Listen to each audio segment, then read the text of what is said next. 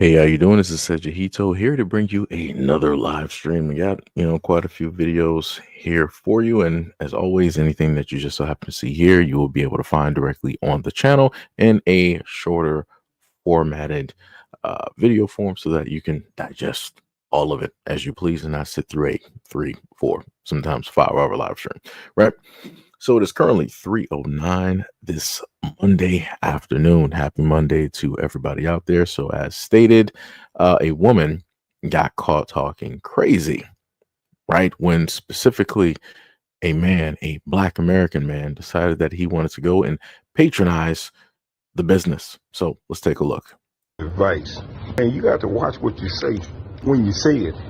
Because this is what I'm saying. Because you don't know who speaks Spanish. Yo soy cubano, ¿me entiendes? Pero yo soy cubano. I was just saying. Okay, but I'm just saying you need to watch what you say. I'm just letting you know though. When you talk about people, especially black people, man, watch what you're saying. I ain't recording you. I'm recording myself. I'm recording you now. I'm recording you now. So you know what? That's what I'm saying. They be talking that shit Spanish, thinking people don't understand their ass. Yo soy cubano. So when you talk about black folks in Spanish, a bunch of them say what they're saying. No, y'all talking in Spanish. Yo soy cubano. Yo entiendo. So right, I'm going to replay it again. Let me replay it one more time for everybody. Give you a word of advice, and you got to watch what you say when you say it. Because this is what I'm saying. Because you don't know who speaks Spanish. Yo soy cubano, ¿me entiendes? Pero yo soy cubano. I was just saying. Okay, but I'm just saying you need to watch what you say. I'm just letting you know though. When you talk about people, especially black people, man, watch what you're saying. I ain't recording you. I'm recording myself. I'm recording you now. So you know what? That's what I'm saying. They be talking that shit Spanish, thinking people don't understand their ass. So when you talk about black folks in Spanish, a bunch of them say what they're saying. No, y'all talking in Spanish. Yo soy cubano. Yo entiendo. Right. And this is the main thing that I've tried to tell a lot of black people directly out here, that, people want to make up this whole thing about black and brown coalition. We were side by side and we were this and we were that. No, if that was really the case, then you wouldn't have people out here deciding that they want to start, speaking Spanish and, start saying things about black people, right? You shouldn't have to, quote unquote, switch in order to talk about somebody when they're around you. You shouldn't have to do that. And, especially when you want to say something directly about them. But the reason why they do that is because they don't want to be confrontational, right? They don't really want no problems. Because if she was about that life of problems and somebody else who was directly with her, I heard a man, directly in the background, if they were really about that life, then they would have said it in simple English where everybody could clearly hear and decide to make a response and have a conversation and everything like that. But like I said, a lot of people want to be slick and they want to hide, right, behind being bilingual and trying to masquerade and hide how it is that they specifically feel about Black Americans, right? But let's go into that whole black and brown coalition thing, right? Let's look at this. Well, there's a lot, but one of the things I love is that even though we come from completely different places, historically our paths cross all the time.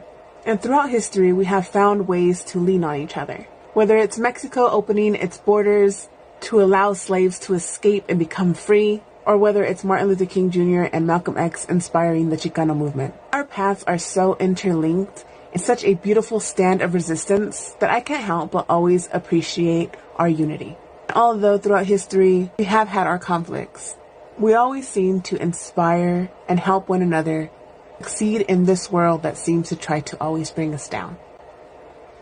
Now, I've been reading a lot about Mexican American history because of everything going on with immigration and the Trump administration. I love how this spec gives credit to the civil rights movement for inspiring the Chicano movement. This is what it says. The Black Civil Rights Crusade left a powerful legacy.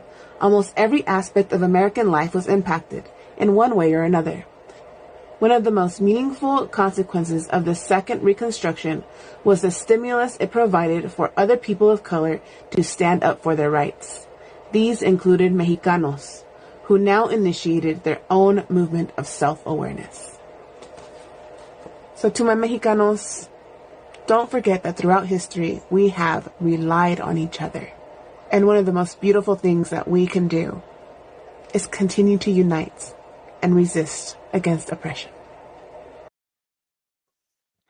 Now, it's pretty funny how the lightest of the lightest decided that she wanted to come out here. Black and brown, we got this, we got that, we got history, it's intertwined, and this happened and this happened. Because the main thing they always want to bring up was like, oh well, remember during slavery, you guys need to escape. Yeah. We allowed you guys in, we sheltered you guys, all this other type of good stuff, right?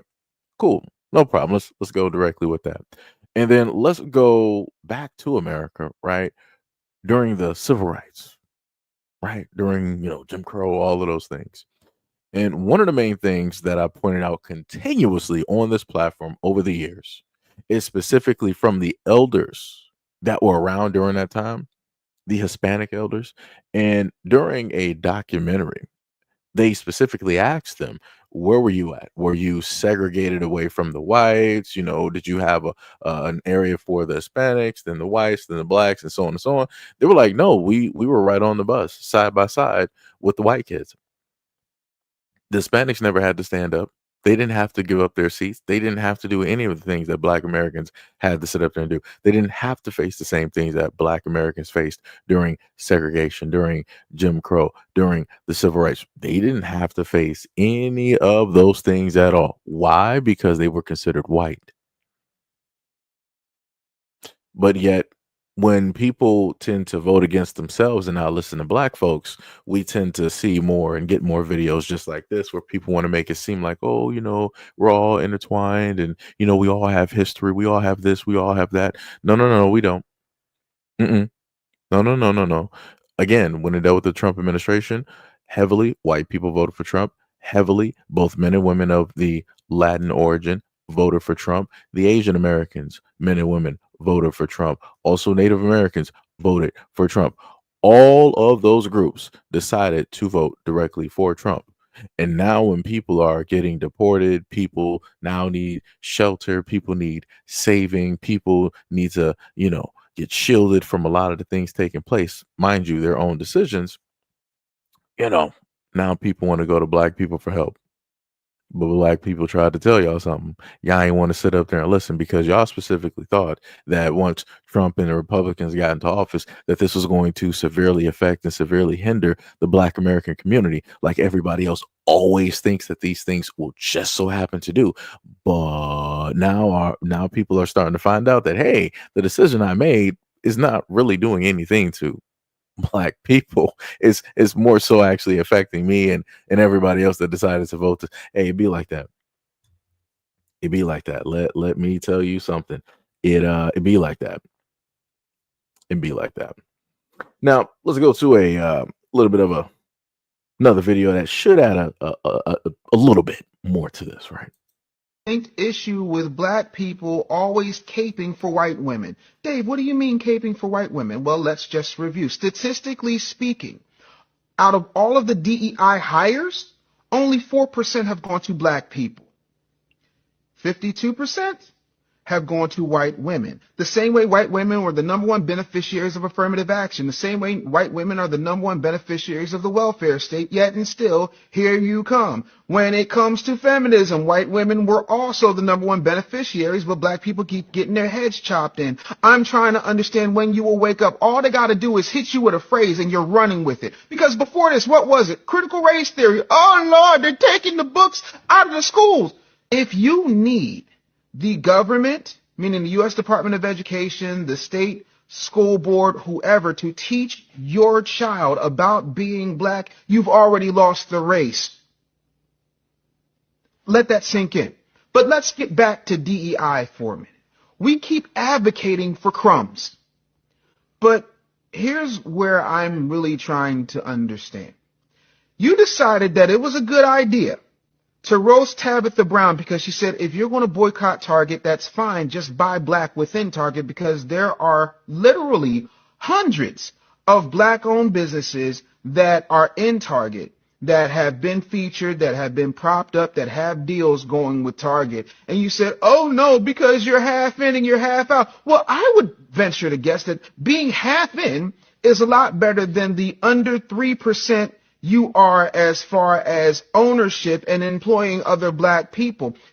Do you see Jewish people walking around here saying, "Bye, Jewish"?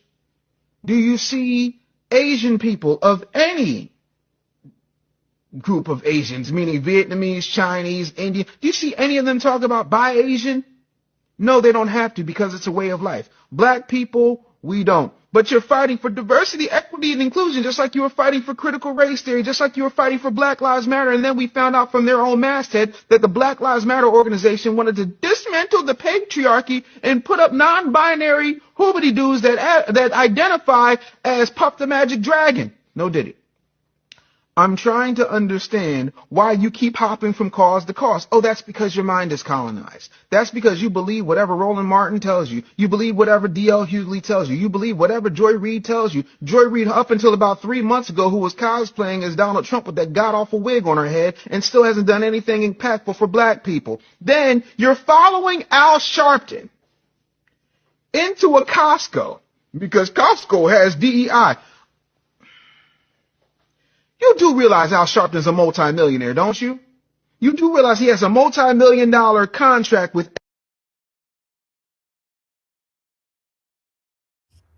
Right. So we heard that, right? So let me go back to something. I saw somebody that, says something a little bit crazy, right? Let me go back up to that. Let me see if I can find that real quick, because I could have sworn that somebody tried to say, you said that, and also 70% of black people voted for Trump. Where did you get that? Matter of fact, let's go to ChatGPT real quick. Let's just look at this, right?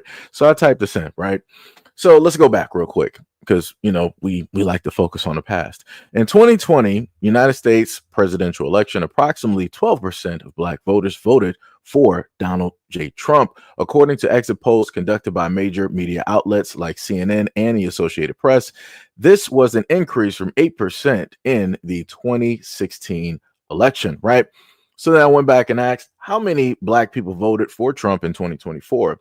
In the 2024 United States presidential election, Donald Trump received approximately 13% of the black vote, according to exit polls, right? This marks a slight increase from the 12% he garnered back in 2020.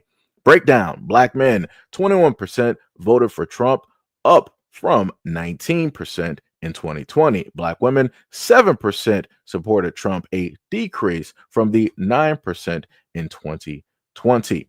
To estimate the numbers of black voters who supported Trump in 2024, the total votes cast approximately 155 million. Black voter turnout, assuming black voter represented 11% of the electorate, that's about 17 million voters.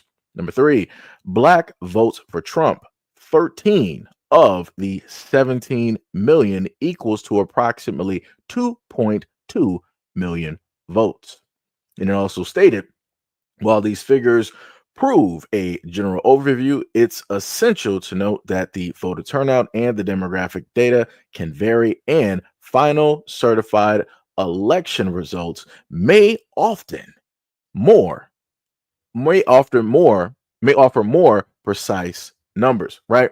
So out of everything that I was able to read, I didn't see anything that said 70% of black people voted for Trump. I'm a little bit confused. And you wrote that with the amount of confidence that I've never seen before. Like, where did you get those numbers from? Because I remember actually looking at the election for both times, one of which I was actually working during the time. And I remember both instances. I never seen anybody sit up there and say, like, yeah, 70% of black people sat up there and voted for Trump. That's diabolical. That is crazy. I'm like, anybody could just look this up. But, people decide that they want to state whatever numbers. Crazy work. Diabolical work, right? Let me see. I didn't vote. However, this video says speaking facts. What does it mean to be black? What does it mean being black? Go look up some history. Go look up some history. Because the funniest thing is, whenever it deals with black people, it's funny how those who are not black always want black people to explain things to them versus going and learning and reading, right? That's a little bit crazy to me, because anytime that black people happen to state something, white people are like, oh, no, you're wrong. You don't know what you're talking about. Go read a book, go to a library, go do this, go do some research, all this other type of stuff. And in return, I'm saying the exact same thing. If you want to know what it is to be black, or you want to understand it, there's a multitude of videos of black people up there willing to teach you. I'm not one of them. I'm not one of them. This is what TikTok is for. That is what TikTok is for. And then what was that? You said, is this an undercover Trump channel? What? I think I saw Mo pop up real quick. Yeah. It said, don't walk too close to the gates. Yeah. Because y'all starting off stupid today, but you can do whatever it is that you want to do. But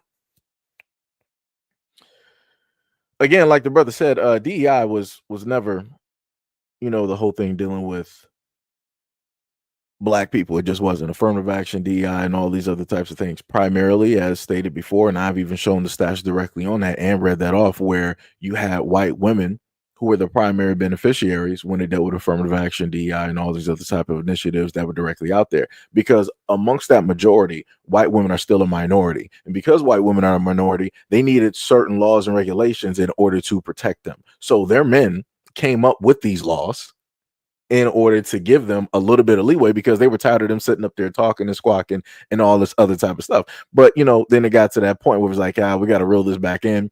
We gave y'all for a lot of decades and whatnot. We gave y'all a lot of leeway. We want y'all back in the kitchen. And here we are.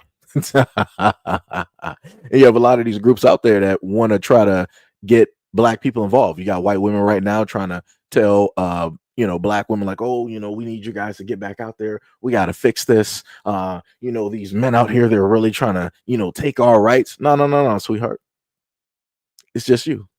The men out there that you're speaking of, don't generalize it. Specifically state that white men are the ones taking away rights from white women and the other ones who identify as white, even if it's honorary. So it can be Asian. Guess what? You're still white. It can be Hispanic. Guess what? You're still white. And so on and so on and so on. But like I said, because they now want to be inclusive when it deals with their specific problems, they want to generalize the situation instead of outwardly calling out the men of their communities who have been specifically trying to hold them back and stop them from going to schools and having high earning jobs and getting houses and cars and having bank accounts and being able to do things directly on their own. Now their problem, again, white women are trying to make that black women's problem. And black women have actually wisened up to be like, you got us that first time. The first time y'all did great. You got us the first go around. This time, nah. We're going to sit this one out. We can clearly see on the field. We can clearly see what's going on here. And it's not what you're making it seem to be. Right? And now you have a lot of white people online being mad because black people don't want to help. You have a lot of white women online mad and angry because black women don't want to help. And I'm like, whoo, look at that. Puffing your chest out because people don't want to help you out of your own situation. That's crazy. That sounds like somebody's trying to be a victim. And I never known in history for white people to ever be victims. But all of a sudden, after, what has taken place with the election, magically a lot of white people are crying online like victims. The same exact thing that they always try to tell black, oh, stop talking about slavery. Stop making yourself a victim. Pull yourself up by your bootstraps.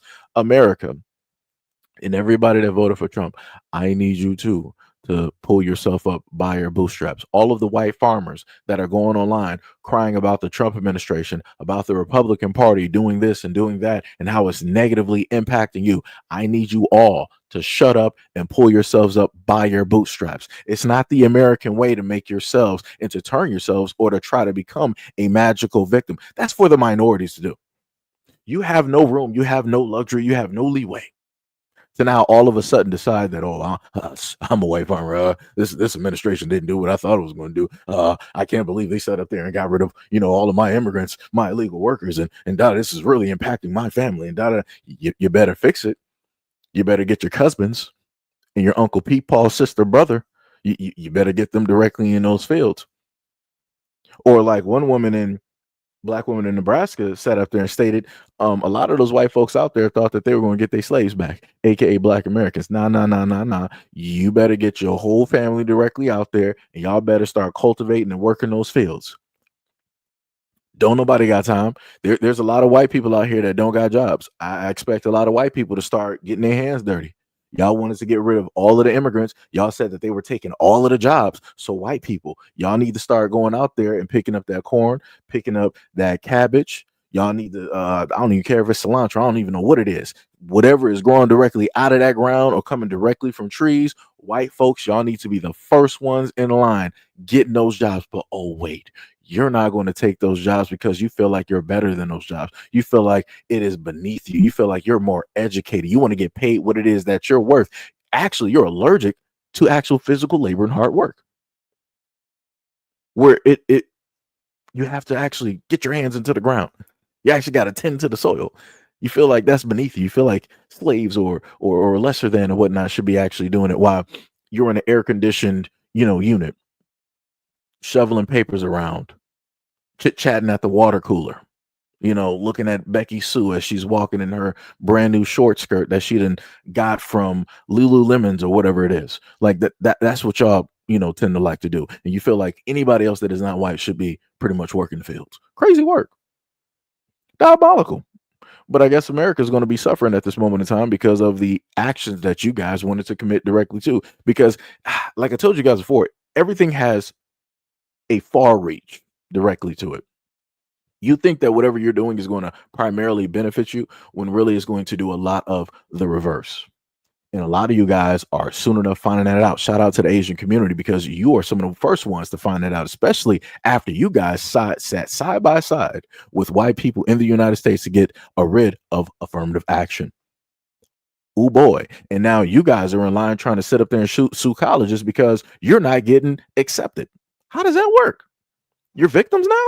No. You're just book smart people. You guys like to sit up there and study. There's no reason for you to sit up there and sue any schools. Leave that to the real victims, aka the black people, right? Because we're the ones, you guys talk about the past, you guys talk about slavery, this, that, and the third, yada, yada, yada, right? Nobody else has ever been victims. Nobody else ever portrays themselves to be victims. Everybody else in America pulls themselves up by the bootstraps. But since that is supposedly the case, why do I see so many people, Hispanic, crying online? So many white women and white men crying online, Asians crying online, many other immigrants crying online. Why is that? This is what everybody voted for. Everybody voted to get Trump and the Republicans directly in office. This is what people sat up there and voted for. So I'm a little bit confused on how people are having buyer's remorse. Everybody, every single election, people usually try to tell people, oh, you need to go, learn about who it is that you're electing. You need to learn about the party. You need to learn about this, learn about that. But I didn't see none of that going on. I saw people watching Fox News and Fox News and Fox News, taking that as the word of the Bible and going out there and voting.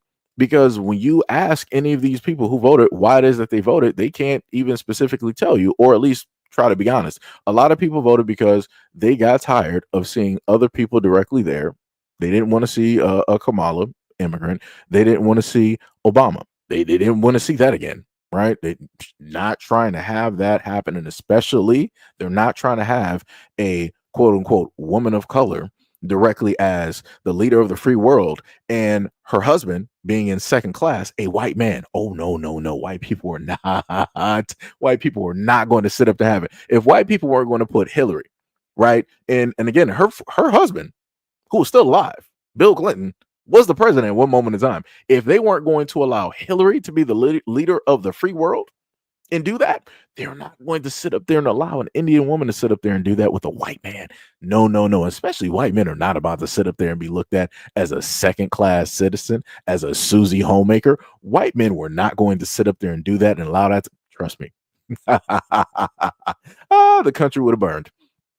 So what did people opt for? They were like, you know what, we're going to go for Trump. And that's what happened. You got Trump and you got Elon. There you go.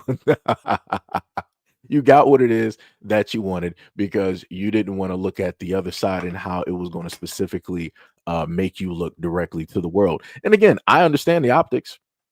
I completely understand the optics. You as a white man don't want to be or assume the role of what would be considered a woman, right? Because if you look at all of the women in office who, of course, were married to the president, they were what, cooking, they had, books, they were doing, light work, with the kids and all of this other type of stuff.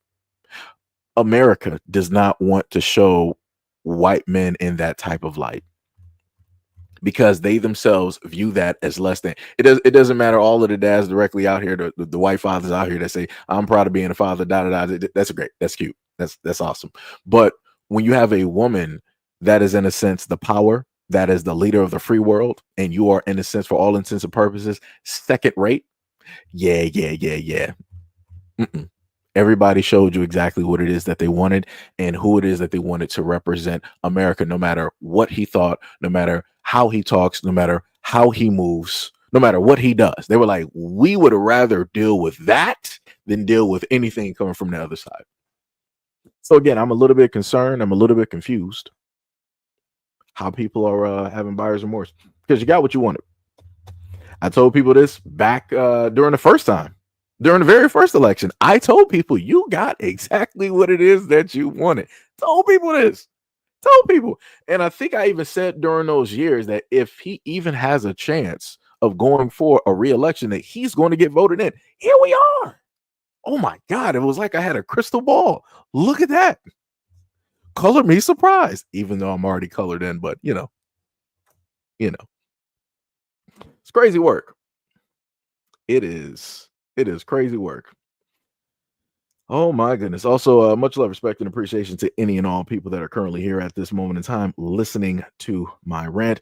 Jay Rice said Al Sharpton is a demon, always been and always will be. The funniest thing about that, about the comment that this man stated, he is correct. The fact that you have somebody who has millions of dollars that is supposedly, for the civil rights and doing this and doing that, but they're not struggling. Understand what I'm sitting up here saying. That man has been so far removed from what it is that black people actually go through at this moment in time. Al Sharpton has been at a variety of tables with people who are probably, multi, millionaires and billionaires, people that we might not have even seen or even know about. We don't even know what their last names are, but they exist in a whole nother circle. But he knows them. He's seen them. And the main thing, every single time that they show up, it's always the exact same thing, right? And I showed y'all the video of Costco where he went there with hundreds of black people, and they were supposedly there with some gift cards, and they were going to spend money because they're still doing DEI and yada yada yada. That's some crazy work. The main thing that I sat up there and told people, I'm like, at the end of the day, if you really wanted to have an effect, you should have took those hundreds of black people and sent them to a black business, or you should have told them to buy black online. But guess what? They're not going to do that, because they can't use those optics in a sense for the way that they want to do it, which is the same thing as, the system is holding us back. The system is the white man is da. Like I said, I get it. I get the systematic oppression. I get everything historically that has taken place. But again, we can focus on two things at the same time, right? But the one main thing that really needs the assistance of black people are black businesses. Those black dollars could have been circulating through a black-owned family business. But again, a lot of these people, like the Al Sharptons and so on, they don't decide to tell you to go do that. They don't tell you to go sit up there and shop and buy black. They don't do that. They don't. Right? But yet you see every other community out here supporting their own communities. The Jewish community supports their own. The Latin community supports their own. Africans and other immigrants support their own. Hispanics, same thing, support their own. Right? White people support their own. For whatever reason, you don't happen to have the higher ups that are above the black community, mainly the church and some of these civil rights activists and whatnot. You don't really hear them sitting up there trying to tell black people to spend their black dollars amongst each other. Why is that? And then the other layer to that is the fact that if you do have, let's say, grassroots individuals telling black people to spend your dollars amongst yourselves, you'll start having random figures show up and be like, oh, why are you guys being segregationalist? Why are you guys trying to separate? Why do dollars have to be black when they're green? That doesn't make any sense. Why does everything have to be a color? Right? And those same people like to happen to show up directly in this comment section. Right? Because there was somebody earlier that said, like, what is this about being black? Why can't you just be good people? I'm like, what are we even talking about? Like, nobody even mentioned anything about whatever you were even trying to go for. Because I'm like, that's some baffling, type of thing. It's like you made a statement while also throwing an insinuation directly out there. But because you're not brave enough, you don't want to say what that insinuation directly is. Because you shouldn't have to say good person. That's some crazy work. But like I said, the main people who made up the concept of race are the same people trying to now turn around and be like, oh no, everybody needs to stop focusing on race. Everybody who focuses on race is obviously racist. But America was built off of race and purely saw race. So what would that then make America? Still racist. So just saying, just going to put that directly out there. But, I guess people don't want to pay attention to it. Crazy work, though. Crazy work. Again, much love, respect, and appreciation to any and all people who are currently here, directly at this moment in time. Let me see. You said something about not having an answer. There's so many people that are actually commenting here. I don't even know. I think my aunt is actually here in the comment section. Much love. If that is you at this moment in time, much love and appreciation for you, being directly in the live stream. Much love. Lou said, who's trying to get reparations? Well, I would say that would be Black Americans. That would be Black Americans, right? But for whatever reason, people older than me who are asking these questions act like they can't do any research. It's crazy work. Let me see. I really thought DEI was about us until after about a month ago. Yeah, that's what usually happens. And shout out. Let me see if I can get your name right. What was that? Oh, I might. Okay, I'm just gonna say Tia because I might butcher Tiarka. I want to say. Hopefully, I pronounced that right. I was going to try not to do it, but to Tiarka, the thing that I will state is, and I love the honesty. A lot of people didn't know.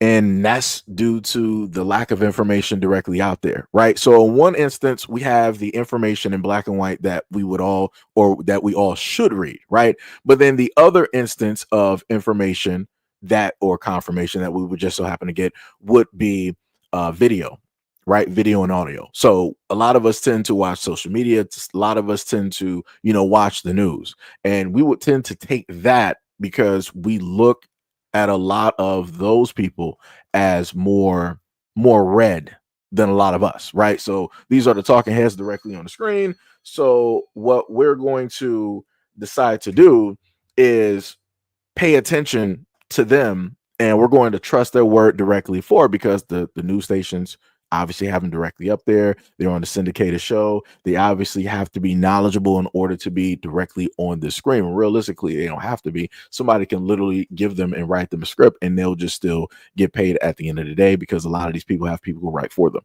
But yeah, it's some crazy work. It's crazy work how that works out. Again, look up affirmative action, look up DEI and many of the others. We were not in the scope of any of that. We did not profit from any of that. And if we did, it was very, very little. The main ones that profited from any of those initiatives were white women. And now white women aren't able to profit from those because white women voted to get rid of these because, again, white women thought that it was not going to impact them. They thought that it was going to impact black women. They thought it was going to impact the black kids and the black community in general. So they voted against their own best interest because even they were ignorant of what it was that was actually going on. But here we are.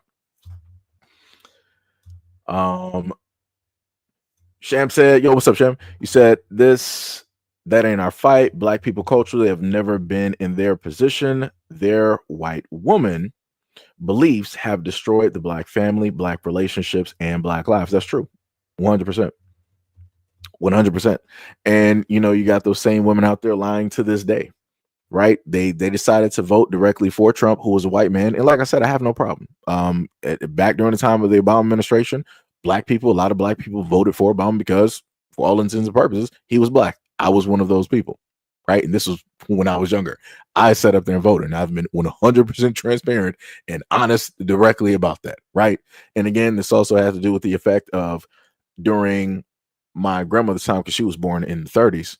This was something that, for her, they were told that they would never see anything like this, ever happen. So I'm like, all right, no problem. I got, the ancestors directly on this. We're gonna, sit up there and push this, directly forward, right? And you end up seeing what took place directly after, which was pretty much nothing, right? And it's like the carrot on the stick, right? You'll see something that you long for, something that you really want, something that looks very picturesque, right? But realistically, it's like a cardboard cutout. It's a fake, right? It's something that's not going to do anything at all. It was like a placebo that was just thrown directly out there versus actually something that was going to be placed there to help fix and make a problem better. And this is when I've come out commonly and stated that during that administration, the main people that ended up getting a lot of laws, rules, and regulations were other groups directly out there and not Black people. And that was just a fact. Like I said, there's no ifs, ands, or buts directly about it. It just is directly what it is. And that's the main thing that I state about every single administration when it deals with Democrat and or Republican. None of these administrations, none of the Democrats or Republicans care about the Black community, right? And the only way for the Black community to get its fair share, or to get people to acknowledge or to quote unquote actually care, the Black community got to sit up there and do the pushing first. The moment in time that we, start moving things forward, and especially, I'll put it to you like this: the moment in time that Black Americans move things together, not even more so as a whole, but as a majority, let's say about a good like 40-45%, right, are moving things money wise in that majority, that's when a lot of these political heads and these figures are going to start standing up straight and actually doing something. Because now, not just are we saying certain things, but we also have the finances to back those things up. So if we say that, hey, we need some laws and rules and regulations basically passed, and we got 12 million up for whoever's willing to sit up there and do it, money talks. If you dangle 12 million in front of any of these political, whoever they are, oh, they're going to sit up there and get moving. No matter what they got to say, they're going to get moving directly for that money. But if Black people are just like, oh, kumbaya, my Lord, oh, we shall overcome, all of these slave hymns and all this, it's not going to do nothing. They'll sit up there and smile like, oh, that's great, that's cute. Keep singing, slave. Keep doing that, right? And then they're going to be taking money from everybody else, passing these initiatives, these rules and these laws and these regulations, giving these protections to all these other groups directly out here. That's what they're going to specifically do. Matter of fact, speaking of the whole thing of protecting other groups and passing certain types of initiatives, there is a video. Is this the? Let me see if this is being called racist in here. Yeah. So we have this video here, but it's going to touch on another thing. Oh, wait, hold on. Let me get you real quick. Hold on. We got two videos dealing with the government, actually. Let me get the second one for you guys real quick.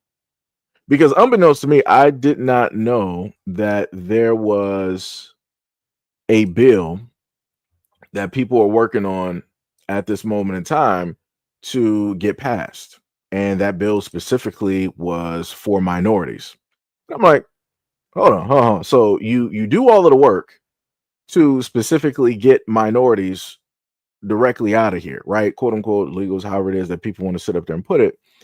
And then you want to do something else to, basically cover them, right? So let me go directly here.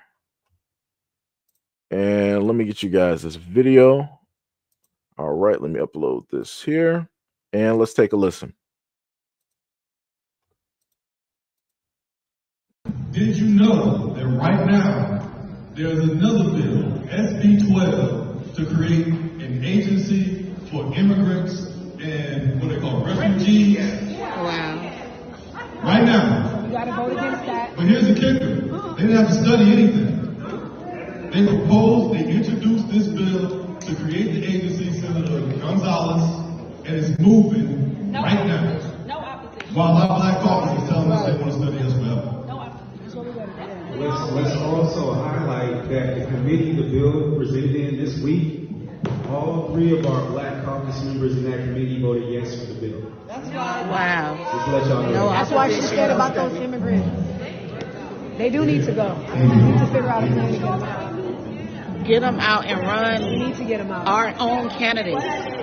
We gotta, what are their names? Do you have the name? Right. So we heard that, right? So they have a bill, and I'm going to specifically read from that legislation. This is bill text CASB 12, right? And this is a part of the regular session. This is a California Senate Bill 12. It states that existing law designates 8 agencies in state government and requires a secretary of an agency to be generally responsible for the sound fiscal management of each department, office, or other unit within the said agency. Existing law further requires the secretary of an agency, among other duties, continually seek to improve the organization structure and operating policies and the management information system of each department, right? Further, it says the bill would establish the Immigrant and Refugee Affairs Agency as an agency within state government to be headed by a secretary who is appointed by the governor and subject to Senate confirmation. The bill would specify that the purpose of the agency is to reduce obstacles and enhance immigrant integration as defined into social, cultural, economic, and civic life of said state. The bill would establish the Office of Immigrant and Refugee Affairs within the agency. The bill would declare the intent to incorporate existing and future programs created to assist immigrants and refugees into the office. The bill would transfer the property of any office, agency, or department that relates to the function transferred to the office by these provisions and would transfer the encumbered balance of any appropriation and any other funds that are available for use in connection with any function transferred to the office. The bill would also provide that every officer and employee who is serving in the state civil service as provided and who is transferred to the office shall retain the status, position, and rights. The bill will create the Immigration and Refugee Integration Fund within state treasury and would make the monies available in the fund available to the office upon appropriation by the legislature.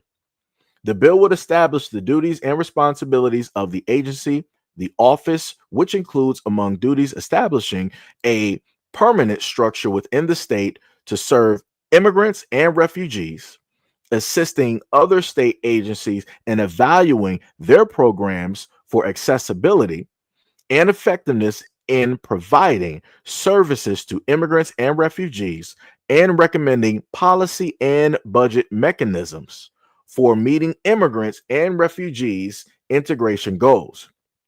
The bill would limit the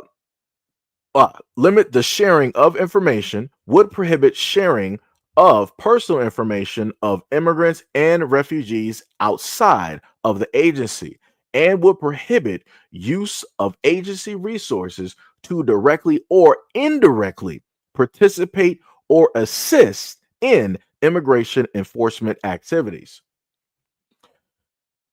Existing laws established the statewide director of immigrant integration and require the director to serve as a statewide lead for the planning and or coordination of immigrant services and policies in California. Existing law requires, among other things, that the director develop a comprehensive statewide report on programs and services that serve immigrants, develop an online clearinghouse for immigrant services, resources, and or programs, and monitor the implementation of statewide laws and regulations that serve immigrants. This bill would recast those provisions to rename the director as the statewide director of immigrant and refugee integration. The bill would require the director to report to the governor and the legislature on programs and services that serve immigrants and refugees by January 1st of 2026, and require the director to provide a statewide plan for better implementation and coordination of immigrant and refugee assistance policies and programs. The bill will require the director to monitor statewide law and regulations that serve refugees in addition to immigrants. Existing constitutional provisions require that the statute that limits the right of access to the meetings of public bodies or writings of public officials and agencies be adopted with findings demonstrating the interests protected by the limitations and the need for protecting that interest. So again, as the brother was commonly stating in the video, my eyes are watering right now because I did not blink. As the brother was stating, he was like, hey, they're working on this bill, and they're more than likely going to pass it directly through, and it's for the immigrants, it's for the refugees, and so on and so on and so on, right? And as he stated, they didn't have to do no studying. They didn't have to get a group together to figure out if they were going to do this and try to funnel this money and get this together. No. They just put it on paper and they just did it. But whatever it deals with Black Americans, magically, we got to study this. Now people want to sit up there and read. Now people got to get book smart. It's like, nah. We got to do more research on this when it deals with Black Americans. Nah. We can't just do this, right? But the funniest thing is when the United States wants to give out money, just take a look at how much money the United States is giving out to other countries, and how that has not profited the United States at all, right? But at any point in time, if Black Americans were to have gotten reparations, we all know where the money is going to sit up there and go. The money's going to go right back into the United States. You're going to have Black people that are going to buy land. You're going to have Black people that are going to think about ownership. They're going to want to start businesses. They're really going to start, making families and different things like that, right? Communities will start to be built up in a more faster fashion versus us trying to sit idly by and wait for the government to do it. We'll just no problem. We know some contractors. We know some people. We're going to pay for all the red tape and get that cut, and we're going to start doing what it is that we need to do. Right. And overnight, you will start to see the Black communities actually get better. Now, for whatever reason, you have a lot of people out here that feel that if the Black community were to get reparations, America's just going to sit up there and just go downhill. It's going to be crime everywhere. It's going to be drugs everywhere. And I'm like, I don't know where y'all got that from, because last time I checked, when I look at these white communities that I've reported on throughout the years, I see armaments. I see drugs. I see ODing going on all over the place. And that has nothing to do with Black people. So I'm a little bit confused and concerned on how you think that Black people are going to negatively impact white America, the white community. We are not going to sit up there and care about nothing you send up doing. We ain't gonna be caring about nothing that you do. Like, just to be real, I'm not sure if people really understand that at this moment in time, because it seems that a lot of other people out here have a main character type of thing when it deals with Black Americans. Everybody feel that Black Americans are so fixated on everybody else. No, we're not. We're more so fixated on ourselves and trying to fix whatever problems and issues that we have so that we can move forward. It's the fact that you have a lot of people that want to get involved, feel like they can have a voice. And if we happen to get something moving, there is a lot of different moving pieces that want to hinder that type of progress. So if Black Americans are on the roads that just so happen to get, let's say, reparations, I done showed you videos where you got some some Latin dudes directly out here that are like, no, we're going to be sitting up there, protesting. We're going to have pickets. We're going to have signs and sit up there and tell them, no, you can't give them, reparations. They go to the back of the line. The ones that really deserve it is the Latinos out here, the Native Americans. Once we get all of our stuff first, then you can sit up there and give it to the blacks and da. I'm like, that's some crazy work, right? So we got that instance, right? So then on the other instance, you have other folks directly out there, and this has been on mainstream media news, where you got people who are Caribbean and African who are talking heads directly out here, and they're trying to make it seem as though that it's impossible to really give reparations because you got Caribbean Americans here that have been here for some generations, that you got Africans here who have been here for some generations, and they consider themselves to be black and this and that and all this. So how are we going to really? No. Like I said, we don't have time. We don't have time. There are too many groups out here. And then, of course, you got white people that's like, you guys get reparations. Nah, never. We're not doing that. We don't owe you anything. This is America. I got Irish and Scottish ancestry. They were both slaves. I'm not looking for reparations. My ancestors, they pulled themselves up by their bootstraps and yada, yada, yada, and all this other type of good stuff. Crazy work. But yeah, slave masters were able to get reparations if their slaves, were injured or no longer existing. They were literally getting money, hand over foot on top of, whatever it is that they were making on that farm, plantation, whatever, right? Crazy work. But yet everybody else gets reparations. But when it's time for Black Americans, the whole world is like, hold on. We're not too sure about that one. Stop trying to make yourself victims, right? But then to further layer on top of that, again, this bill that they're trying to pass, you have people that are in office right now making sure that everybody else is able to get theirs, but they make sure to put a halt on Black people in the Black community. But people who ain't never been here, who ain't never, really given anything, never really invested, yada, yada, yada, don't even really have a lineage here, they can sit up there and step directly in the line, and they can start, getting their soup, their cheese, and their bread. I'm like, that's crazy.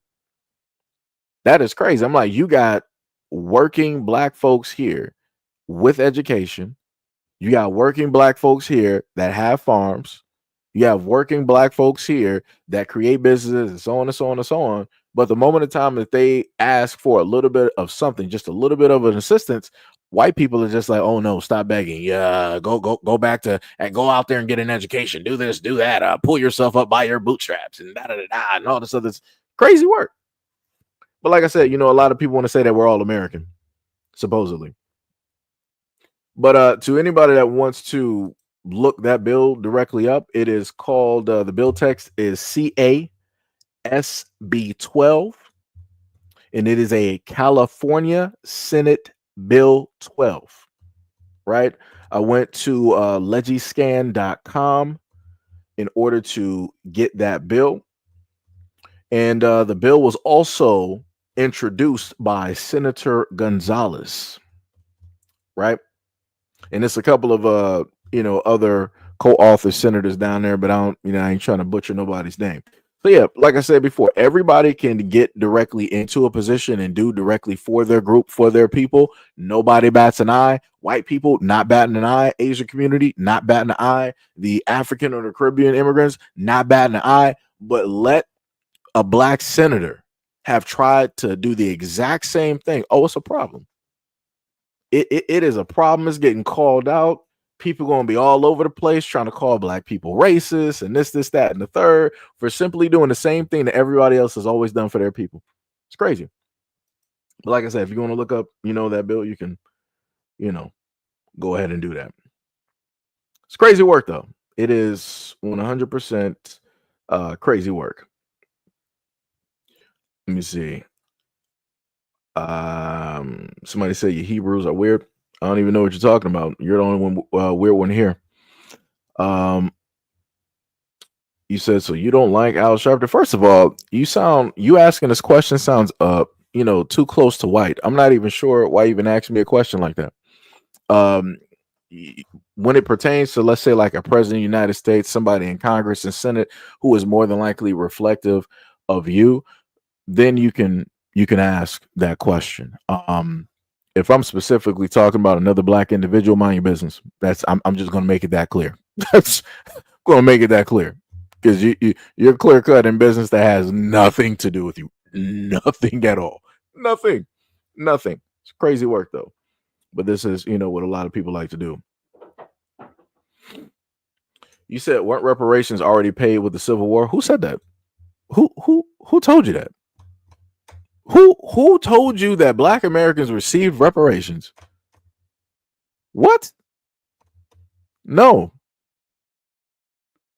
Like, go back and take a look at how much land Black Americans actually owned at a point in time, and then ask yourself, how did all of that land get confiscated or disappear? How did Black people lose that land? Ask yourself that question.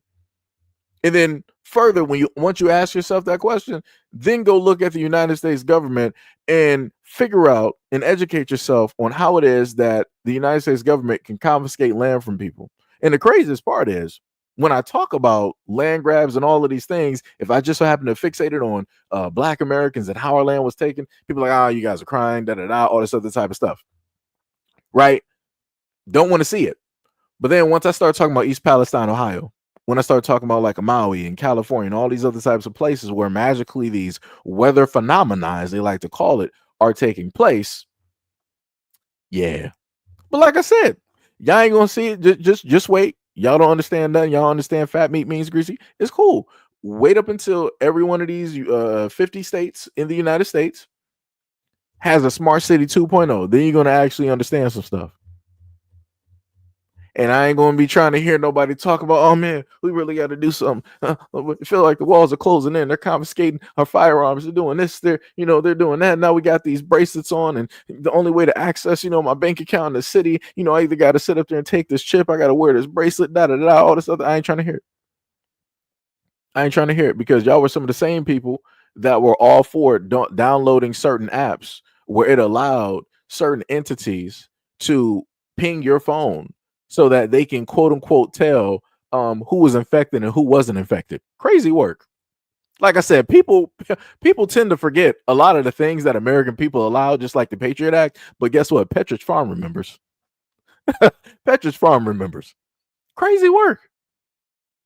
And like I said, and if people want to list that as conspiracy, go back. I talked about that app that people were allowing directly on their phones and downloading and giving the okay for them to have all of your information.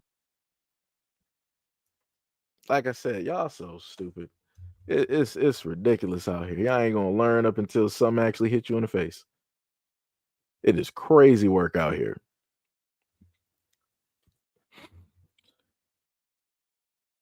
Crazy work out here. First of all, you wouldn't even know what a black business is, because more than likely you've never been in a black area. If all you can think of is a salon and a barbershop, that vastly shows your ignorance and your racism. Just going to put that directly out there. O'Hara. But yeah, you're here. Again, you could be anywhere else in the world, but you decided to be here with me. That puts a smile on my face. You didn't want to go to Fox News, or you didn't want to watch anything going on with Trump. You decided to come right here. That's crazy work. That is crazy work. Let me see. Cheeky Girl said, Kevin, what are you talking about? I don't even wait. What Kevin you talking about? Oh, you talking about that random dude up there? Yeah. Let me see. What else we got? We got Gail in the building. What is up? What is up? What is up? What is up? Gail is in the building. Let me see. What else we got? Tomorrow, Rabbit. Oh yeah, Rabbit is in here. Yeah. He said peace and blessings, much love, respect, and appreciation. Red said, if you're human, you have hate. I mean, well, the funny part is, if I go by America, I'm not considered human. I'm considered less than. So hate doesn't actually exist within me, right? Because only humans have the capability to hate. So it's crazy work. That is crazy work. You said so basically everything is racist and you will never be content no matter how many things you are given. O'Hara, how was America taken? Just because you said like everything was like given to like black people, just looking at your generalization here. How was did the natives give America over, or was it taken and stolen? Were war tactics used, such as chemical warfare? Let me know, O'Hara. Let me know. That sounds like Miguel O'Hara, aka Spider-Man 2099. And that dude has some underlying racist tendencies, but I'll leave that where it is.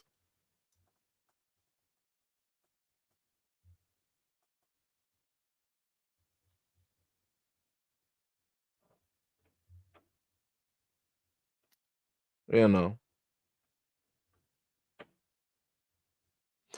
Let me see. Which they said it was T Arca. Okay, I got you. T Arca. Hopefully I pronounced it right with that breakdown. Because I'm catching that a little bit later. It's about like 409, and you wrote that at like 341 because I was, pretty much in the zone at the moment. Let me see. Kristen Nielsen said, "Oh yeah, Trump and Elon are definitely going to pay reparations." Who said that they were? Who said that they were? Like, this is how I know that people are stupid, because I can clearly talk about both the Democrats and Republicans both being negative, and somehow some idiot will roll directly up here. It's like, oh, well, obviously, you don't like the Democrats, but yeah, Trump and Elon, of course, they're going to sit up and give you reparations. Right? Nobody said that. Why are you being stupid? Why are you literally pulling up to the scene being stupid, showcasing your ignorance at this moment in time? How stupid you are is that you don't even realize that no matter what party is direct that you happen to vote for, they don't care about you. They don't care about you. A lot of your white farmers, soon enough, depending on what takes place over the years, their land may get confiscated. It may just be owned.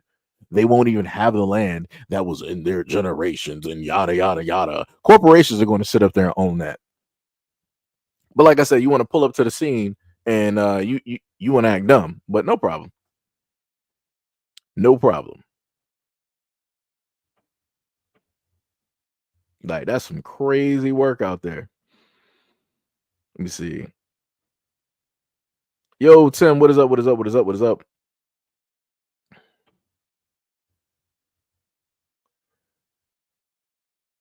Yes, reparations all. Yeah, I don't even know what you're talking about. DSA one, what is up? What is up? What is up?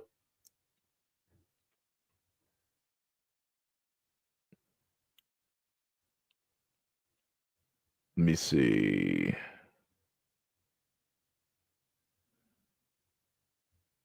Yeah, I don't even know who that is. We got. Let me see. Dependent. Let me see. Yo, what happened? Where is the stream? Likes outnumbered. New agency for them, but nothing for us. Yeah. Immigrants deported. Help black people. Yo, Namor X. What is up? What is up? What is up?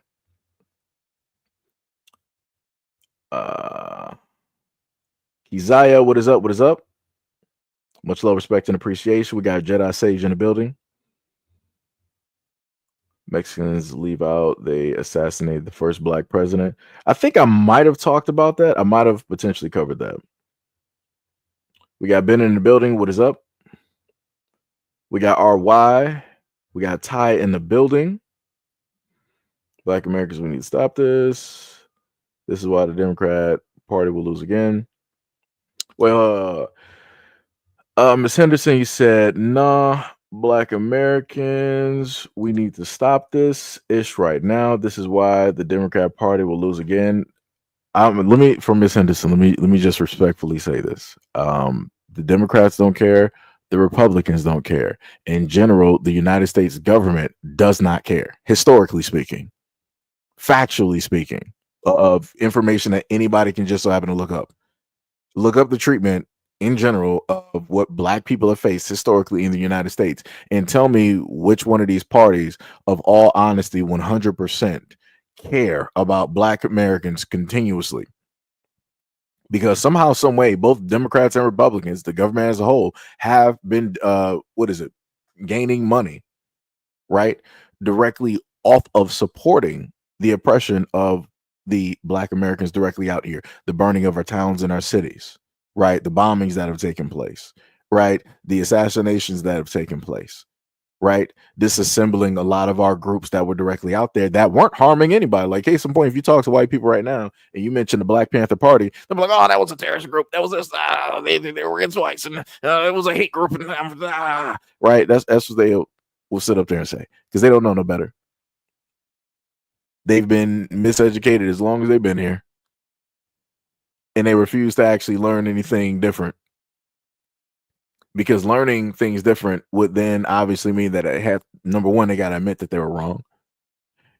And number two, it would further prove that they were ignorant this whole time and being misled by their own people. And again, those are things that they're not going to admit to. They're not going to do that. It's crazy work, though. Let me see. Somebody said Trump is good. He said, are you going to address my question? I don't even know what question you even had.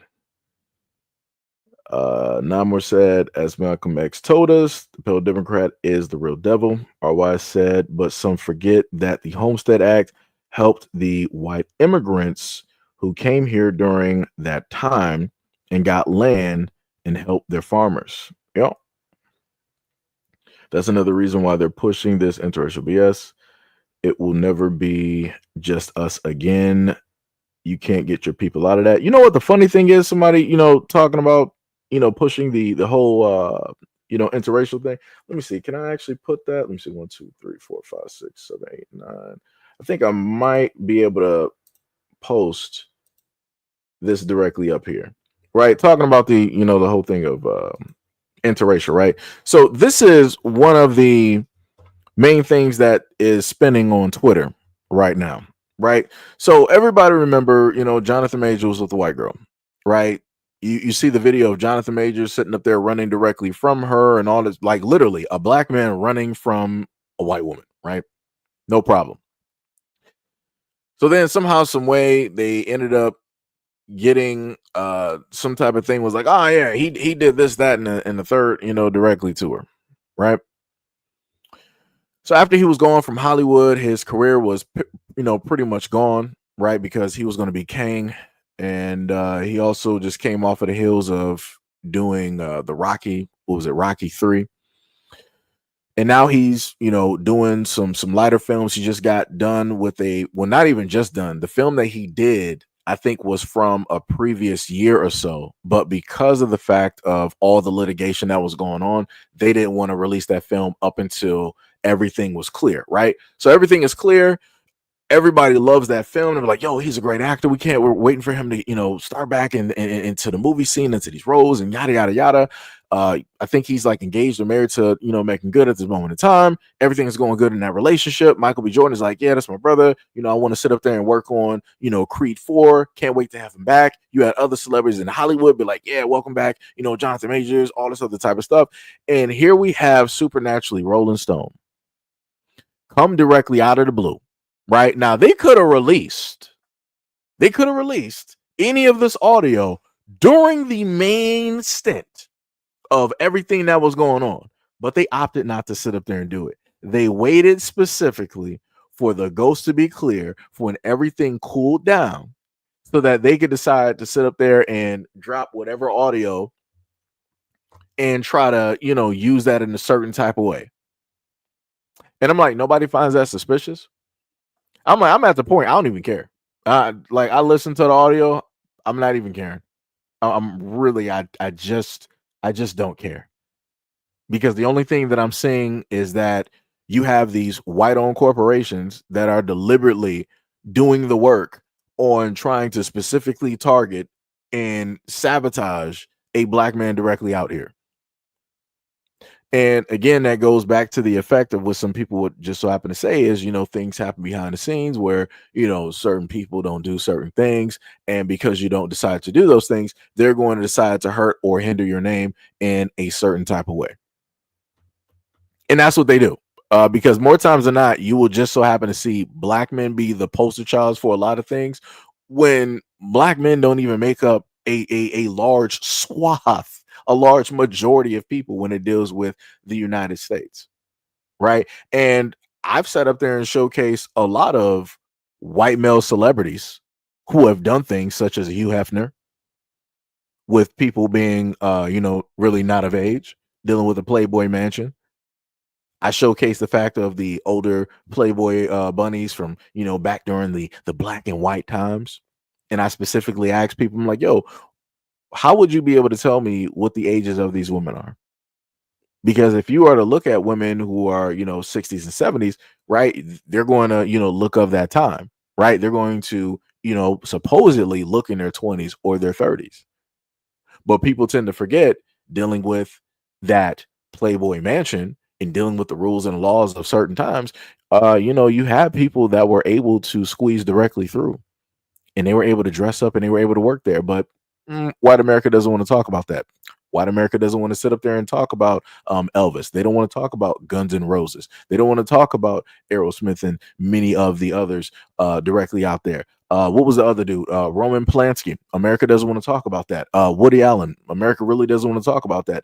Jerry Seinfeld and him pulling up to the scene at a high school in the 90s and picking up his date. Crazy work. Crazy work. Right? And that's problematic. Right? But you don't really see the mainstream trying to highlight that and showcase that. But if it just so happens to details a black man that is coming directly up, getting a little bit of money, getting some fame, getting some celebrity, oh yeah, we're going to have to either get him in, or if he doesn't want to do what it is that we want him to do, we're going to have to show him what it is, one way or another. Right? It's sort of like the same thing of what white America did to Muhammad Ali when it dealt with the Vietnam War, where they decided that they wanted to shut him up because he has a lot of celebrity, he has a voice, and everything of that effect. And they didn't want him specifically speaking out and trying to stop the efforts of America trying to get more black men into the Vietnam War. Right. And we all know, for all intents and purposes, with historical accuracy, that just shouldn't have happened. The Vietnam thing just shouldn't have happened. White people, you guys lost dreadfully, horribly. That is a major L, of which, for whatever reason, doesn't seem to get taught about enough. People don't really want to highlight that. Right. But, like I said, things happen. But just like how they tried to do the same thing with Muhammad Ali and get him to happen to shut up, the same thing that they tried to do to Michael Jackson and tried to get him to shut up. And then he later on told people like, hey, I own this much of Sony. If I leave, I'm leaving with half, if not more, of Sony. Sony was like, no, we're not about to have you do that. No. We're about to get you out of here. We're going to get you out of here real quick, real fast, with no problems. And they did that. Right? There's a multitude of black celebrities that they've literally done this to, some way, somehow, just to try to tarnish their name, so much so to devalue, in a sense, their worth. But like I said, it's just, conspiracy, just conspiracy.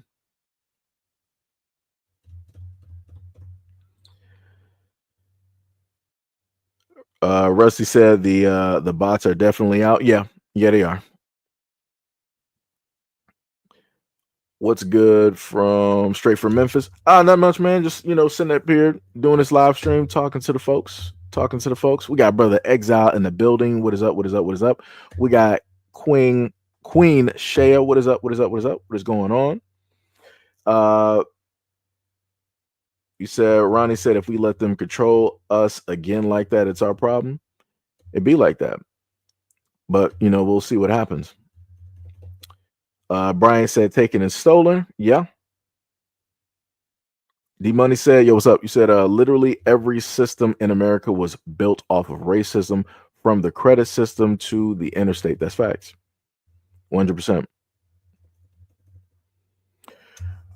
You said that's not true. It's clearly one party is trying to help while the other is literally drowning you. No, again, show me at a point in time at 100% where any of the parties have been just let me help you out, because I know some people get color struck when you say black people, white people. So let me just help you out in general, right? For anybody directly out there, right? Because some of y'all are older than me. Let me know at any point in time in American history where the United States government has actually cared about the people. I'll wait. Let me know at a point in time when they actually cared. Because again, we can just go by the money. It's not even backed by gold. It's not backed by anything of worth, any precious materials. This is why they were trying to, supposedly come up with this $1 trillion coin or whatever it was at a point in time, or however, somebody put that up there. Like I said, it's crazy work. We are in debt on debt on debt on debt. And there is no silver lining directly in that. And we're just still compiling debt in the United States at this moment in time. And again, that debt is, for all intents and purposes, it's not because of Black Americans. And no, you can be as racist as you want to be. You can't fix your face and try to say that the trillions of dollars worth of debt that we got in the United States was made by Black Americans. That's all white people. From all of the wars, from all of the mismanagement, from all of the money laundering that you guys have committed to all of this time since you've been in power. But yet, for whatever reason, nobody actually wants to address that problem, especially white people. Y'all never want to address what the real problem is, which is you. Right? Every single time you get your hands directly on something, you mess it up or it dies. Like there's no other way to sit up there and put it. Like it's either one of the two choices. America has been mismanaged for the longest time possible, and it's by your own hands, literally. From all through the checks and balances, Congress, Senate, whatever, from the presidents to the mayors and all these other types of folks directly out there. You guys have mismanaged America, and you guys have thrown us all directly into debt. And now everybody has to pay for your mistakes, which is crazy. It seems that you guys can never fix your own mistakes. Like all of the debt, I'm trying to figure out why is that all of the white people in America can't fix that problem. Trillions of dollars, and y'all voted for these people? Crazy work. That's massively insane. On top of the fact that this is the same government that allows the health system to treat you guys poorly. In some instances, you can't even get the proper insurance that you need to, get cancer treatment. Or whatever, other, health treatments that you just may need. They'll be like, oh, well, it's not covered in this plan. You spent 50 grand, directly on this plan. You just ended up with this type of, I'm sorry, we don't cover that. That's just one of the, many hundreds of cancers that we just don't cover. We cover this one specific cancer in this one specific area of the body when, it progresses at this certain point in time. We'll cover that one. But, all the rest of those 99.9% of cancers, we don't cover that. We can't do anything about that. And then y'all will have those problems, but still be racist enough to be like, you know what? Everything going on in America is Black people's fault. Still want to be racist enough to try to blame the Black community or try to fixate the Black community. Crazy work. It's diabolical. Let me tell you. RY said, I have to get back to work. Love you and have a great day, everyone. Hey, much love, respect, and appreciation. And thank you for coming through to the live stream. Much love, respect, and appreciation. What was it? Dev Banks said they went blank on. Oh, yeah, that was another one, too. Thank you, Dev Banks, for that. What was it? Ezra Miller? Yeah. That dude was all over the place. He was a part of a very nice community of people, a very great group of folks. That's aka the Flash, right? And the media is not they never treated Ezra Miller like Jonathan Majors. And I literally have footage of Ezra Miller sitting up there doing things to women. That's some crazy work. Like this dude was sitting up there what was it? What was the girl? Was she Native American or whatever it was? She was 18, and this dude supposedly brainwashed her. He was in a car with this other woman, and they were driving with another adult in the back seat, and this girl looked completely out of it. Like she was really brainwashed. It was almost looking like a cult. other videos where Israel was going to bars or DUIs, going to Hawaii, throwing chairs and doing stuff to women. Crazy work. But yet the media loved him. They never at any point in time treated Israel Miller like Jonathan Majors. But yeah, they're trying to say that Jonathan Majors is problematic. He's this, he's that, and all this other. It's some crazy work. It's sort of like what y'all did with Johnny Depp. And for all intents and purposes, Johnny Depp is a white man. And then they were treating Amber Heard like she was just America's sweetheart. I'm like, brother, like this woman was literally bringing men like Elon Musk directly into the house. What? And you're trying to sit up there and act like she's like innocent. My dog stepped on the beat. Crazy work. Crazy. The best acting that she did was during that trial. The best acting at any moment in time that Amber Heard did was during that trial. Let me tell you, that was her best acting. She never needed an acting coach for that. And still to this day, white women are eating that up. It was like, yes, we know she got railroaded, and we know that Amber Heard is innocent. We know that Johnny Depp did everything that she said. And crazy work. Crazy work. And they were pushing that through the ringer.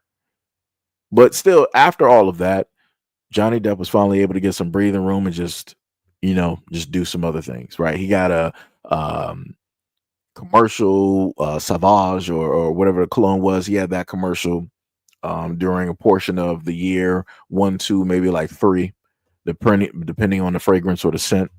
And then, he's doing, I guess, like some music or something like that. But yeah, it's some crazy work directly out there, how things will transpire and take place. And it further shows how Hollywood is controlled, because you didn't have a lot of people trying to show up for Johnny Depp. Once everything was said and done and Johnny Depp was done with the whole thing and he was free, you didn't, where were all of those people in Hollywood at? Oh, that's right. They can't show their face and really talk about Johnny Depp because they all turned their back directly on him. You might have had 1, maybe 2, but pretty much 99.9% of Hollywood that was normally around and always spoke highly and with Johnny, they all turned their backs on him. That's some crazy work.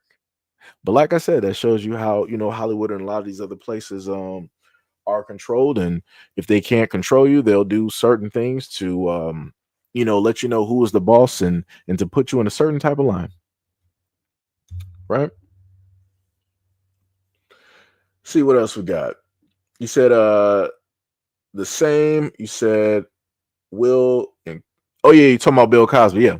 Bill Cosby was going to buy channel. Well, I'm talking about from Detroit, Channel 4 or WDIV or NBC, whatever. At one point in time, I think he tried to do that twice. And even when he had the money and the backing to do it, they were like, no, we're not going to sell this to you. We'll sell this to anybody else. We're not selling this to you. And that was because he's a black man. They don't want to give that type of power over to a black man because they saw what it was vision wise that he was trying to do. Like case in point, look at the Cosby shows. That is a pivotal show here, especially when it deals with Black Americans, and how it is that it was a show that was highly popular, not only just in the Black community, but everywhere else. So much so that this dude was like, hey, we got pudding pops and all this other type of stuff and yada, yada, yada, right? Because it showcased a Black family that was educated, that was well-versed, that articulated themselves well, and nothing had to do with crime. It didn't have to do with drugs and all this other type of stuff. But then also from that, we had A Different World, which again was another positive show, right? And that was supposed to be the show for Lisa Monet, right? But then, some things transpired and whatnot or whatever, and it evolved. Different World evolved into, what it is. Right. So the main thing I'm trying to get through to a lot of people dealing with the whole Cosby situation is that they don't want, if they know that Black people have the intention of trying to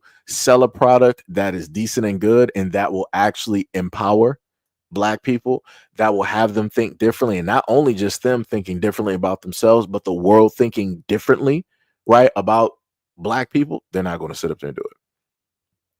they're going to make sure to derail that and do anything necessary in order to tarnish and devalue anything of worth that is there.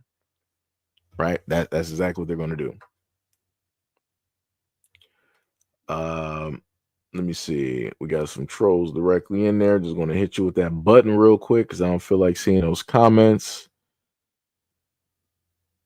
What else we got? How many concurrent streams do you have?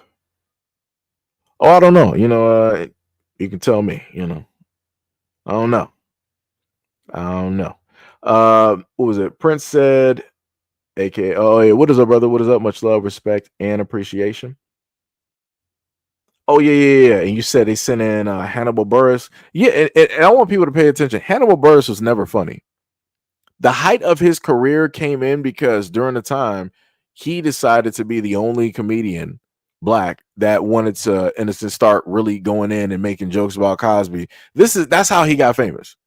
You got a weird looking black dude who is barely a comedian who decided to go in on Bill Cosby when nobody else would. That's what his fame is built off of.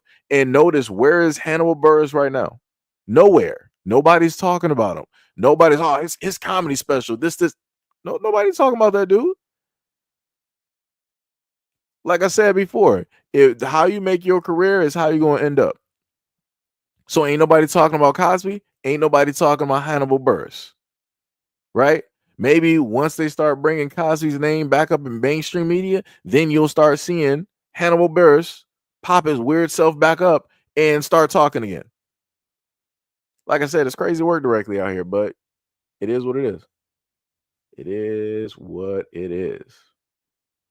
It is what it is. And I also went over, a lot of that stuff dealing with Cosby and whatnot, but that was like way earlier on. I want to say that should have been circa 2022 maybe 2022, I think, when I potentially went over some of that stuff. And one of the girls that was like an accuser and all this other, like, it was some crazy stuff, and I'm like, nobody paid attention to this. And I think during that time, another person that used to always show up, you had Gloria Albright. Whenever it deals with these situations and high profile, what's the name? She always shows up, especially if it's somebody black. That woman is always there. Always there. She is like a shadow at 12 o'clock. That woman is there.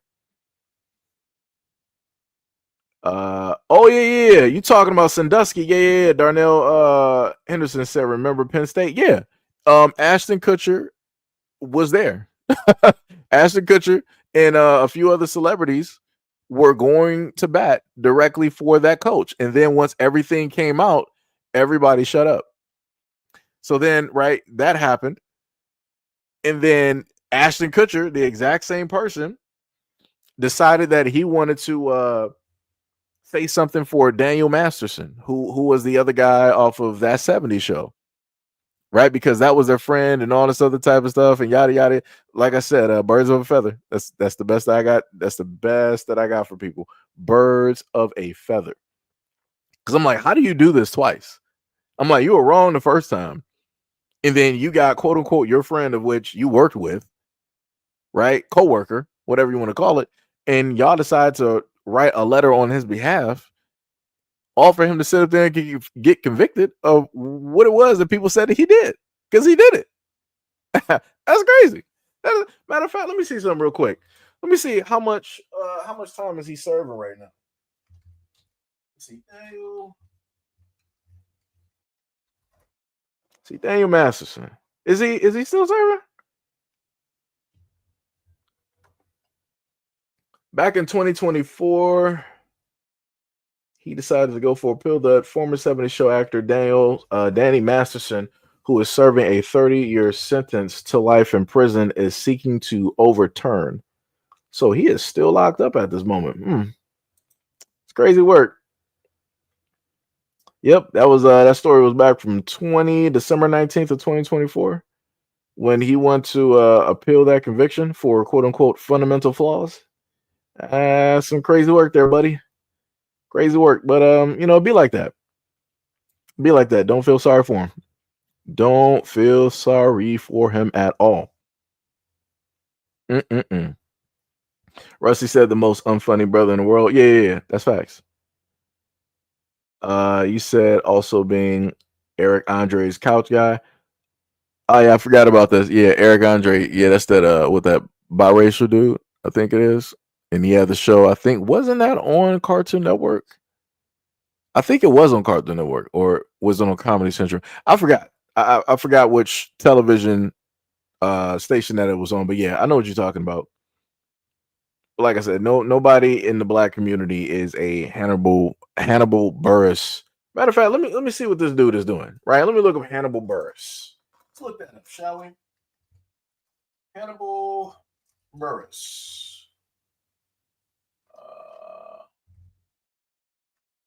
Right?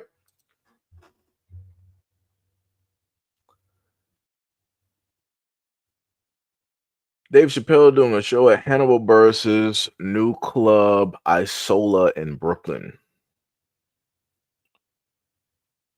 No, like I said, nobody really knows who this dude is. I'm just gonna be real. I'm just gonna be real. And the crazy part is when I look at this dude, and I don't usually try to be that guy. I look at this dude, I'm like, he be dating white girls. I'm sitting there, I'm looking at this dude, I'm looking at the pictures and I'm like, he be dating white girls. I'm like, yep. I'm like, yep, nope, can't do it. D Money said, I think it was Cartoon Network. Yeah, I thought it probably was too, because Cartoon Network was going through like a weird phase. Rusty said, I was just going to bring up the Danny Masterson.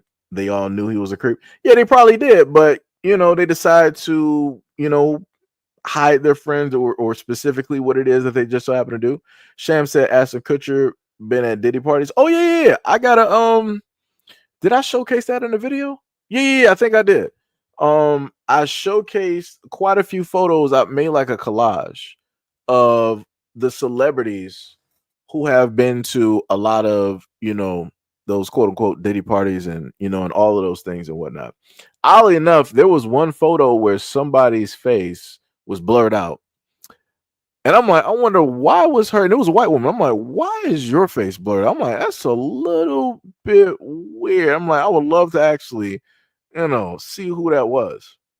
Because I can tell you it wasn't Paris Hilton. Because you can clearly, see her, especially back in like the 2000s. Oh yeah.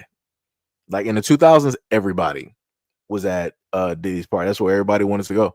As soon as, Diddy was throwing a party, everybody in Hollywood wanted to show up there. Because that was just the quote unquote the place to be. And I would still sit up there and look, because at one of those photos that I got up there, I'm like, you got like this 30-foot bed directly up in there. I'm like, bro, what is that even for? I'm like, what y'all doing out here? Y'all some freaks. It's like a 30-foot bed with like white sheets. I'm like, I know what that's for. Y'all about to get down. It's gonna be a lot of secret videos recorded that day. Let me tell you something. Let me see. Ty said Hannibal surrounds himself with white people. Yeah. Ty said he always used to brag about his girlfriend being white. Yeah, dude, I didn't even know he even had a white girlfriend, but I could just sit up there and tell you automatically just looking at his face. Just looking at the way that dude was sitting up there. It was there. I could have bet $100 I would have won me some money. Rusty said Hannibal Buress looks like he dates anime AI in those VR rooms. Yeah, he probably do. He probably be in VR chat. Sitting up there trying to talk to the anime girls who end up being white dudes. Yeah. He probably be up there. But let's go to the next video directly up there. Let's go to the next one.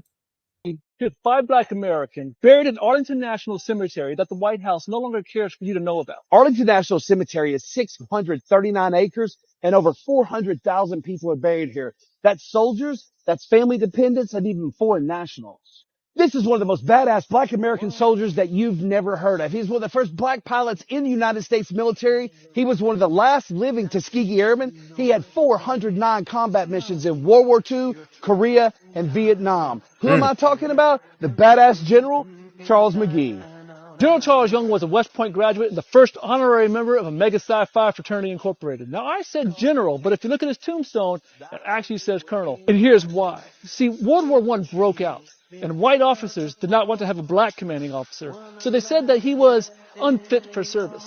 Well, Charles Young showed it. He rode his horse 497 miles from Wilberforce, Ohio to Washington, D.C., and still, they said he wasn't fit. However, in 2022, they finally made him a general. The man, the myth, the legend, General Brother Colin sort of Powell remind me of was a RZA. soldier of the United States military for 35 years. He did 2 tours in Vietnam. He was awarded the Bronze Star and a Purple Heart. He also became the youngest and the first Black American Joint Chiefs of Staff All right, peace and out, the Rick. first Black American Secretary of State. They don't make him like Colin Powell anymore. Matthew Henson did 7 polar expeditions in 23 years, but was the first person to ever actually reach the North Pole.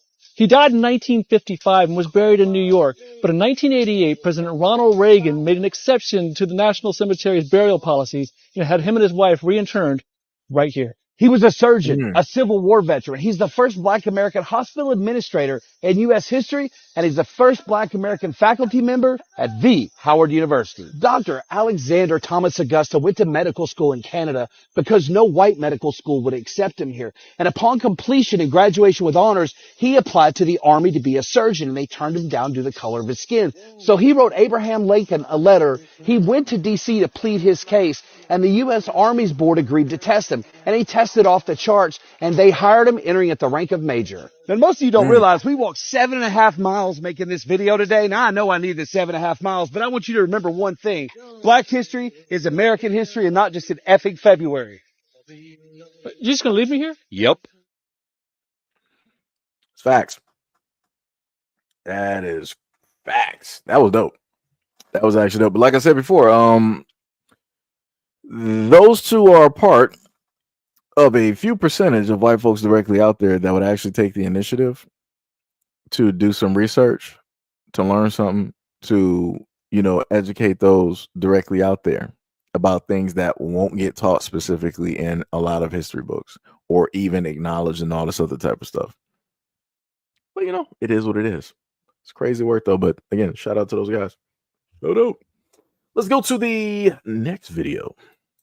This store influenced Ralph Lauren to create a whole new clothing line. The store is called Bobby from Boston, and it was founded by menswear fashion legend Bobby Garnett. Bobby specializes in vintage Americana Ivy-style menswear, with Bobby Garnett's first store opening in the 70s. Bobby and his team would travel all over Europe to source their inventory and curate their store. And at some point, back when Ralph Lauren only specialized in suits and tailoring, he turned to Bobby for inspiration. Some of the best-known Americana-style garments by Ralph Lauren were influenced by Bobby's store curations. And we probably wouldn't even have Double RL if it wasn't for Bobby Garnett. Unfortunately, not long after Garnett's passing, the store in Boston closed its doors, but their warehouse sales can still be found in Lynn, Massachusetts. I believe heritage clothing is making a comeback, and Bobby Garnett has lots of impact on it to this day. What do you think?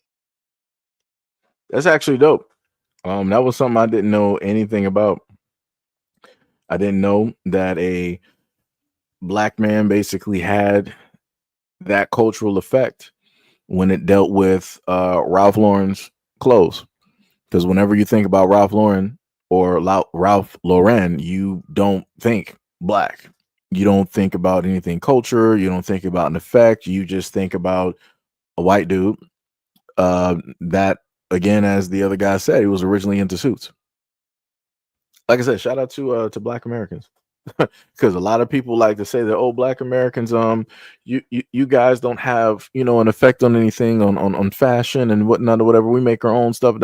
Okay, yeah. Ralph Lauren originally was into suits and ties. That was it. That was it. It was almost like Men's Warehouse. That's all he knew. It took for somebody else who just so happened to be black in order to add a flair, in order to add something different directly in there. And this is why you got the styles of Ralph Lauren that you have at this moment in time. Yeah. You're not going to hear about stuff like that in history books. Let me tell you. Because no matter what facet of society Black Americans are directly in, you're going to have people that are going to opt to get away or not acknowledge the effect or the contributions that Black Americans, you know, have given, which is crazy to me. Again, because we're all supposed to be quote unquote American, and we're not supposed to be focused on color and all this other type of stuff. But this is why we got to focus on quote unquote color, because we are always written out of every single facet of society. It's crazy work. Crazy work. Let me see. We did that one. Which one? Okay, so we got a few longer videos here, right? Wait, let me see. Which one was this? I don't want to hear any shit about my shower. Okay. Do I want to save that for last? Nah. I'll just do that one right now. Right? All right. So this was just a break up the stuff. So this one is a little bit of a different video. So this is a woman's bathroom, right? You're gonna end up hearing her kids directly in the back, and that's what her stall looks like. That's what the shower looks like, right?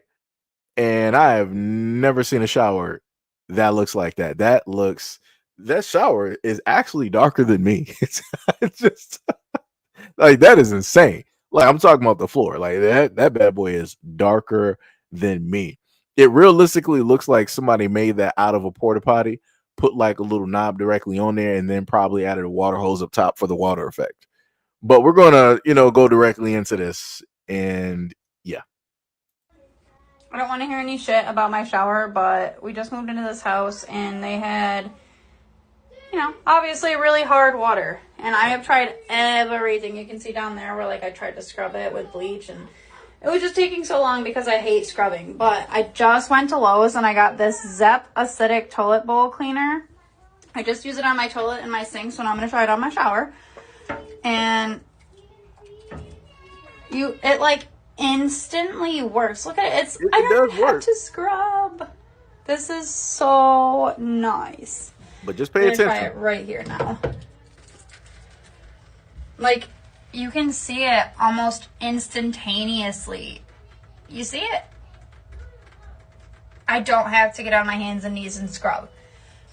I have really bad heart condition, so I can't really do much as far as scrubbing or getting on my hands and knees and doing hard stuff like this.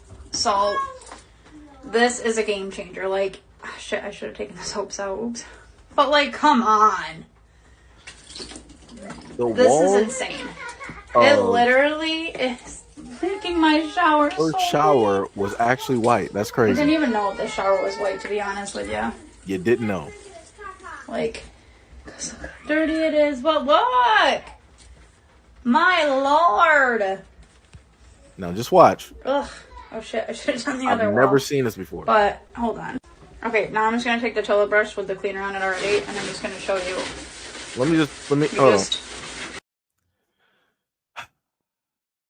Never in all of my days of cleaning a bathroom, ever in my life, have I ever taken a toilet brush and decided to start cleaning my shower stall. I've never, and again, I'm a guy. Guys, we do a lot of things. Sometimes we can be, lazy in certain extents. I've never been to the point in time that I used what is for the toilet in order to help me clean my shower. This is Jesus. This is why Thanos snapped away half of the universe right here. And she got kids? Buddy. Oh my God. Let's keep going. Spread it all around. Make sure it gets evenly coated wherever you want it to come out. But look at it already. It literally is eating away at the hard water. Even down here, you just spread it around. Make sure it's evenly coating everything. It didn't take. Hold on. Let me just go back. How is it possible? I almost want to know what. Let me see if I can pull that back. Look at those soap bottles. How is it possible that those soap bottles are looking like they are camouflaging with the background and the floor? I've never seen soap bottles that actually match the color of somebody's. That is what are we doing here? I need to know what are the actual colors of those soap bottles and how long. Well, technically that's not soap. That's more than likely just shampoo. I need to know what the actual color of those shampoo bottles are and how long they've been sitting there, because those bottles look like they have never been moved. They look like they have never been moved. I'm pretty sure that if you were to lift those bottles up, you can probably find a nice white circle directly under those bottles because they've been sitting there that long. That is crazy. You would have thought that somebody dyed their hair real quick and figured that they messed up, and then they decided to just, rinse their hair directly in that stall. Let's keep going. Everything. And then you just let it sit for, I don't know, a couple minutes. Honestly, it worked instant. I should have taken the soaps out. Make sure you spread it all around. And boom. I want to make sure it touches everything. I am so excited. But yeah, wherever you can get Zep products, the professional grade, buy it. Look at my oh my god. Buy it. So that lady said that originally she said that she got heart problems. I'm going to go out on a limb and say that more than likely she is overweight. And more than likely, if she were to lose that weight, then she would be able to properly clean her shower. I don't think that that's too, far-fetched to actually say that, because that's crazy to me. You're like, you got a heart condition and you can't sit up there and scrub. I want people to know that we live in 2025 and you can go to Shein. Is it Shein? I don't know what a lot of these apps are. Alibaba, whatever it is, Ali or Ali. You can go to any one of these apps and you can get some motorized contraption in order to clean whatever it is that you need to clean. So for her to be that lazy and sit up there and say that she can't bend down, you don't have to do it. You can have machines do 90% plus percent of the heavy lifting. And for whatever reason, you never sat up there and did that is drastically insane. And then for you to be a mother and you're having your kids shower in that, oh, that's even more insane. That is lunacy. Dear God. I'm like, does that shower actually even get used? Because I'm trying to figure out, like, where's the water? Like, just being real, I'm like, where does the water even, come up at? All I'm looking at straight. Look at this. I'm looking at straight. The newest bottles that she got are the black ones. And those have to be with like shampoo and conditioner.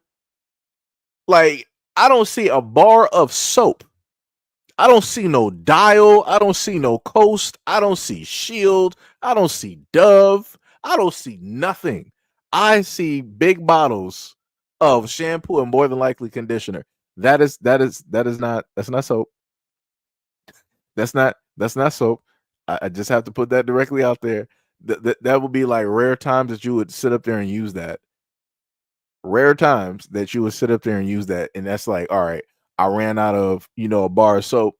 The last one is, done. It was like a little thin, like transparent piece or whatever. All right, we threw that away. So I got some, some shit. All right, let me just sit up there and use that real quick so I can head out to the store and actually get some soap and then, take an actual shower.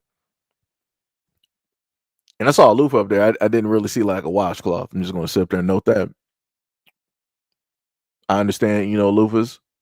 I mean, loofahs, technically, like work, but I'm just saying. I don't know. I guess it's preference. I'm black. I'm sorry.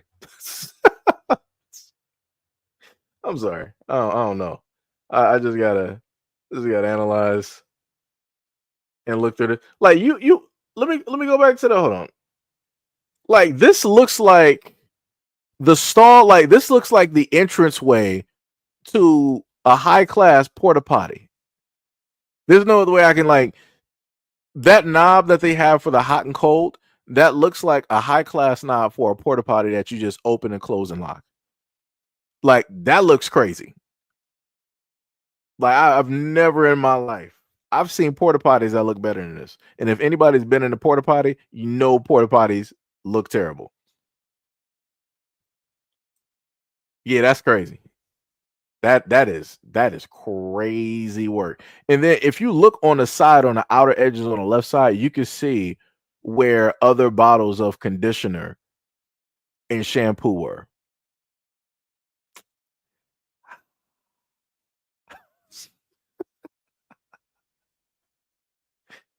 Brother, that's crazy.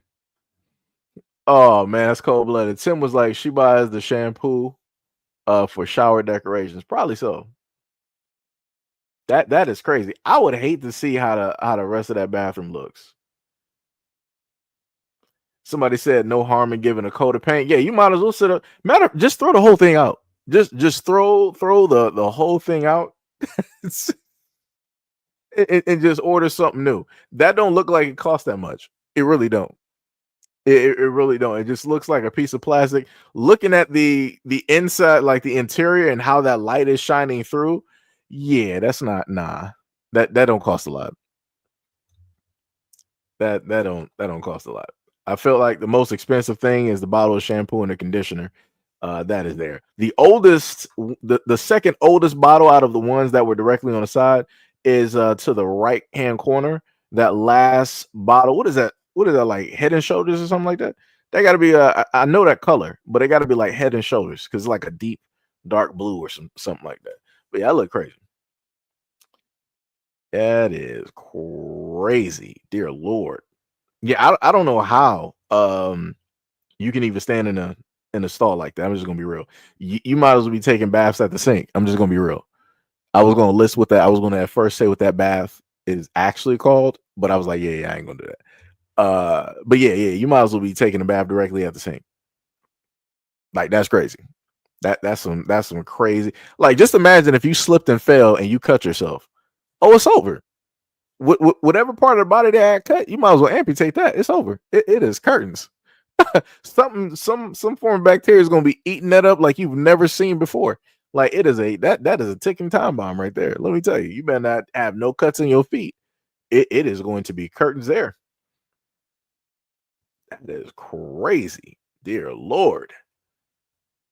You need some industrial strength, or whatever, to sit up there and clean that. Like that's a lot different from hard water and soap scum. That's a lot different. Right. That is said, like I said before, I didn't clean bathrooms before. I didn't clean showers before. I ain't never cleaned nothing like that. I've never in my life. I've even seen mold, which is normal. And you can easily, get rid of that, throw some CLR, Ajax or bleach, whatever it is, and you do a little scrub and wash it out, it's gone. Right. That right there, that is crazy. That's some crazy work though. But that's where we are. That is where we are. That is diabolical.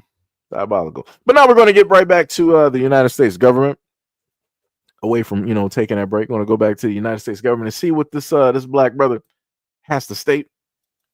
Being called racist in here. You hate when we use the word racist. You hate being attacked. You hate when we bring up race and everything. But then when we have an opportunity to show that we're not racist, you let me down every time. Every time.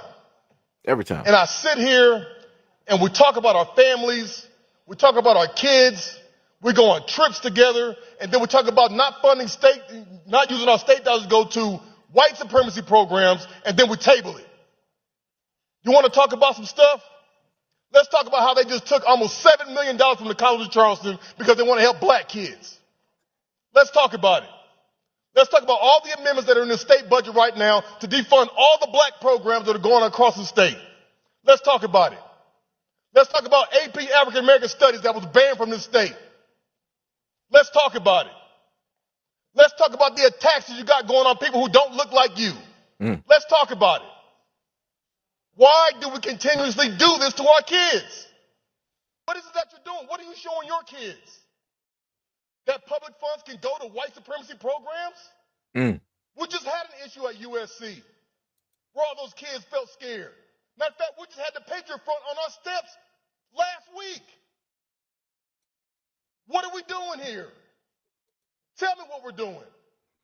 Don't try to explain to me, well, I thought it was this, or nah, it's that. Nah, Jermaine, we want to see equality. We give you an opportunity every single time. And here we go again. I was in the back. I was ready to go just like y'all are. But here we go. Every single time you get an opportunity to show us something different, you show us who you are.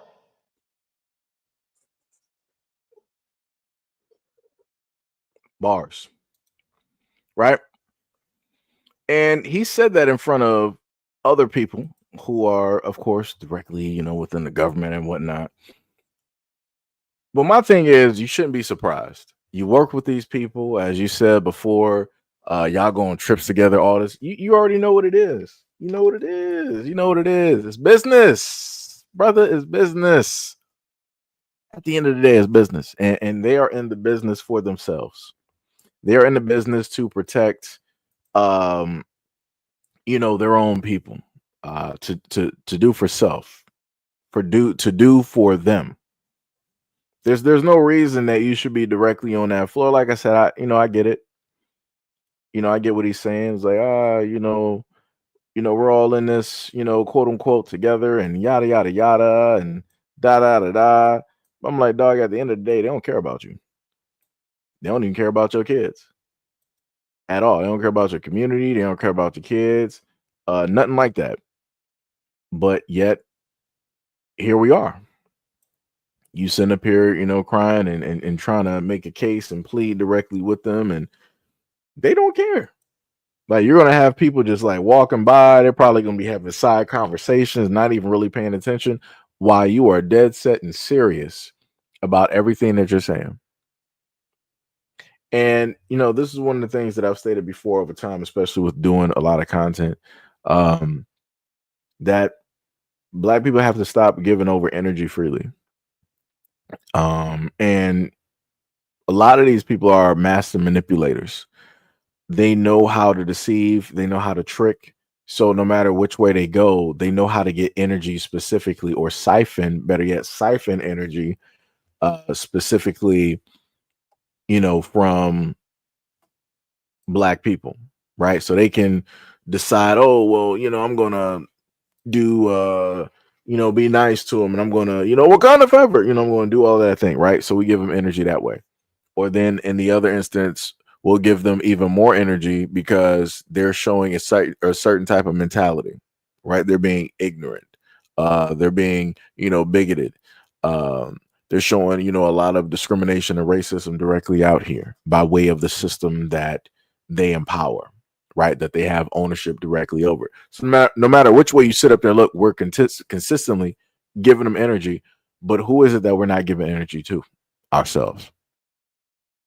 And when it is that we have moments in time, you can, even if some of you guys have been on Twitter, Black Americans, the moment in time that we happen to give energy to ourselves and we start reserving and pulling back energy, this is when everybody else starts getting an uproar. They start having problems. They really start pushing a lot of different narratives in order to try to get Black people mad and angry on social media, because they're looking for that energy. They're looking for that engagement. They're looking for that time. They're looking for that attention. And when you start to starve a lot of these people of the very thing that they want, or quote unquote / need, you'll see exactly who a lot of these people are. You'll see to what ends, to what lengths they'll decide to go in order to get just that. But again, him doing this on the floor, I'm like, it's not going to do nothing. It's not going to move nothing. You're not going to wave any hearts. You're not going to change any minds. They are exactly who it is that they are. You just opted not to 100% believe it or see it because, as he stated, we done sat up there and took trips and vacations and this and that. What are we doing to our kids? It's crazy work. It is, it's crazy work. But here we are, guys. Here we are. Trying to see if I can get rid of some of the words here. It's going to be a little bit tough to actually get that out of here. I guess the video is going to be a little bit different because I'm trying to edit this. Matter of fact, I might not. You know what? I got it. I'm not even going to sit up there and do it. So let me just pull up this next video for y'all real quick. Dealing with the in a sense with this and the teachings that people happen to give their kids and whatnot. Let me see if I can pull this up. It might actually take a little bit.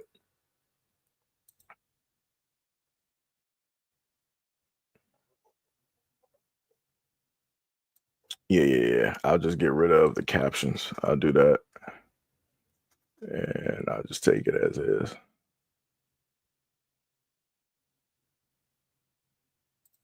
Because technically, if I leave, because I don't think I edited anything really.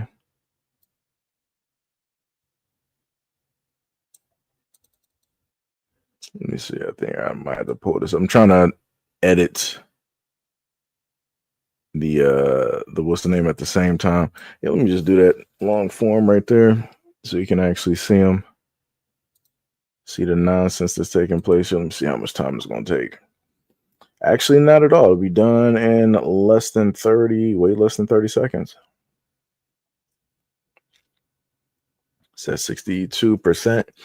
But yeah, black people gotta, put more time and energy directly into themselves. We really gotta start doing that. Derek Bailey said they're right. Energy vampires, bars, straight bars. Rabbit, what is up? What is up? You said stop having civil discussions with these people is pointless. That's true. Tim said the last African American class I made them cry over the facts that they skip over. Bars. Gail said preach. Much love, respect, and appreciation.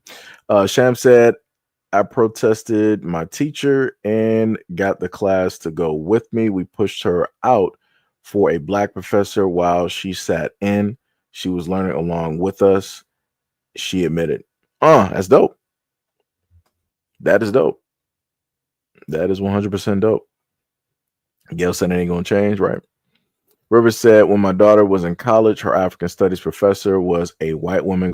Yeah, and that's the craziest problem. Like, how do you have any cultural studies? So you mean to tell me that people of that, like, just to even do it like this, right? African studies, right?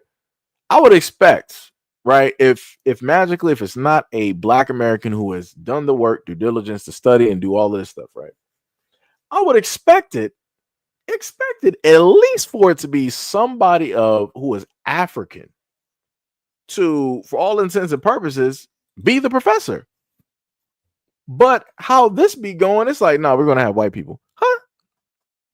How many professors has anybody ever seen doing European studies? I'm just wondering.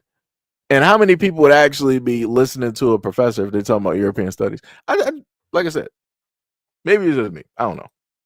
Maybe it's just me. But let's go to, let me make sure I got the right vid. Oops. See, that's what I was talking about. I'm glad I did not click.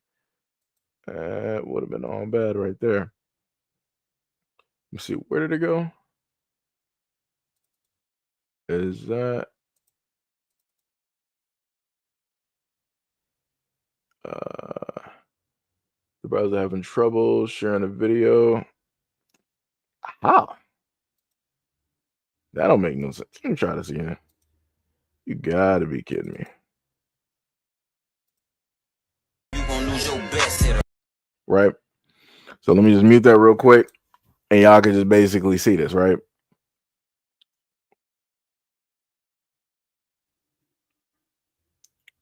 Right? Like I said, I had to turn off the sound because, they be having music and stuff basically playing. But we can clearly see what is going on here, right? And we obviously know that this is not their color. we obviously know that this is not their color.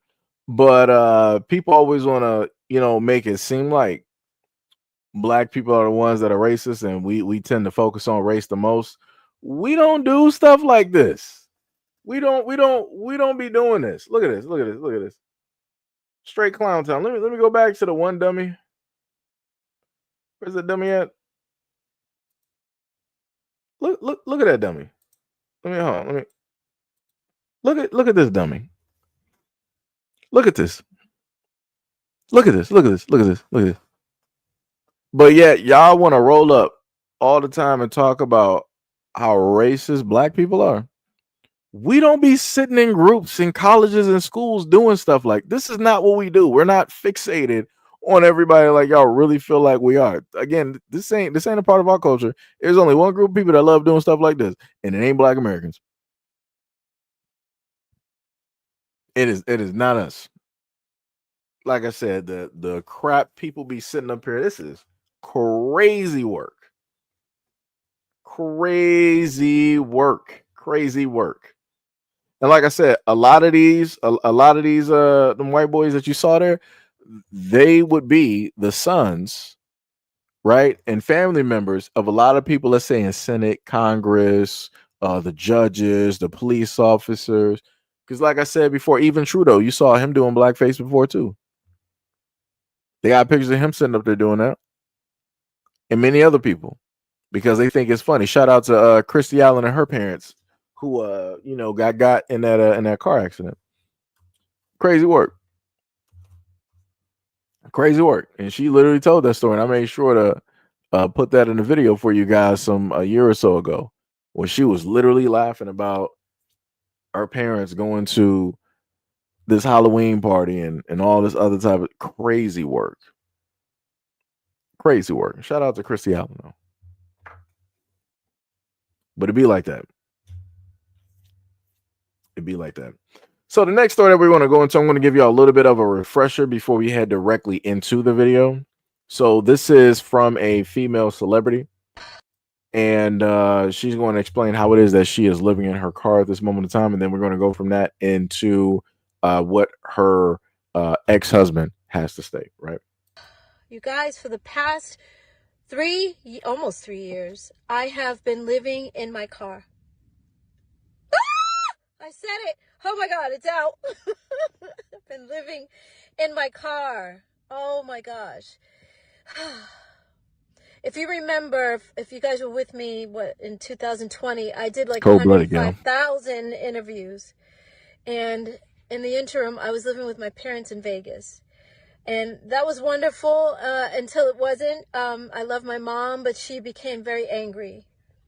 And a lot of her anger, she was taking out on me, and I was her target all the time. And I was like, I can't deal with this. Like, I respect her too much. Let me get out of here. And I was sleeping in my car for maybe about a month in Vegas. And then the guy that was co-managing me at the time was living in LA, and he said, you need to come back to LA. Okay. And he said that I could stay with him. And so I was like, okay. He's like, I don't have a lot of room, but I'll make room for you.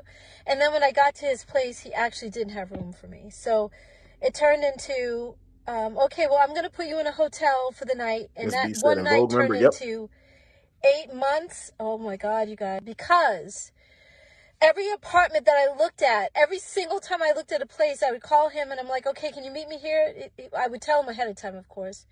And then he wouldn't meet me there until I would take video and send it to him. And he's like, no, oh my God, this neighborhood, I hate it. I mean, I felt like he was playing games, and I knew he was playing games, and I wasn't the one. I'm like, come on, I'm trying to make this easier on you, because financially, I know it's got to be hard. You're paying your rent and you're paying my hotel. His apartment was $1,700 a month. And then my hotel was over $3,000. So, and I was always stressed every week because he would pay weekly for the hotel. So every week I was like, oh my God, can you afford it? Are you okay? And he's like, no, I can't, but I'm getting it together. What? You're the one who said to go to the hotel, and you're not approving any. I don't know why her hotel was $3,000 a week though. That's insane. Just get me into an apartment. Like, what's the problem?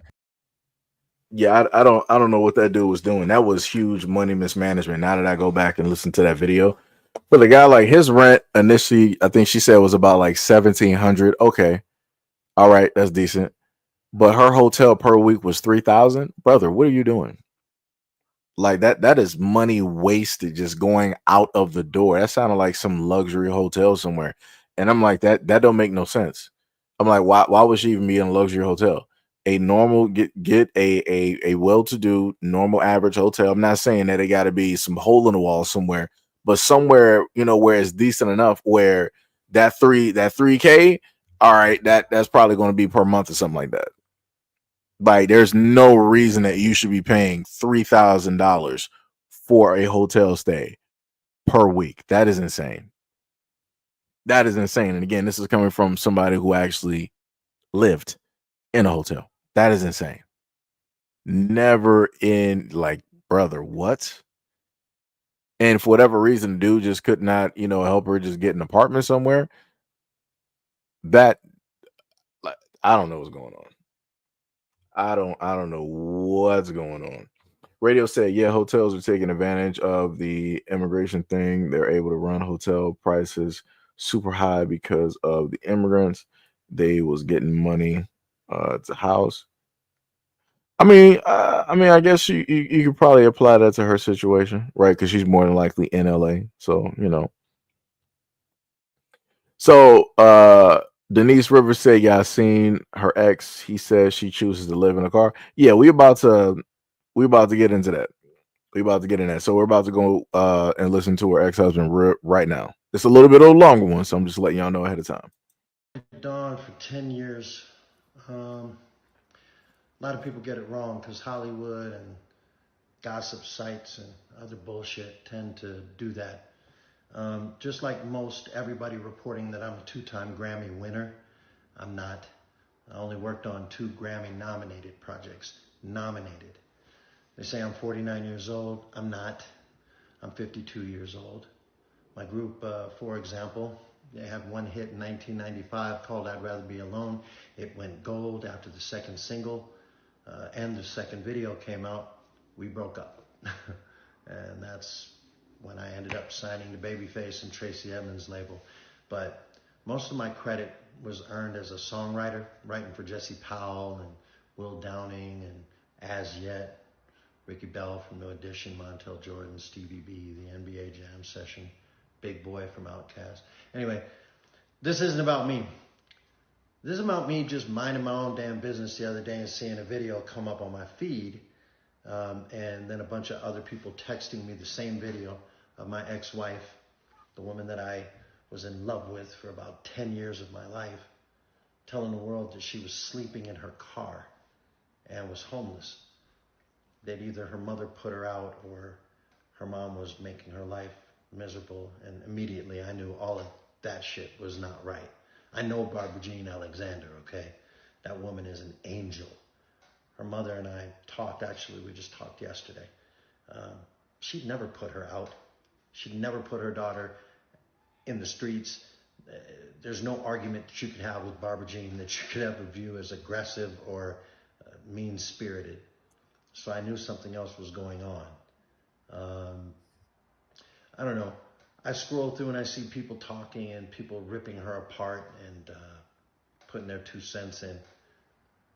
But this music industry is demonic. It takes and it takes and it takes. It uses you up until you have nothing left, and then it seeks to destroy you for the ratings. Because the people at the top, they get paid on both ends, on your way up and on your way down. So if nothing else, I just want people to look at Dawn as a human being right now. I know Jermaine Dupri seems to feel like maybe this might be a hoax that she's doing or some kind of publicity stunt. Slim Thug had a more human take on what's happening, but those are men. What I want you to understand is that this is a woman, and while we can bounce back and end up in a position like I'm in right now, I'm an executive for Hilton. I make over $500,000 a year. Not everybody can do that shit without some help. So maybe you could call it survivor's guilt or whatever the fuck you want to call it. But when I see my ex, somebody that had my heart at one point in my life struggling, I don't believe that bullshit about her wanting to do van life or, wanting to have to put a video out telling everybody that she's living in her car. I believe it was a cry for help, so I reached my hand out to help. Sad part is, I don't think she'll take it. I'd love if she did, but this industry, it twists your head up so fucking tight that the only thing that matters is the crowd's approval, and she doesn't have the crowd anymore. And she can't do anything to get that back. She don't really believe that. I know that's what all this is about, but she's struggling with something. I'm not a doctor, but I'm aware of, mental health issues. I had one at a point in my life decades ago. I had problems with my temper. I had abandonment issues from being abandoned by my mother, abused, raped, incarcerated, molested throughout my childhood, my entire childhood. But I'm a man. I bounced back and worked through my mental health issues. But what about when you're the biggest girl group since the Supremes and you're conditioned by producers, predatory fucking producers who know that they're gonna fuck you for every dime that you earn. But they feed you a bunch of hope and dreams, and you record album after album after album and never, ever, ever fucking get rich.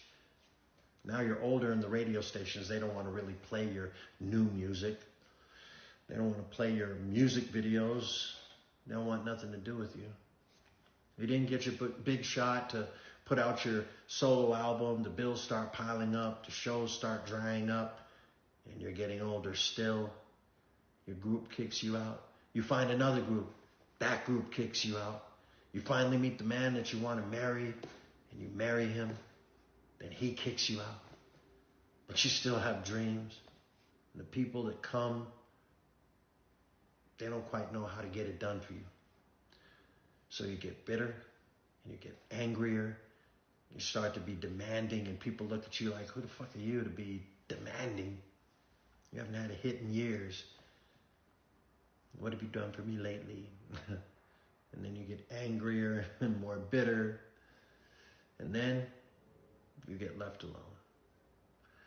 Because you lash out a lot. Because you started out that really sweet girl with all these dreams that were coming true, where you did the work and you did what you were supposed to do, what you were directed to do. And the money came and you didn't get any of it. Now nobody wants to work with you. What the fuck did she do wrong? No record labels want to sign you because in the meantime, Napster just happened. And people stop buying music. The fans that love you so much, they steal your music now. And then they read about you sleeping in your car. Half of these twisted fools out here and down in the comments, they're living their own psychosis. We understand that. Half of them are hoping that they hear a sad ending. The other are praying for your success. And your mind is desperately swimming in survival mode, trying to figure out how to get your head above the water so you can breathe. She's drowning, guys. She's fucking drowning. That's what I think. But that's just a human take on it. And who am I? The guy that left her, the guy that bad-mouthed her decades ago, calling her a spoiled bitch, among other things. Yeah, that's me. But at the time, I was hurt because I didn't know how to respond to her pain. You know what I mean? But I've had a long time to think about it, a lot of life to learn how to read. And I don't want people to misread her. So I know she doesn't want help from me or anybody else. I don't blame her. She needs help in ways that most people can't provide. She needs some fucking professional courtesy, some love, some empathy, a time machine. She needs a fucking job. So I hope I was able to shed a little bit of light on the struggle that's happening in this situation. So Dawn, if you're seeing this, you know, and I know you are, I'm really sorry that I was one of the many, many people who disappointed you. But don't let that keep you from digging out of this. I believe in you. I always have. I always will. And I know you can do it. So I just wanted to put this video together to put some perspective on everything. We're all just humans out here trying to make shit happen. Human shit happens to everybody. Hollywood is a illusion. Everyone that acts like they have money, they don't. We had managers renting our cars, buying our cars, putting us in rented mansions and, you know what I mean, rented clothes. We had to return the clothes after the videos. We had to buy our own Grammy Awards and buy our own gold plaques. It's all a fucking dream. It's all bullshit. But what's happening to her right now, it's very real. And it could end up really fucking bad. And I don't want to see that happen. So I just put this video together again, so I don't know. So we all heard that, right? We heard, in a sense, both sides. The lady from Vogue is living directly on the streets at this moment in time, and going through a very tough, hard time for a multitude of reasons. Even though I feel like the dude skipped over some things because he wanted to list the internet and Napster as like the main thing.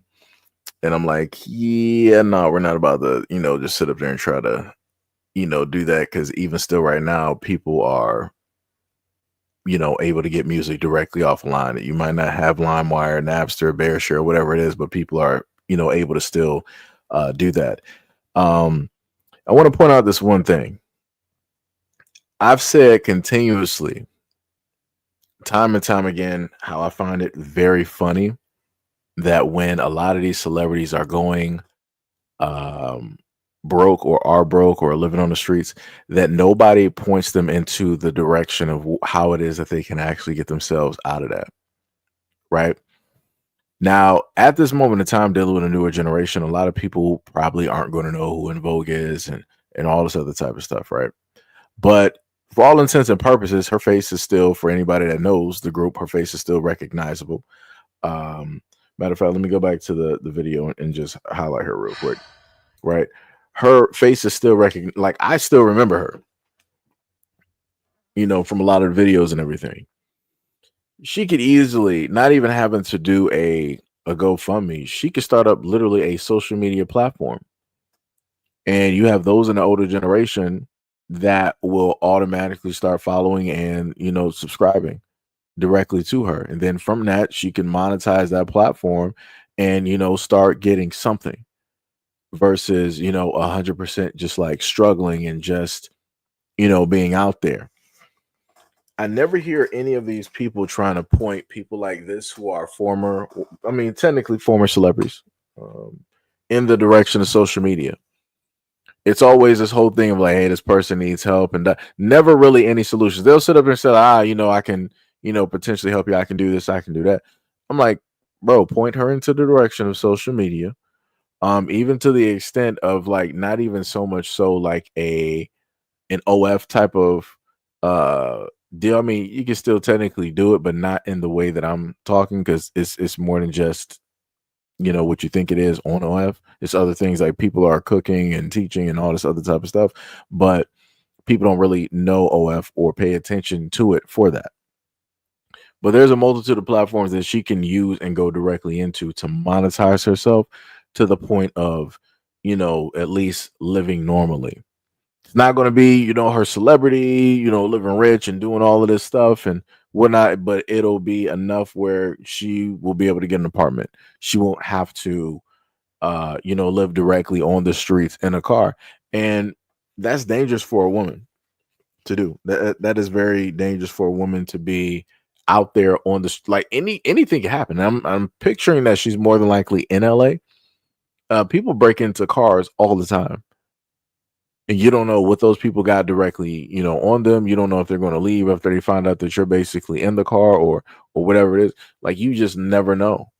And again, that's a very dangerous situation to be in. Like, it's, like I said, it's crazy. It is, I don't know. I don't know. But if this is something that she specifically wants to do and she wants to live this way, I mean, you gotta let people do what it is that they want to do. But the thing I will sit up there and state is that if a woman ever actually needs help or money, there's always somebody out here in the world that will give a woman that money and that help. It's not like that for guys, but it is like that for women.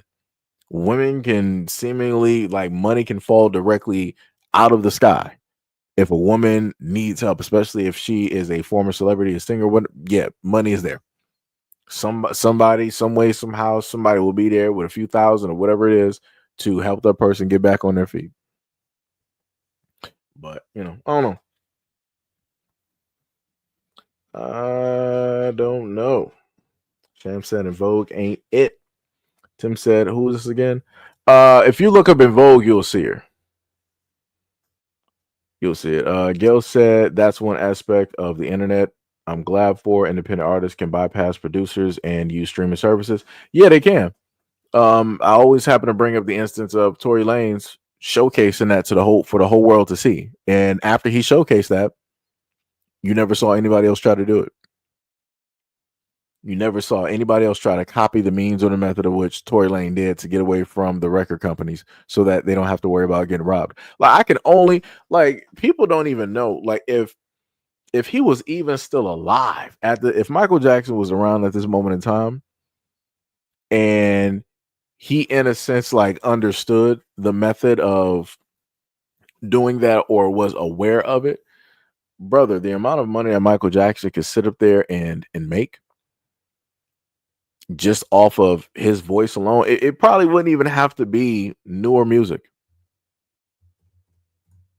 right? Just off of him, he could just sit up there and talk. People from all over the world, don't matter what corner of the globe, people would automatically, he would be one of the most famous people on social media when it deals with celebrities.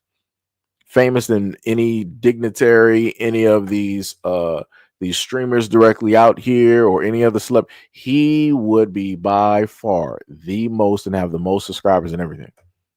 Nobody else would literally come close to that man. And that's because of the effect that he brings, who it is, and how it is that a lot of people literally grew up with him. Like, for a lot of people that were born during the time of Michael Jackson, they were there when Michael Jackson was young. Like, they literally grew up with him, right? From being a child into a teenager, into a young adult, into a full adult. Like, people literally grew directly with him, right? And that's why, again, a lot of people are also attached. But yeah, this would have been, that would have been something crazy. You would have seen a transition in music that you would have never seen ever before. And, you know, on top of the fact that how these executives and these music labels have such a strong hold on the entertainment industry and these artists, again, no other artists, even right now, none of these newer artists coming up, none of them have copied that exact same blueprint that Tory Lanez created and showcased the world. Not at all. And you have to ask yourself and wonder why that is. Because if you're automatic, let's say like a SoundCloud rapper like Trippie Redd, Triple X, Juice WRLD, and all the others that were directly out there during that time, if you also coincide, if you had that exact same system in place during that time and how it was able to make money, oh yeah, a lot of people would have been just doing SoundCloud. A lot of people would have stayed directly independent and just went directly from making music by way of creator and sending it directly to, you know, the fan. And that's realistically how it should be, right? If I'm a creator of a certain type of music, I want that to go directly to the fan. I'm not trying to have no middleman. I'm not trying to have no delays and any of that. Because like I said, if you want to hear about delays and stuff like that, go look up Lupe Fiasco, and it should be, I think, what, Atlanta Records, dealing with like Lear Cohen or whatever it is. Like, yeah, it's bad. Like, those record labels is crazy. Like, one of his main albums, Lasers, was not even supposed to be out because they didn't want to release it, and it didn't get released up until the fans were making a ruckus directly about it, and they were like, all right, we'll sit up there and release it, we'll sit up there and put it out, yada yada yada, all this other type of stuff.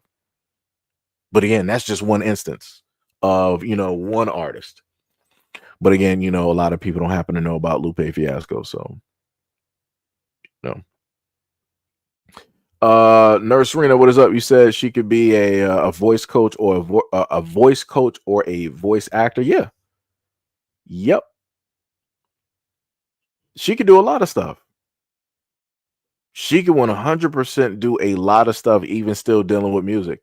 But, you know, again, if whatever the record labels or the record companies say, if they want you treated like a leopard and a pariah, they will have everybody in pecking order, making sure to not go near you, not help you out at all. Because you have to ask yourself, why is it every single time when stuff like this happens to celebrities, there's never other celebrities in the music industry that come out to specifically help these people out? Like, that's crazy. That is some crazy work right there. What we got? Sham said, yeah, she needs a driver where rent is, she needs to drive to where rent is cheaper and start an online music course. Yeah, because they got Udemy. That's another platform that people can go to start up courses and whatnot, or vocal coach, or even see if she can still sing. people can go to her online. Yeah. Ash said people have also been aimed at in their cars while sleeping by cops. Yeah, that's true. D Money said she was part of a group. Lucy Pearl as well. Cheeky Girl said it's not that easy, guys. Always want something in return. You said I've never met a guy that's given me money and didn't want something in return. So no, don't ever take money from men or anyone really. I mean, I guess. I mean, there's no other way I can sit up and say it, I guess. So I put it to you like this, right? Because you said like, guys are the main culprits when it deals with this. So I'll put it to another extent. Women, black women from all over should be coming out and helping her out.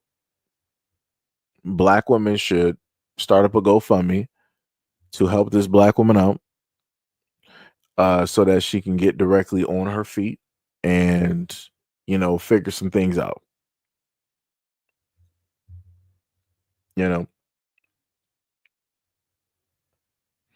It's crazy. It's crazy. Hey, we got Will in the building. Yo, Will Davis, what is up, brother? What is going on, man? I ain't seen you in a minute. What is going on? What is going on? What's going on?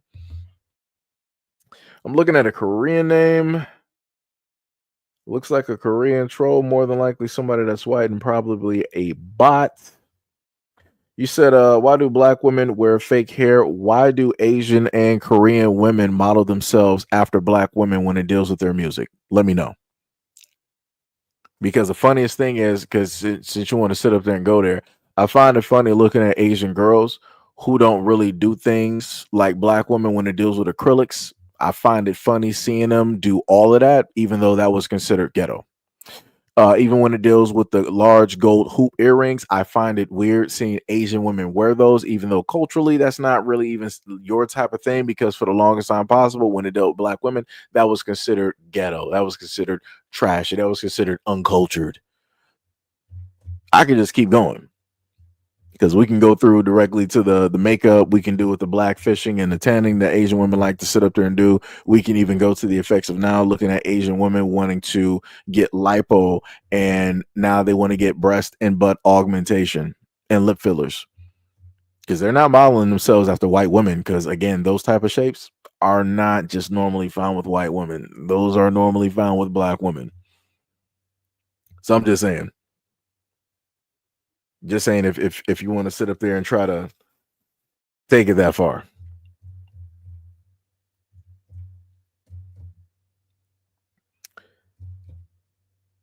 You got somebody in the comments saying, "Don't act like you don't give it up for free." Paul, are you even married? Do you even have a woman? I'm just saying that sounds real white. I'm just gonna be real. I'm like, bro, like where do you even come from? Like the crazy part that I like about the online is that looking at a lot of guys in the comment section, whenever it is they want to troll or say something towards a woman, knowing for a fact that you would never say anything like that in real life, especially if that woman is around, like, let's say her brother, male friend, relative, husband, boyfriend, you would never actually say anything like that just passing by a woman randomly.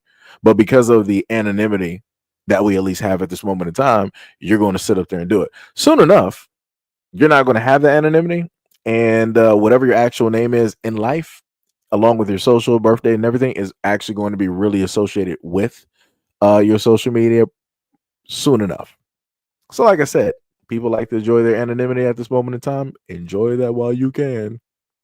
Enjoy it while you can.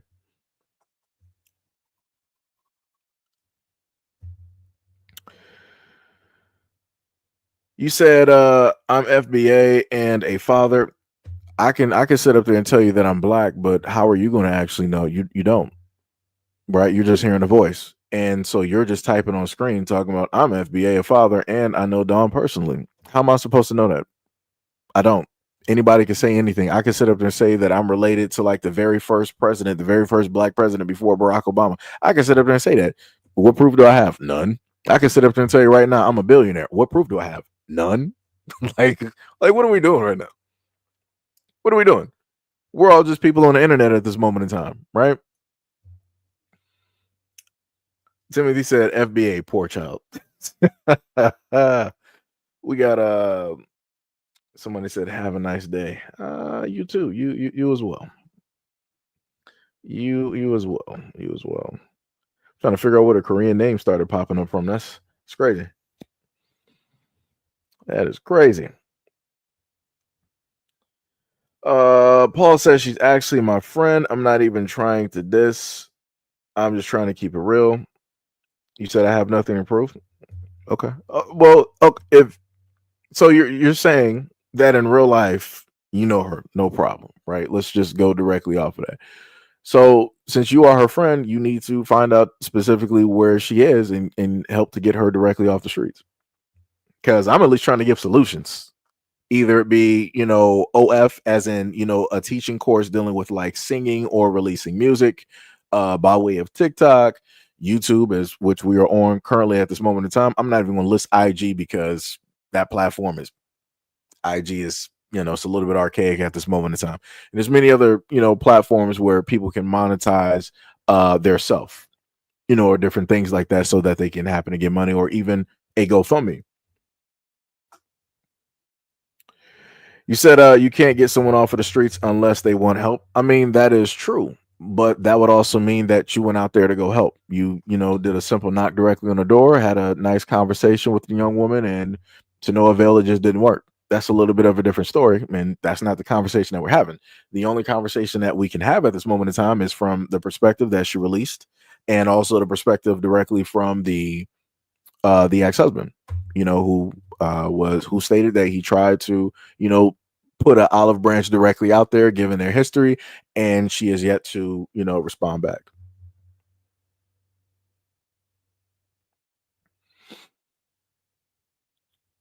Said, "Prove you have nothing to prove." Sham said, Dawn, why her friends and family haven't taken off the streets.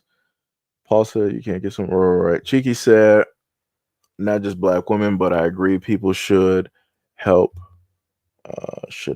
other people in need." Right. Paul said her and her ex-husband had personal problems. You can't blame him or her. I didn't blame him. Are you talking to me, or are you talking to somebody else in the comment section? Because I did not blame that guy for anything, for all intents and purposes. Didn't sit up there and do that, at least to my recollection. I don't remember sitting up here saying, like, yeah, ex-husband, you're the reason that she's out there in the car on the streets. You say that you love her, but I don't remember, specifically delving that deep directly into it. Right. You said, I know why she doesn't trust him. And you said, no, I wasn't saying that. Like I said, it'd be getting confusing in here because y'all don't be throwing like the @ button directly up there. So I have to try to assume or assess the situation when people decide to write. Hey, it's stuff out here. Sham said, okay, she doesn't trust him. She has that right. She's hurt by him. Right. Still, her family and friends should never be homeless. I'm sure she helped a lot of people, a lot of her family. Randy said, believe all men always. Paul says, stop being combative. I'm just adding to the conversation. Wait, are you responding back to me or somebody? I'm just trying to figure this out right now. I'm trying to figure out. Maybe it's probably because it's a delay in the live stream, because I'm like, I'm not being combative. This is Seiji on a cool day right now. This is Seiji on a cool day right now. I'm actually pretty cool, calm, and collected at this, at this moment in time. But this is what I'm saying, right? From the perspective of somebody, I can't speak for you, Paul, because I'm going to assume that, if you're friends with her, then your life is pretty decent, more than most people, right? You're probably getting more money more than most, right? Just assuming, just due to the effect of by proxy that a celebrity or celebrities, right? So coming from somebody who actually lived directly in a hotel, right? In a lot of instances, you will just so happen to have, like family that actually don't care. Right. And I've been directly in those circumstances. I had one friend Mia, out of everybody that I knew, right? and on top of the help from 3 family members, right? And those were the women. Actually, everybody was women. I had one friend that opted to at least try to do a little bit of something like, hey, let me know what's going on, how much you need, I'll Western Union you, some money or whatnot or whatever. And that was like one of the most beautiful things that I, could ever, in a sense, imagine, right? You, again, somebody you played Xbox with, knowing and understanding that you're in this type of predicament and offering to sit up there and send you money. And I'm like, man, I could sit up there and take it.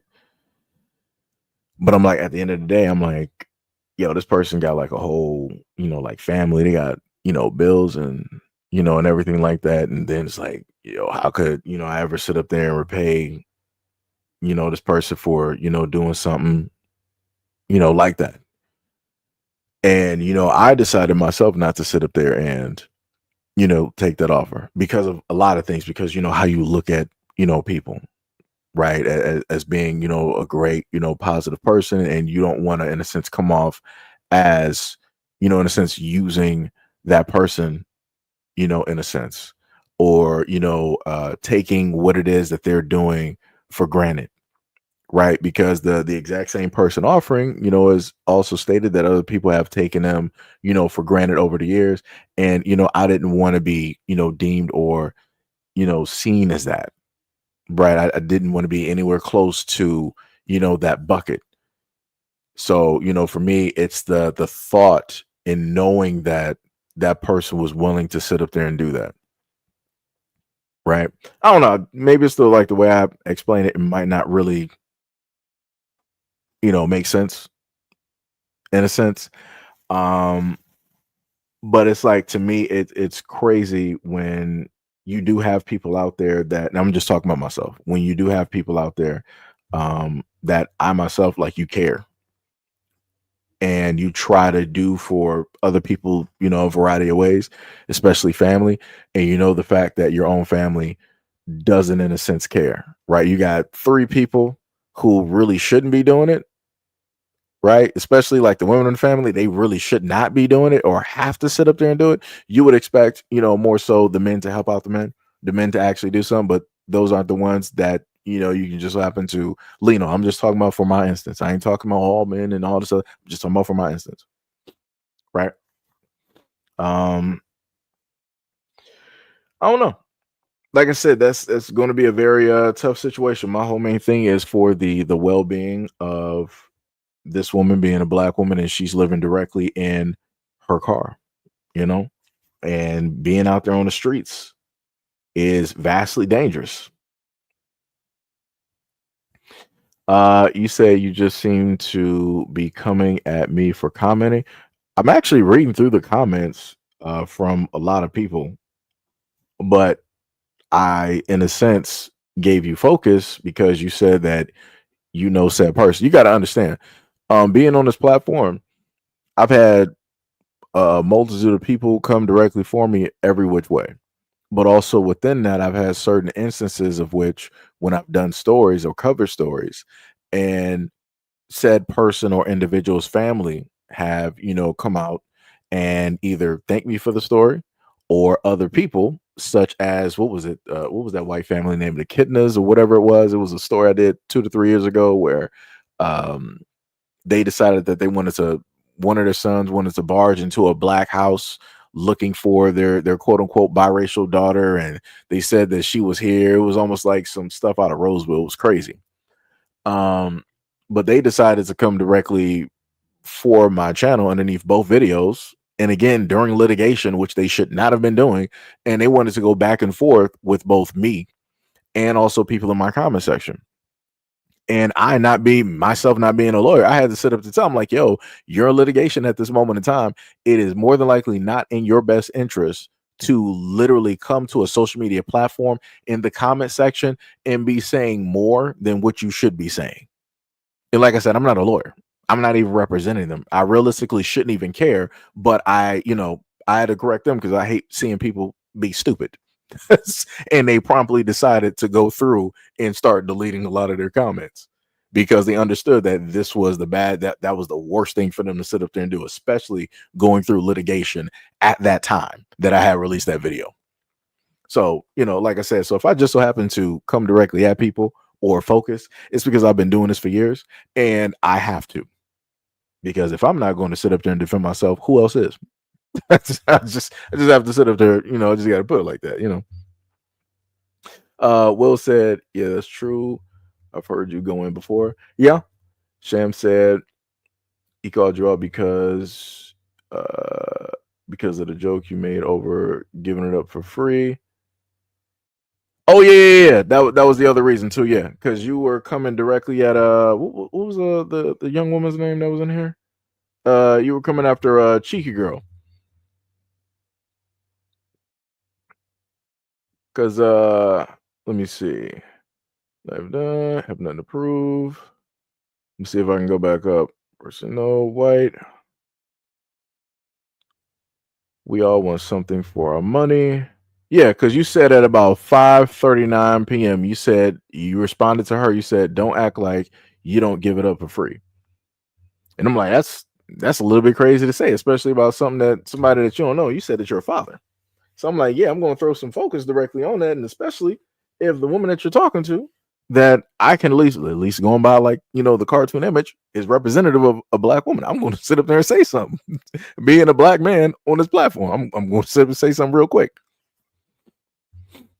Like I said, I told people before, the moment of time you pull up to the scene and you start saying something crazy about black women, we're going to sit up there and have an issue real quick.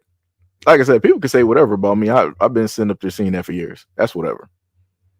But you just coming out the blue? Nah, we ain't doing that. Said most celebrities are faking it. Nita said didn't even hold on to a love. Somebody writing in straight Korean. I don't even know what that is. Good luck with that one. 4 children for the same father. She isn't the only one in the streets, but when someone starts to spiral down, they don't mind taking you with them straight down.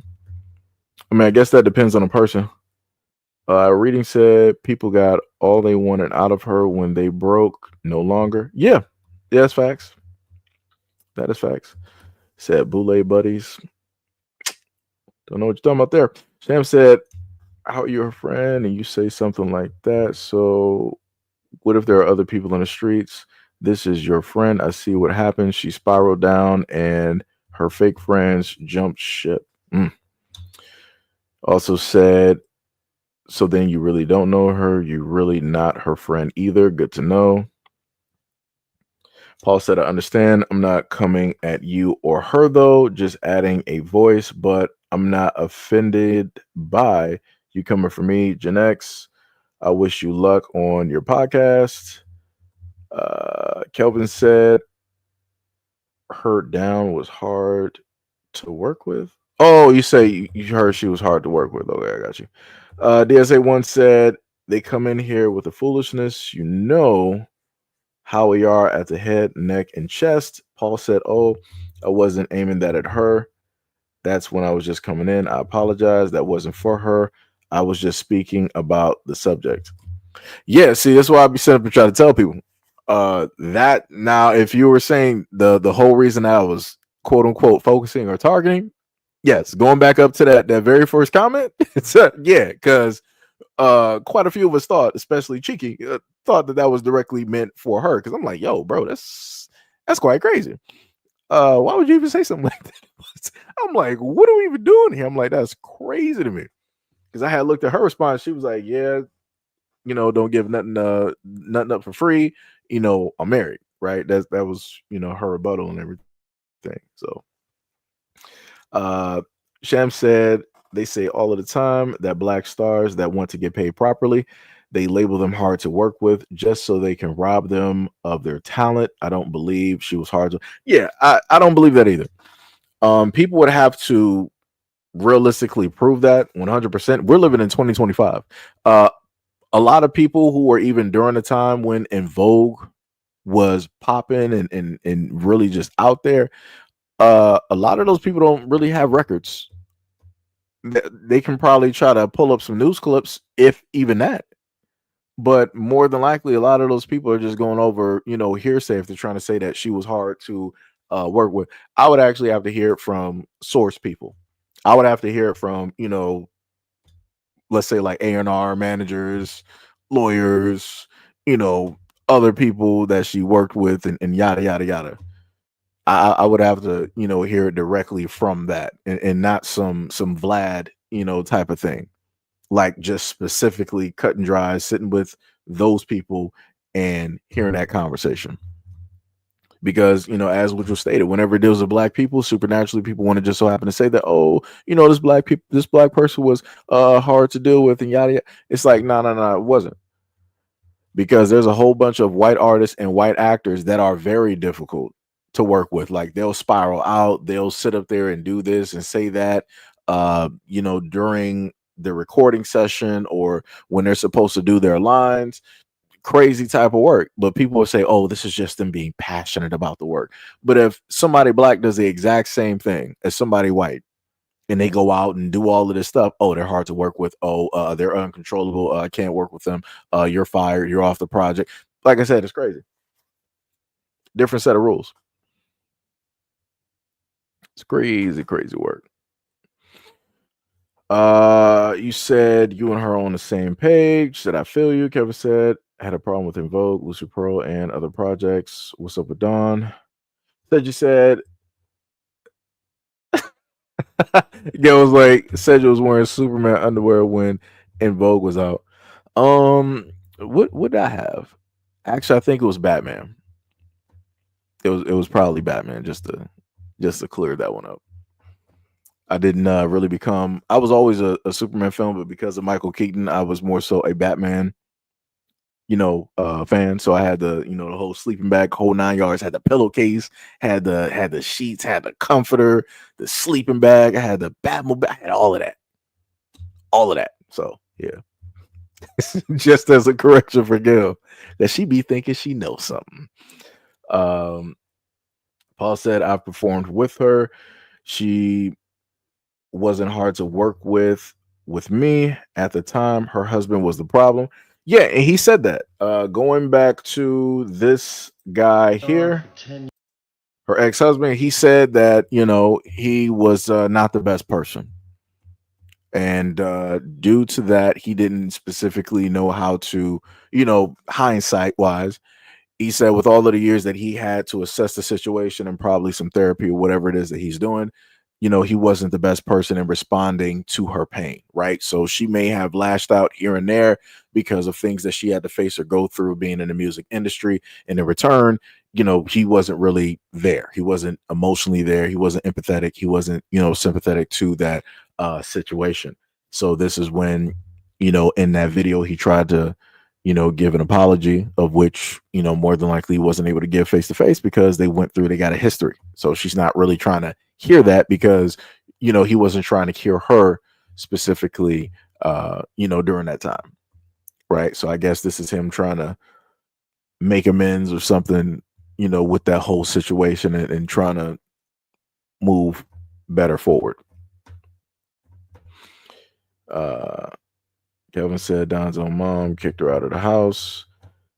Well, Mr. Jackson, her ex-husband said that her mom never kicked her out of the house. So I'm not exactly sure what you're talking about. Now we got Paul here who stated that he has worked with Dawn before. So she is not difficult and, a great deal of other things. And the ex-husband, which you can see directly in front of you, has stated that her mother didn't kick her out. So I'm a little bit confused. Wait, Cheeky said, no, not me. Wait, I'm a little bit confused now. Sham said I was a big In Vogue fan, and she has a very powerhouse voice. Yeah, she does. If you technically listen to her, it would be something that you would hear in church. Like she has that type of voice, like a voice that like it carries. It carries like emotion, like it carries, right? Whatever the message that you want to, in a sense, convey, she's going to, convey that and more. One of the main songs that I actually liked from In Vogue, I think wasn't should have been from like Set It Off. I think. I gotta go back now. Let me see something real quick.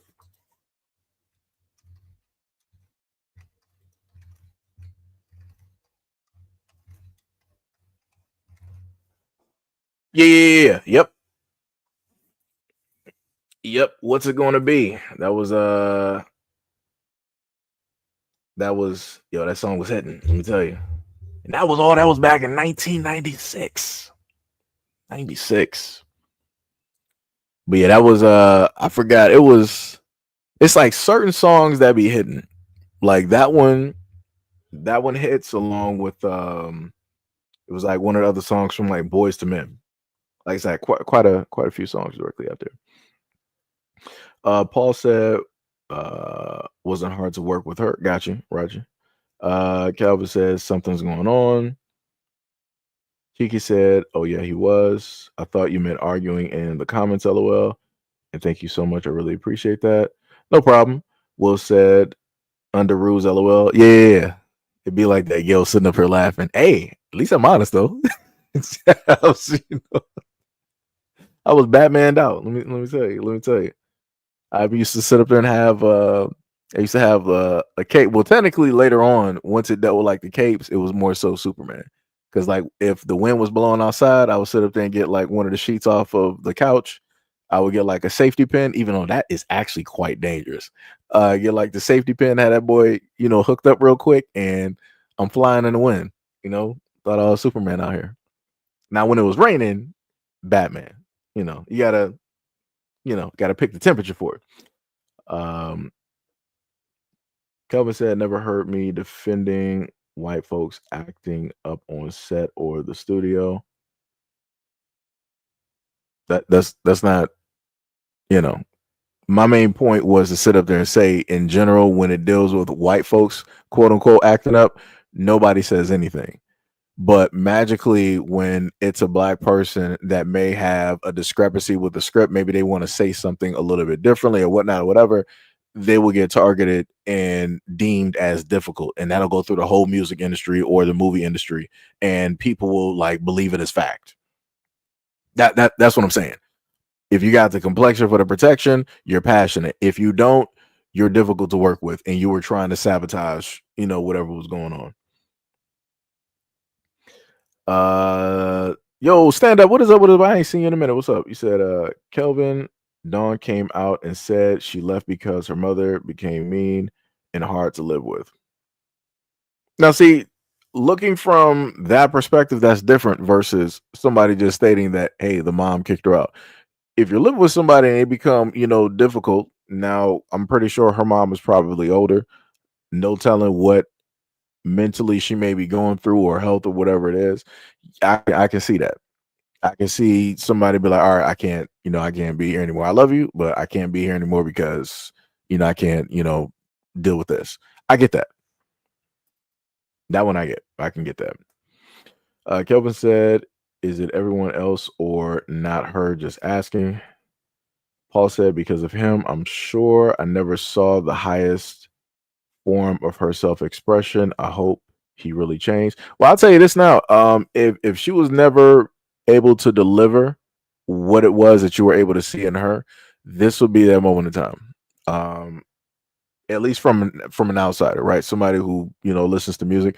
Whenever it is that somebody in music who does music sings, whenever it is that they're going through life, some type of pain, hurt, turmoil, that seems to be the main time where they can channel and focus their voice into a laser, and they can just their signature is everywhere. You can just see it, right? Whatever it is that they want you to sit up there and feel, it is going to be magnified by 1,000.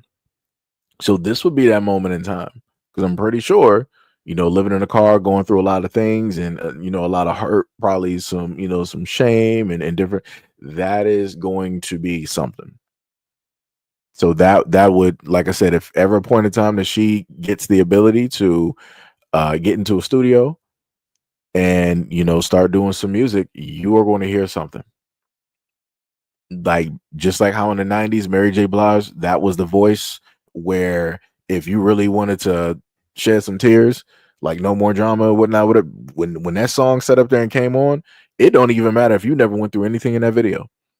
The longer you stayed in that video, the more you start to felt that song. Like you really started to feel that song 100%. And again, you didn't have to go through anything in that video, but it was because of Mary's voice and how she was able to convey the message that was there, and also from the aspect of her, in a sense, going through a lot of that trauma and a lot of those things, and on top of the visuals that they were also giving you as well. Like I said, all of that in combination completely sold the song. Completely sold it. Denise Rivers said his shortcomings fell upon her goals of fame. Sham said, I felt like her husband really held her back and sabotaged her career and progress. To me, her trauma and hurt needed more than his wants, and he wanted to control wants of control versus supporting her. Okay, I get you.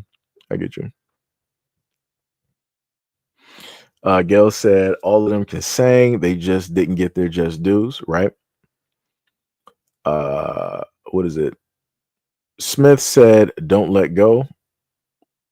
Yeah, that's the song. But the main part that really just like sticks out is like the "What's it gonna be," and like that whole, what's the name? So that's why I always say, "What's it gonna be?" But you know what I'm talking about, though. You know what I'm talking about. Sam said, "Gallo, I'm laughing at you get Seji to admit that he wore Batman underwear in middle school." Hey, like I said, I'm always transparent. I don't got no problem with that. It is what it is. Like I said, comic books, anime, video games, all of that good stuff.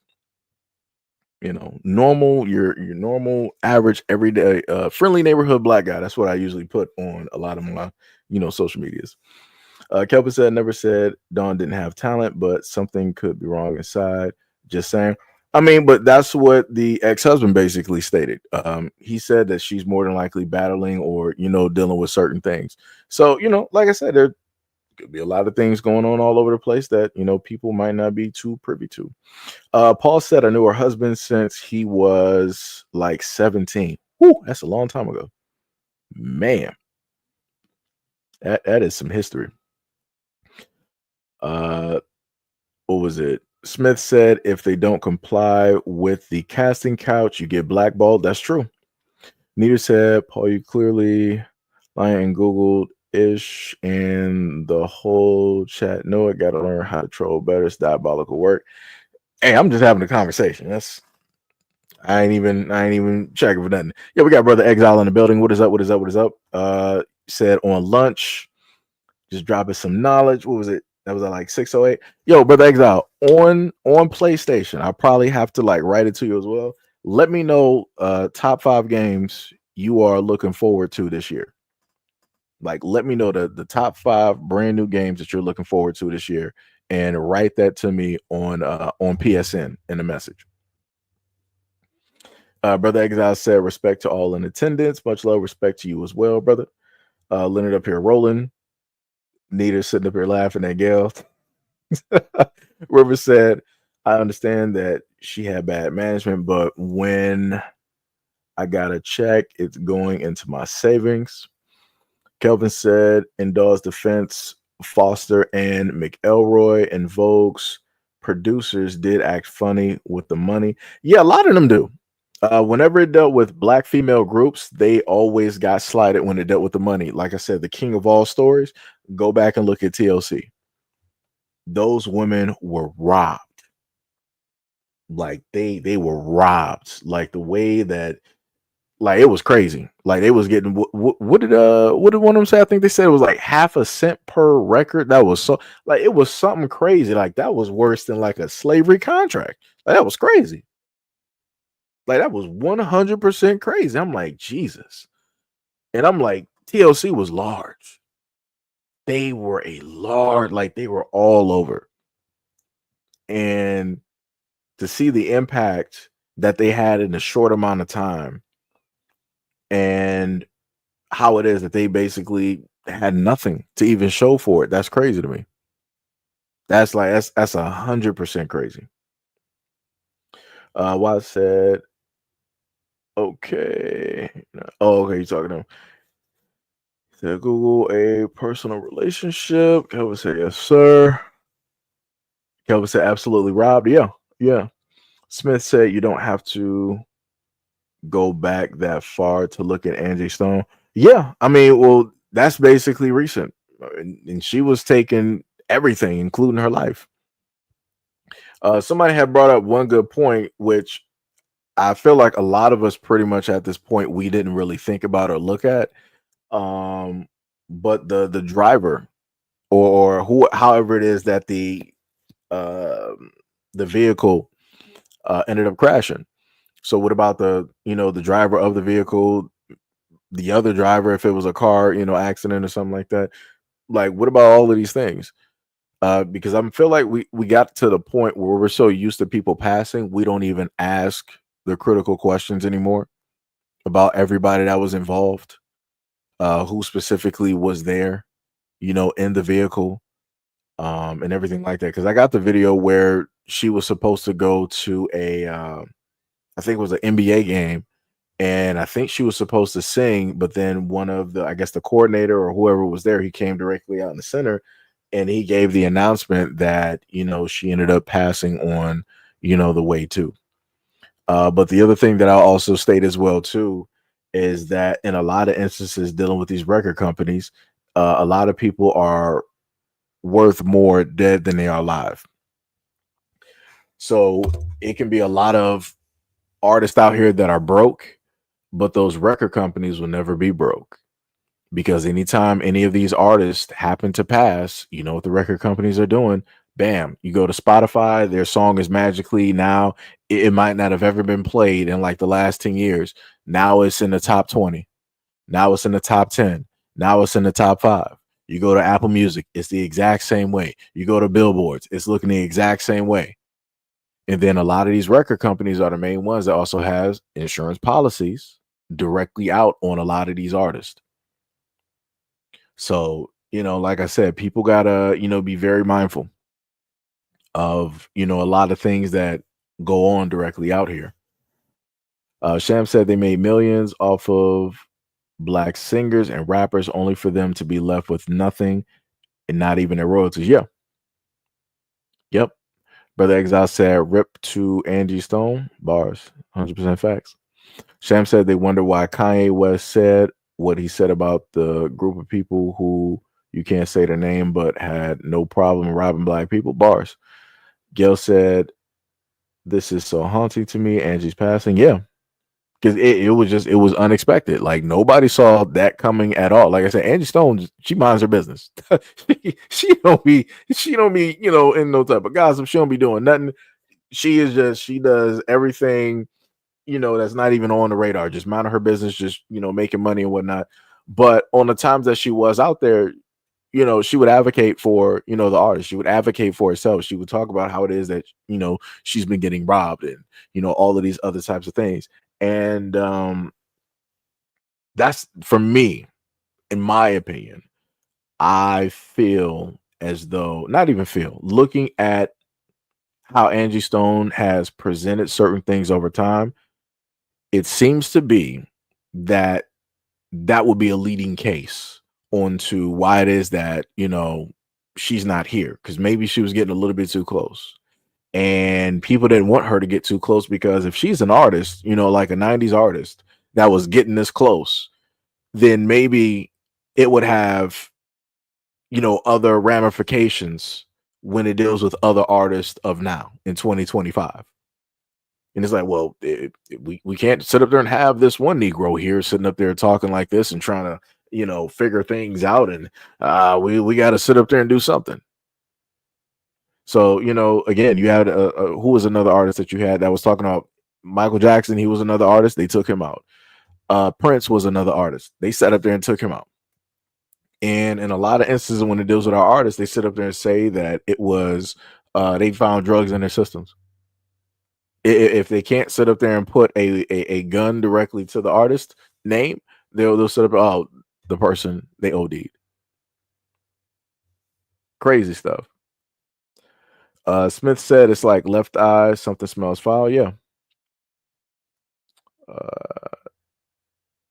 Jackson said rest in peace to Gwen McRae, the song Rocking Chair. Nita said I had to. Well, Gail said y'all crazy. Gail said too much is going on. Y'all crazy. Kelvin said, wish you could play that song. Nah, yeah, we can't play that because it'll snatch it up real quick. It's like, oh, you play this song that is copyrighted? No. We own this little live stream that you did for about 3 hours. I'm like, nah, we ain't doing that. Now if this was like Kick or something like that, then it'd be a little bit different. Like I said, a lot of stuff, like stuff that I do here, on other platforms, vastly different. I wouldn't even have to worry about editing or doing any of that. But a lot of people aren't on the other platforms. Even though technically I thought about doing some stuff on some other platforms. I'll probably check some stuff out. I don't know. Shem said, yes, I still think that they killed Prince because Prince was sitting on a gold mine of music combinations that he never published. I'm sure they want those samples. Yeah, of course. Yo, Sonny, what is up? Gail said exactly 100% Seji. Kelvin said Andrew Stone was in a band called Sequence and Change was the jam. Brother Exile said, yep. Gail said we need to quit letting them qualify our gifts. Our gifts are to be shared with each other, not the seeds of Satan. Brother Exile said, I think Sam Cooke and Donny Hathaway met the same face as Print. Yeah. I think even during that time, they had an instance. Like, this is the funny thing. I think during those times when they were trying to come up with a all-black record label, things happened, right? And then the same thing happened when you had, let's say, like a Jay Prince, Suge Knight, and many others, Irv Gotti, and many others that were going to try to come up with a black rap label. Because again, whenever it is that you got people of power, and these are people that made it, they got their millions or hundreds of millions, and they want to make sure like the money stays, within. You got the certain powers that be that'll be like, nah, we can't have you do that. You're not about to sit up there and try to cut us out of this whole situation. We're going to make sure that we get our share. And if we can't get it, we're going to take everything. And that's what they tend to do. So this is why a lot of those record companies, they get life insurance policies. I would say for the what was the brother name that was up here for a brief minute?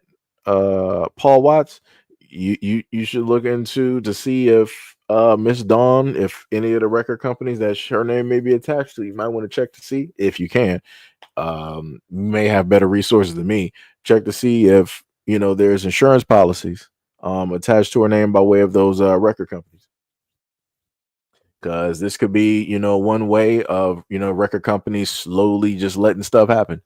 Because the moment of time somebody's on the street and they're away from the limelight, then magically some, random person can just come up and then things happen. And then we hearing about stuff on the 7 o'clock news.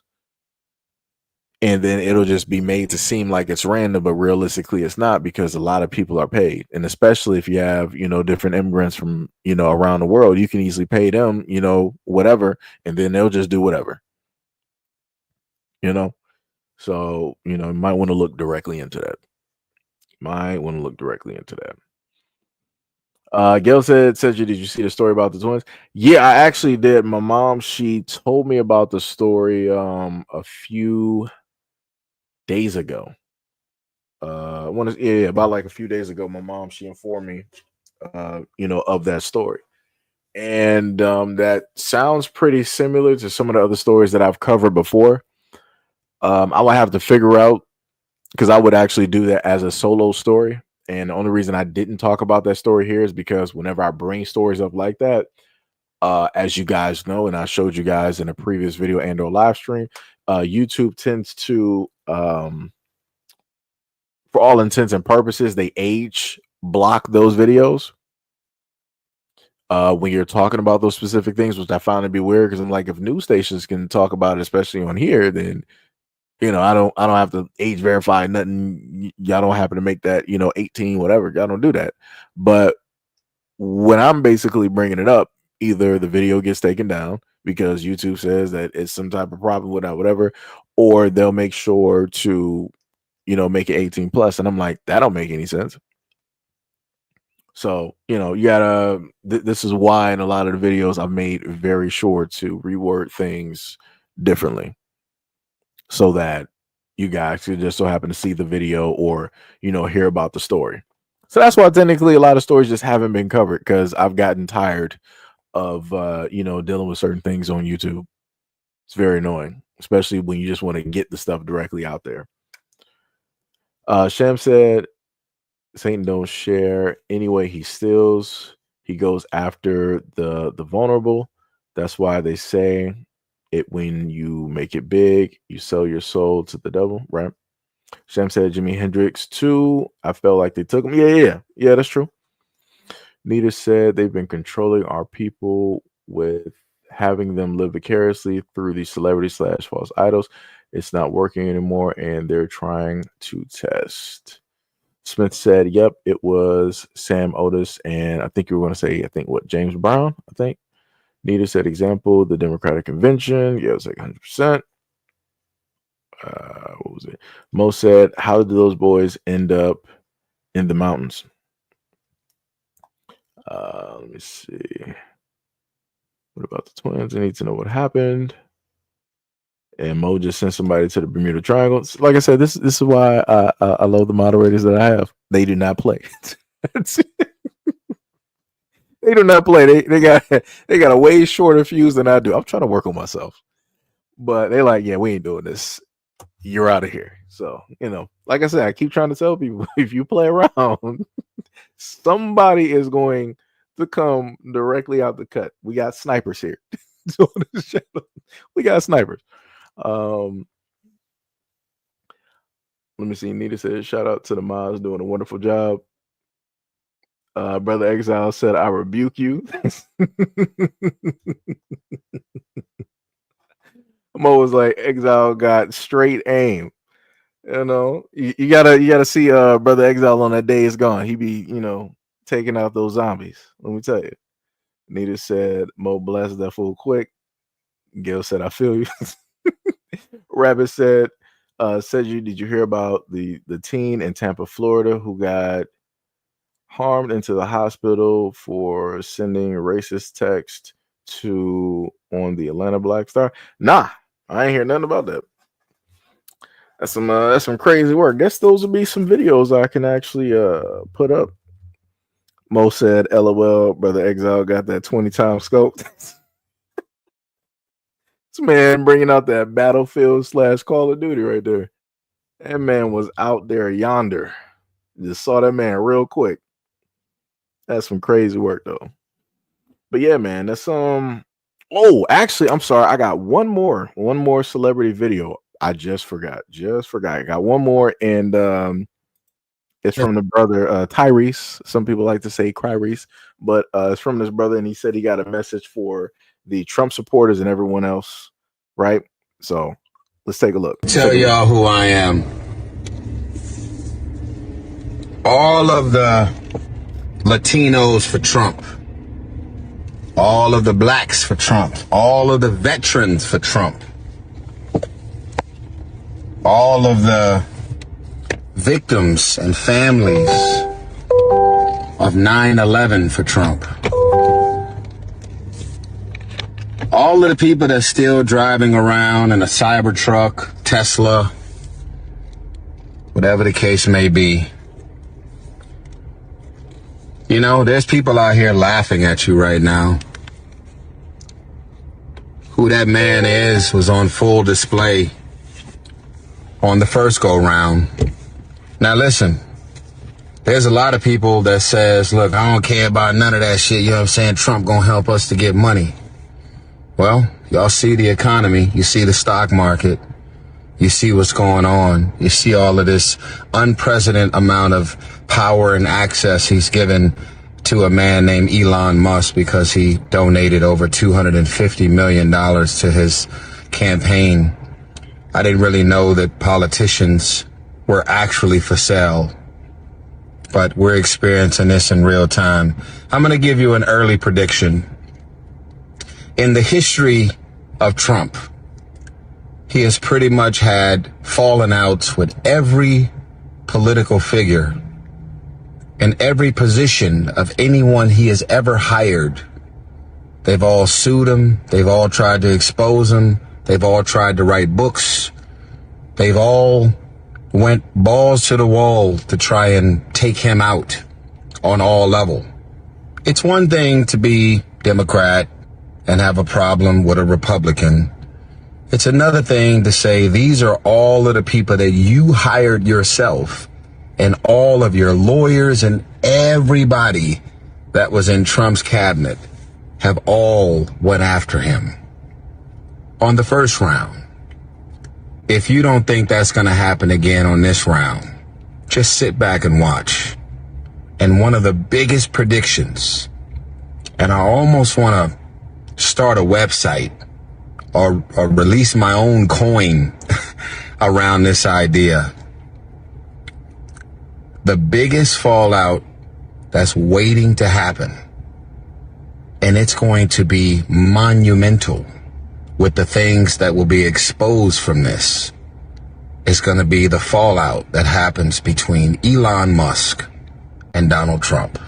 Oh yeah, that'd be crazy. I can almost bank on it. I smell it, see it from a million miles away. This is a beautiful dance right now. Unprecedented amounts of power and access.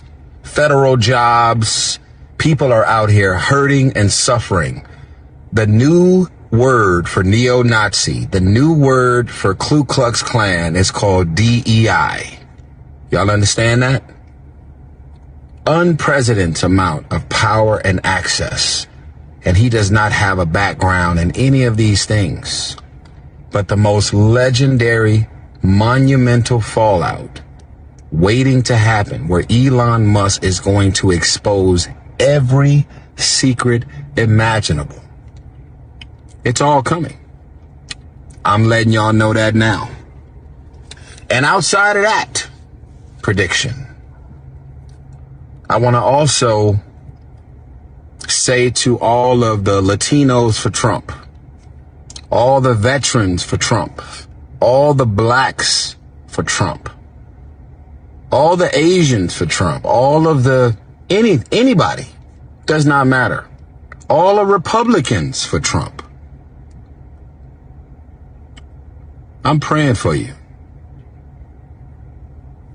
I'm actually an empath, and people are online laughing and making a mockery. He told y'all who he was. He told y'all what he was gonna do. Yo dumb ass drunk. You gonna fuck around and find out. All the above.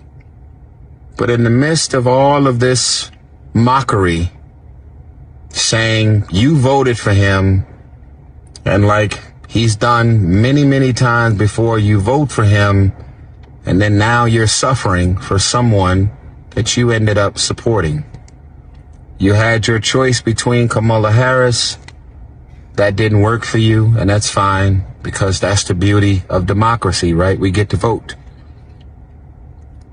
But it doesn't do anything for me to see so many people in so much pain, losing their jobs, struggling, suffering in all of this pain, losing their homes, all of their savings, all of their retirement plans. At your age, you may have had that job for 20, 30 years. You're a veteran that have literally put your life on the line and served this country. Social Security, food stamps, any and everything that you need to simply feed your family. It's all being compromised. And I just want y'all to know, it's no laughing matter. It's not funny. This is not a moment for us as Americans to be he, ha, ha. You voted for him. That's what the fuck you get. That's cool. You can go ahead and do that. if that's your choice. But at the end of the day, if you move the way I move, and you try your best to think and have a heart towards everyone through the lens of the Lord Jesus Christ, there is nothing about anybody suffering that's funny. There are people out here that have had ongoing medical issues from the worst terrorist attack that has ever hit American soil, 9/11. And they and their medical and the money that was in place to continue servicing their health needs. These are firefighters. These are men and women of service, including civilians that have been dealing with health issues since September 11th. That Donald Trump actually showed up to support when it all happened. He just cut off their funding. Social Security is being compromised, food stamps, public education, college funding. They are trying to shut down black historical museums and churches and any and everything that has to do with black. They're on a mission to shut it down. This is the president that America chose. And so rather you love him still, rather you love a lot of what he's doing, and you're over there at the house rich and fancy and nothing about who you are and what you have as far as your home and your kids and your education, and anything about your financial life is being compromised, lucky you. I'm okay too financially, but I have a heart, and my heart aches every single day just knowing the amount of people that are out here suffering because of what's happening politically. And I just want y'all to know, I, your brother in Christ, I know I happen to be a black man, but I am a man of God and your brother in Christ. I am praying for you, and I am hoping that some way, somehow, God shows up and does what only God can do in the midst of everything you may have signed up for. You may have said Trump. You may have been at all of his campaigns and Trump. And now all of a sudden, the man that you supported is compromising you and your house and your family and your children and your survival. None of this is good. But I'm just going to pray for you. Nothing about what you're dealing with is funny. It should not be a mockery. It should not be a ha, ha, ha, ha. You might be going up and down your timeline and your Facebook trying to delete all of your messages from everything that you were passionately doing to support this man. Nothing is funny. But I'm praying for you, because all of this stuff is hurting me the way it's hurting you. God bless you. I wanted to send this message specifically out on the Lord's Day, this Good Sunday. God bless you guys. Stay strong, okay? I'm praying for you. Peace. All right, so we were able to hear that long video from Tyrese, and to Brother Exile, I was just saying what the internet, normally states. Tyrese is, for me, the dude is, pretty cool. Don't really got a problem with him or anything like that. His antics are quite funny at times. So I just want to list that. But what's everybody feeling directly on what Tyrese stated? Let me know. What is everybody's feeling? Because the main thing I said up there and told people, I'm like, hey, if you voted directly for this, now, unlike what he stated, I'm laughing. Because these circumstances, this is nothing new for black folks. We've been through this. We've already had issues with the United States. It is what it is. It's just that everybody else is getting their turn directly on the wheel. And like I said, if you voted and seemingly things are not going the way that you expected or the way that you wanted, this is your fault. It's nobody else's fault. Nobody should be really trying to, come together and help you fix this problem. If you voted for this is directly on you. And this is the main thing I said before. Like I said, to the Latin immigrants directly out there, if y'all voted directly for Trump and you knew that he was going to deport your family, or like the one woman who employs 100% Latins and 50% of her workforce are illegals, and she knows this, and she still voted for Trump, even though he stated that his first mission was to get anybody that was not supposed to be here out. I don't know what to tell you. The black community is not supposed to help fix that problem or to make that situation better or to mend that situation, because we didn't have anything to do with that. For the white women who voted, all of your things that are getting taken away directly from you, and you're not getting acknowledged for, your education or your worth, how much money that you should be actually making at a job. And now white dudes want you to work in the kitchen. This is on you. You voted directly for this. For the white farmers who seemingly are having money issues, they're having issues dealing with the land and everything like that. You voted for this. Trump got your workforce directly up out of here. You better be, trying to pull in some people from the Appalachians or rural America, wherever it is. You better be pulling in some white folks to help farm, to, help everybody else get dinner directly on the table. Because, y'all voted for this. Because I don't know realistically who white folks thought that they were going to get to replace the illegal migrants who are working a lot of these farms and everything like this for, little to nothing. I don't know who y'all thought that y'all were going to get. I don't know if y'all really thought that black people were, if y'all were bringing slavery back. I don't know if y'all were going to do that. It wasn't happening. It wasn't going to work out like that. So y'all better figure something out real quick, because this is a bind that y'all produce. But the one thing I will sit up there and say, though, and seemingly enough, something does take place. Brother Exile said, getting good, got to get back to work, all ears. All right, I got you, brother. Oh, we got Real Beauty in the building. What is up? What is up? What is up? That's where you've been. You said, I'm on vacation. You are on vacation while on this live. That is diabolical work. You should be having like a margarita. I don't drink, so I'm just listing some stuff like some what was it like? Be like a margarita or martini or something. Like I said, I'm just listing drinks from like 007 and some other stuff. But yeah, you should be out there chilling on like a beach somewhere. That's how you know I don't drink. When I can only list like 2 drinks. As if that's all people sit up there and drink. That's some crazy work right there. Let me tell you. I guess I'm not adult enough yet, at one point, people been trying to get me to drink for, quite some time, for quite a long time, and I still ain't take one sip yet. And yet I am the same person who wants like a cigar, type of like bar. I want like the, like them Cubans and all of that stuff you will see in the old films and whatnot. Crazy work. I guess I'm saving it up for, once I get, 60, have some brandy or some scotch, some vodka, some expensive wine in a winery or something like that. Crazy work. But anyways,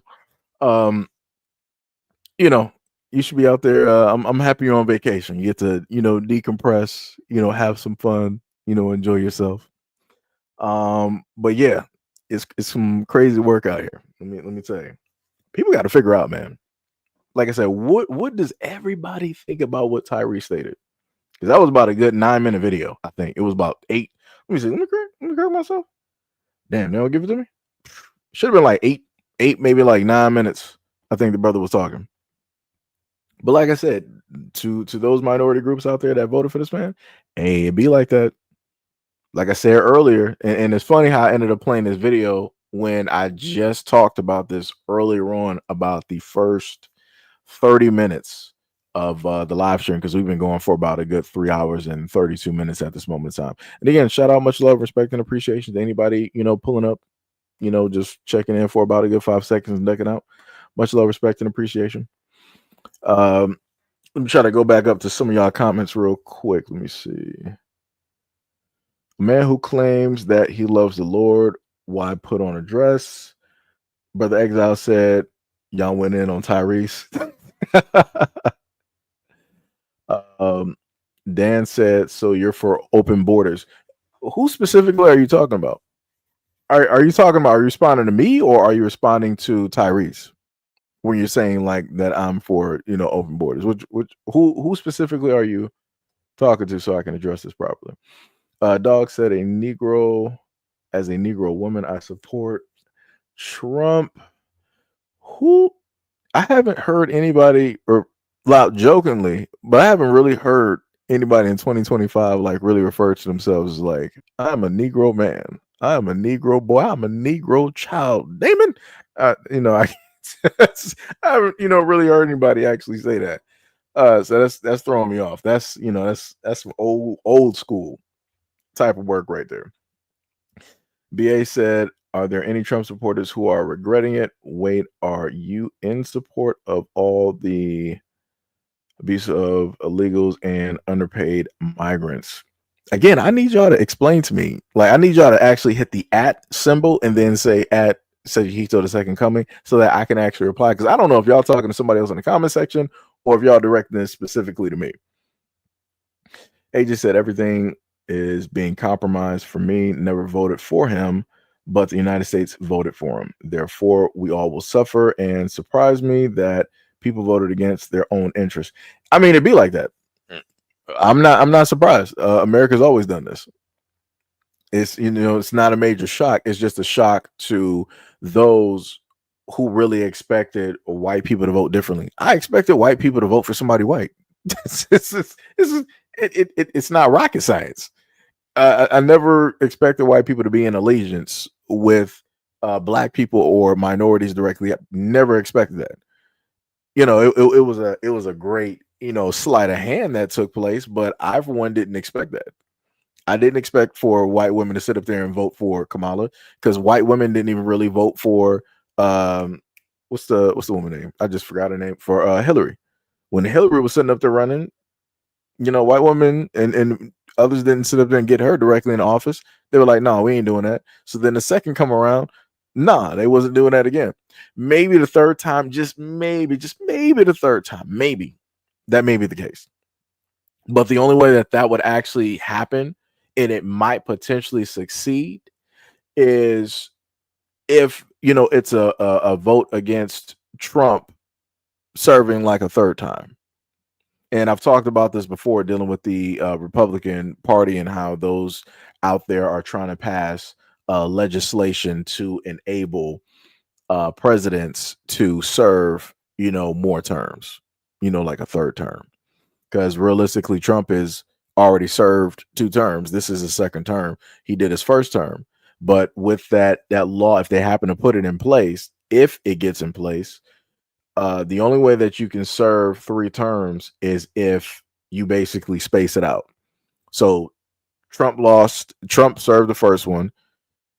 He lost in a sense, the second go because of everything that took place. So Biden came in, right? So that's a space. So then you got the second term, which is now that he's, currently serving.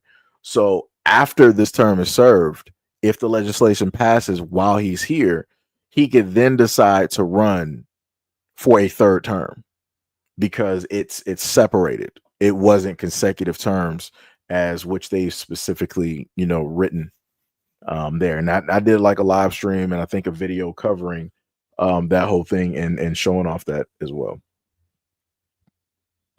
Sham said, nope, I personally aim for deportation because they don't dump them in white communities. They dump them in and yeah, that is a funny thing. Like, funny enough, when it deals with the black community, whenever it is that America wants something, they tend to just push it on to black people first and let it just be a problem there. And it's not a problem for everybody else because then everybody else don't care. But then once it starts reaching everybody else's community, then everybody wants to start crying. So once you started having immigrants from all over go to white communities, white people are like, oh, this is crazy. Like, this is nonsensical. We can't have anything like this happening here. We got to vote to stop this from happening. But then they're like, oh, this is only happening to the blacks. Oh, no problem. Yeah, keep it there with the blacks. Sort of like back, what was the movie? Was it The Casino? Somebody knows, if you're old enough, you know what I'm talking about. There was a scene from, I think, what was it, like The Casino or something like that, where this guy was trying to, sell this new drug, aka cocaine, and the Italians were like, yo, what are you doing? Get that out of here. Like, get this away from, our community. We don't want that here. We're not giving this to our people. We're not giving this to our family and kids. Give it to the blacks, right? And realistically, real worldwide, that's what took place. That's what happened, right? Because if you think about it, during all of these drug epidemics, as people want to sit up there and call it, you never heard of the Italian community being affected. It's weird. Heard of the black community though, but you didn't hear the Italians getting affected. It's crazy work out here. Just saying, just throwing that directly out there. We got Real sitting up there laughing. Dog said, "No, I am not." Sham said, "I think Tyrese is full of it." Dang, that's cold-blooded. Quiet said, "Why did you vote for him then?" I'm not even sure who Tyrese voted for. I'm guessing that he voted for Kamala. I'm guessing. Dog said, "I support his values." BA said, for all that I heard is Democrats complaining about what they say Trump is going to do, but nothing about what he's done yet. I need you to come back and write that again. Quiet One said, "What values?" Rivers said, "It don't matter who's in office. It's their job to keep me fed and a roof over my head." Dog said, "Tan lives matter." Dan said, "You, brother, when you mention who's going to replace all the cheap illegal workers."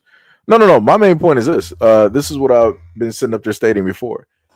So the cheaper labor force directly out here, because of the system that was created, is therefore immigrants, right? Immigrants are going to come in, they're going to undercut, they're going to do whatever it is that they need to do to survive, and they're going to manage that way, right?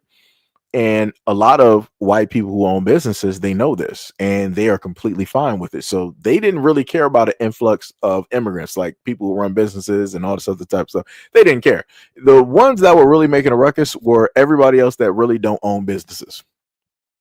It was everybody else that don't, in a sense, really run businesses, like the every day Sarah, Susan, Dan, and so on and so on and so on, right?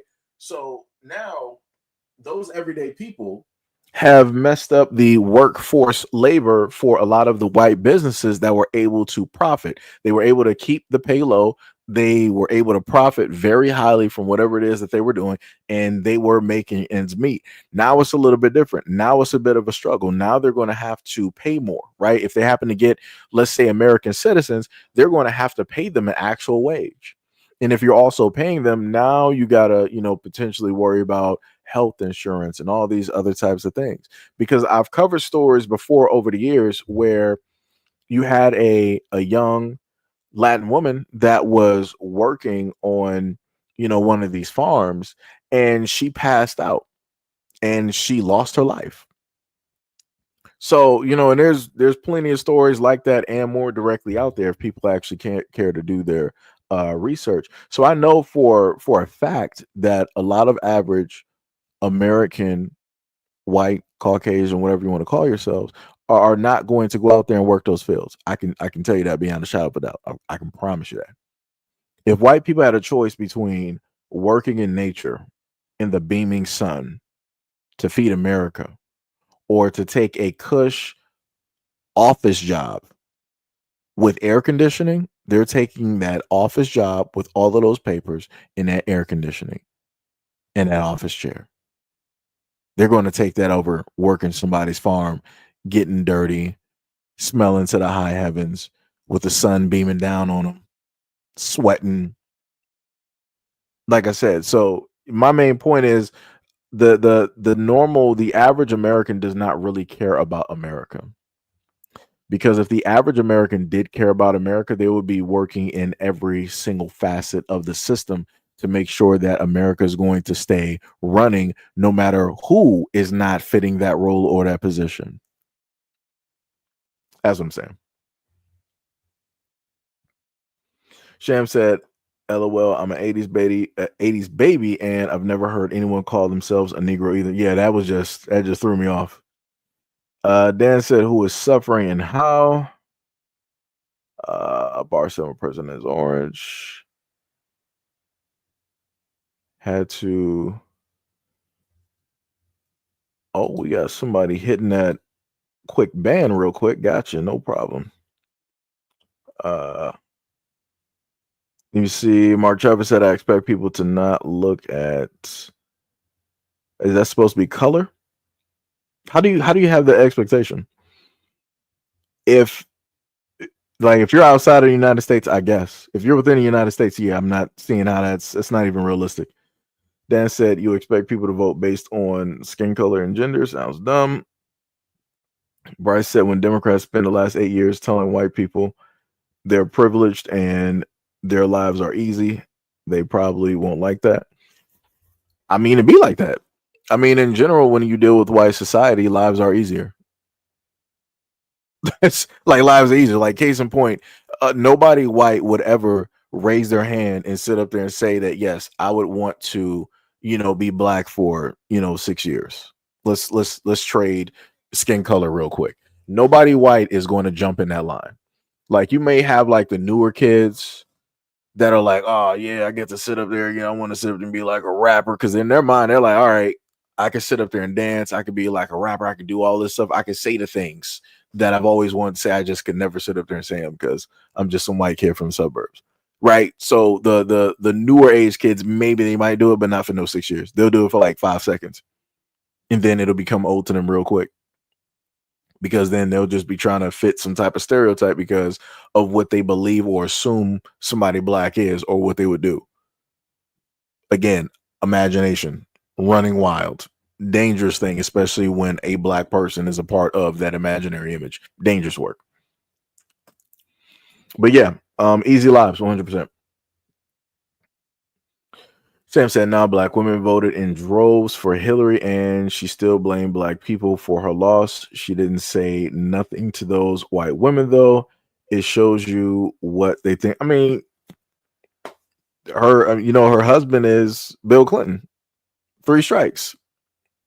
Right? And then on top of that, you got Hillary that was what was it?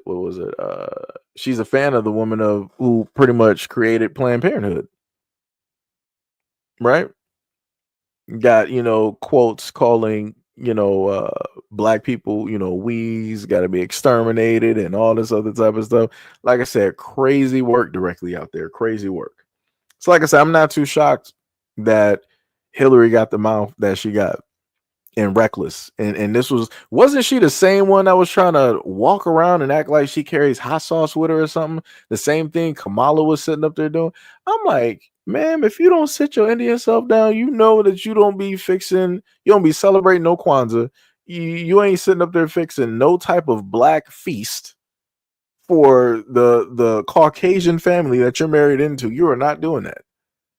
I'm like, Lord have mercy, that makeshift kitchen. I would believe. This is where I'm at. I would believe Paula Deen and Martha Stewart cooking soul food over Kamala. And that whole act that she gave on national TV next to her husband. Yes, me and my husband, we celebrate Kwanzaa. I'm like, you got to be kidding me. I'm like, oh my God. I'm like, who's eating this up? Who's believing this right now? Because I'm not one of them. The last time I even did Kwanzaa, that was like when I was younger. That was when I was younger. That was also due to the fact of the schools that I went to as well. And how it was that they were trying to teach us. And that was also during the time that you had the talk of Kwanzaa and a lot of black, sitcoms and, and different stuff like that. So that was a part of like a whole like period and different stuff like that. I can't give you a school that's teaching Kwanzaa. I can't give you black teachers that's literally talking about that and make that, like a point in all of those things and going by day or however it is. Can't give you nothing. D Money said, so y'all saying y'all didn't vote for Trump because he's white? Alyssa James says, hi, what is up? Much love, respect, and appreciation. Bacon said, because he's only good at going after women, but can't win against a man. I'm not even sure what you're talking about. Let me see. Responding to the comments, I was responding to the man we're listening to, I guess. Oh, okay. So I guess you were talking about Tyrese, right? Work said it doesn't matter. He can't run for a third term. It does matter. This is why I made a point to bring up the legislation that I've done videos on. I literally read it verbatim of the legislation that is literally on the table that people are trying to work on getting passed. So you can say that he can't do it right now, but that doesn't mean later towards the end of his term. Like I said, you don't know. Again, we're not even through with like the first year.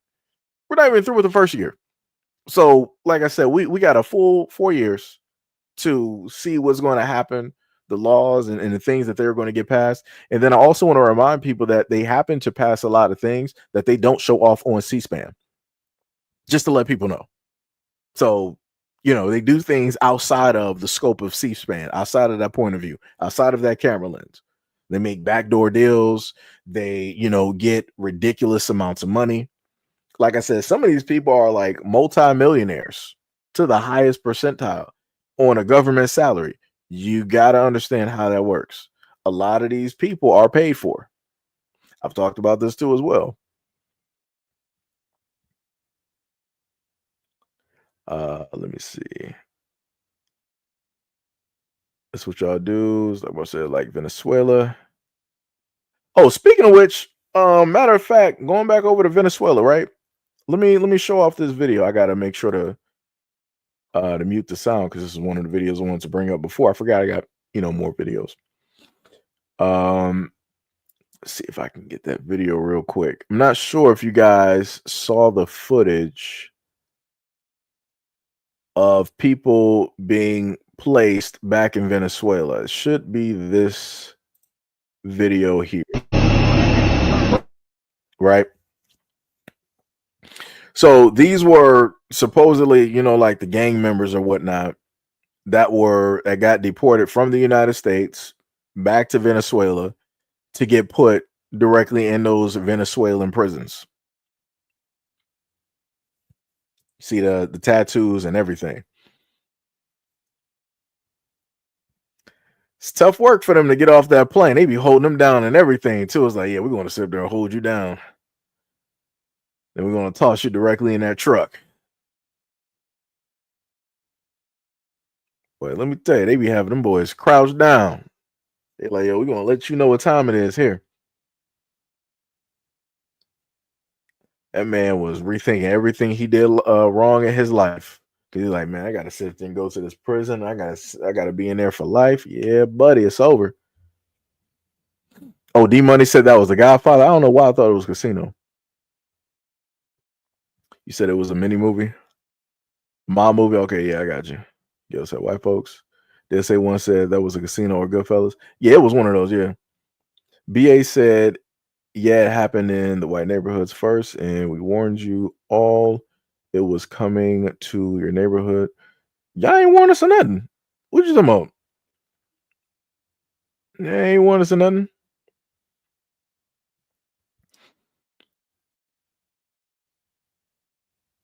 Gail was like, that's enough. If you make Gail mad, let me tell you something. You are going to be feeling the wrath. Black business owners do it too. We all look at the bottom line. I guess. I'm not sure what black business owners you're talking about. Sham said the people who was meant to replace the cheaper labor force were black people, but because they didn't want to pay black labor properly, this is why they opened up the borders. Yeah. Warwick says, since Trump has been back in office, I keep hearing he's going to take Social Security, is going to do this, he's going to do that. But what has he done that wasn't expected?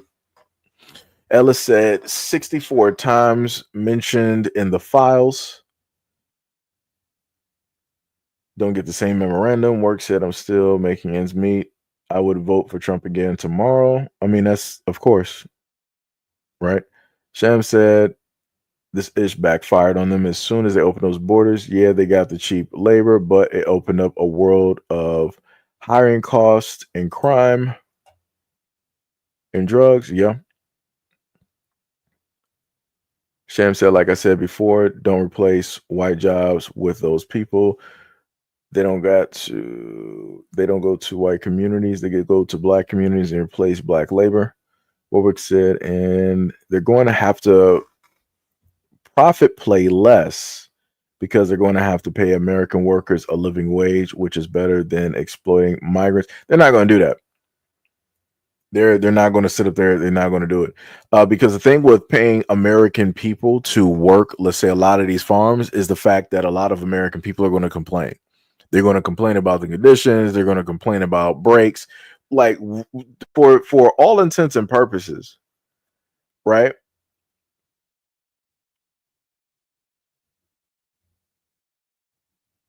Huh. Never seen that one before. That's a little bit.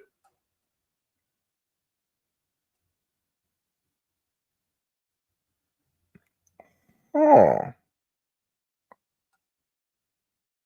Wait, did I do that one? Hold on, let me see. Maybe I did that one. No, I didn't. Oh, let me see something.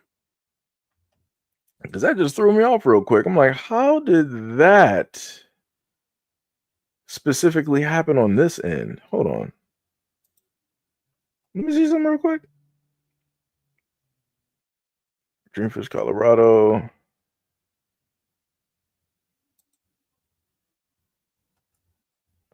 Okay, so that's from the other side. So let me swap.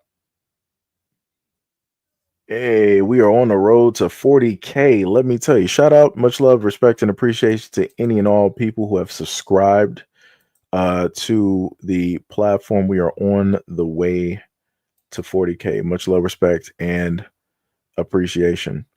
Much love, much love.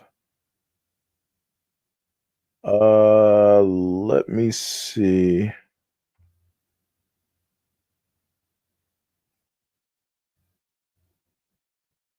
Sounds good. Yeah, that was weird. I've never seen that before. Like somebody actually, how did that even happen? I've never seen it before. Somebody was banned and their comment was removed. I'm trying to figure out. I don't remember doing it. That's a little bit weird. A little bit weird. Huh. Right said you're ignorant, but look up the race of most farmers in America. You're talking about the owners. We're talking about the workers. We're clearly talking about the actual workers, the ones that are. I'm not talking about the owners. I'm talking about the actual workers. The work said I'm white. I worked outside since I was 15 years old. I'm 50 and a business owner, and I still work outside 5 to 6 days a week, 10 to 12 hours a day, no matter how hot or how cold. But again, you're an owner. Like that's the thing. You can decide not to sit up there and do it because you can literally hire somebody if you want to. You opt to still do it. That's the key point. You opt to still do it. There are plenty of farmers that don't work their own land. Yeah. B.A. Warwick said, "You don't know white people. I know America." let's start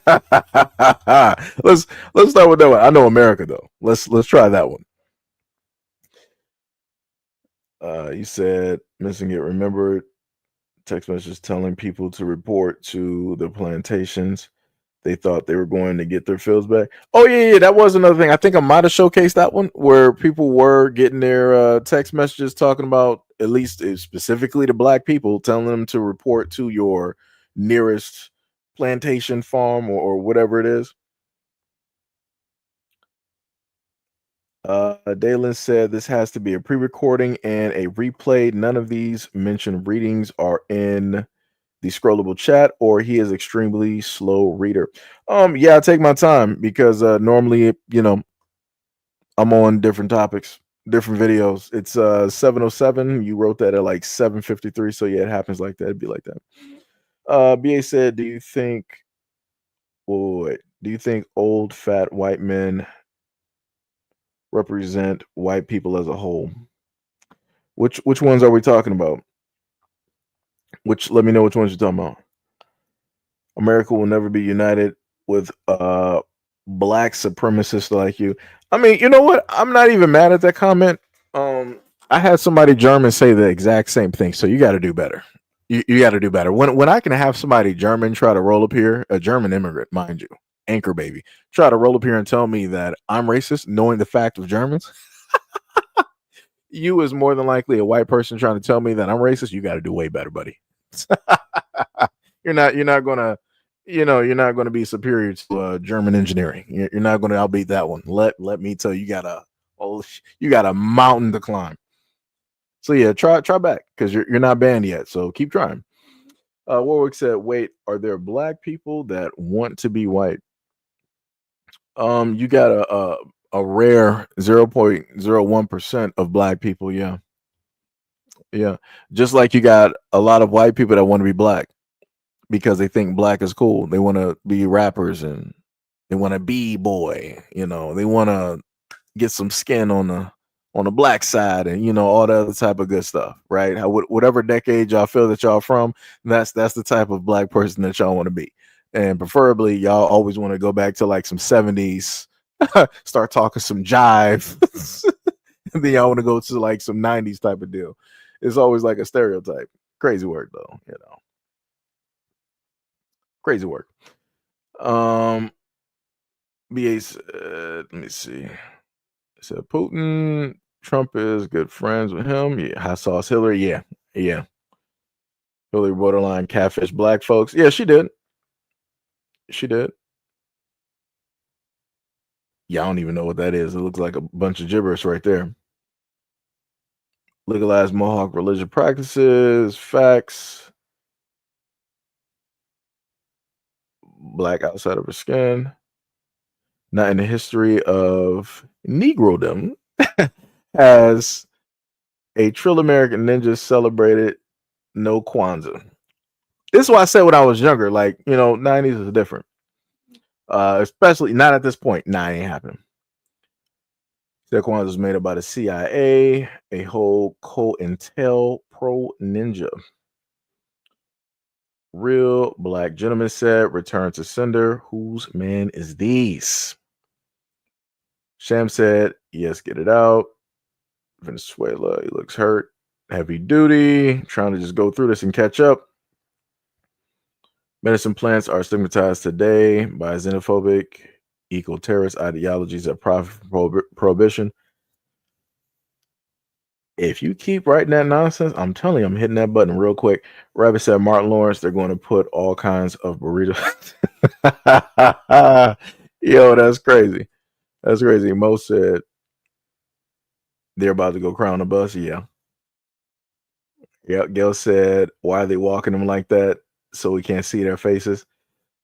I mean, I don't know. I guess it's to like get them in the mode of getting used to like, yo, you're about to be treated like this. Don't think that you're about to be running anything in here.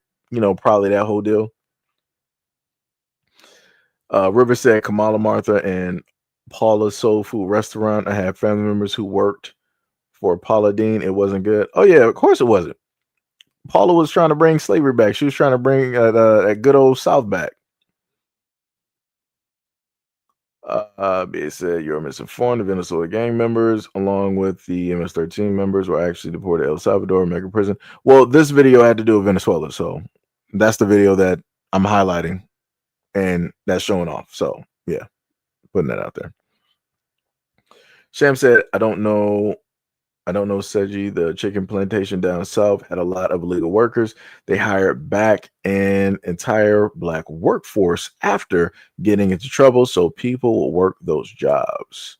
Gail said the guards just as crazy as they are. Yeah, they are. They are. Gooch, let me tell you something. Gail will ban you real quick. D-Money said they're going to corporatize the farms and replace the immigrant labor with possible prison labor. You literally pay them pennies. Don't be surprised if there's another mass incarceration attempt.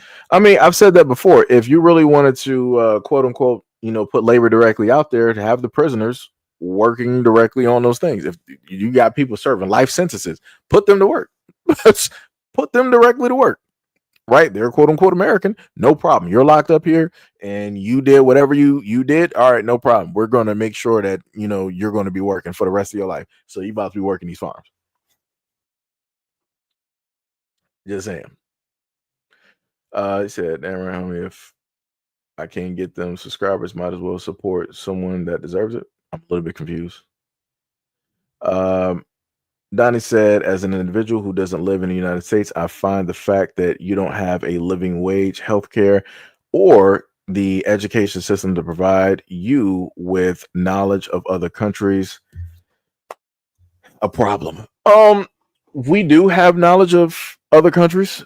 We just more so stay focused directly on, our thing, right? But when it deals with like, geography and different things of that nature, we know.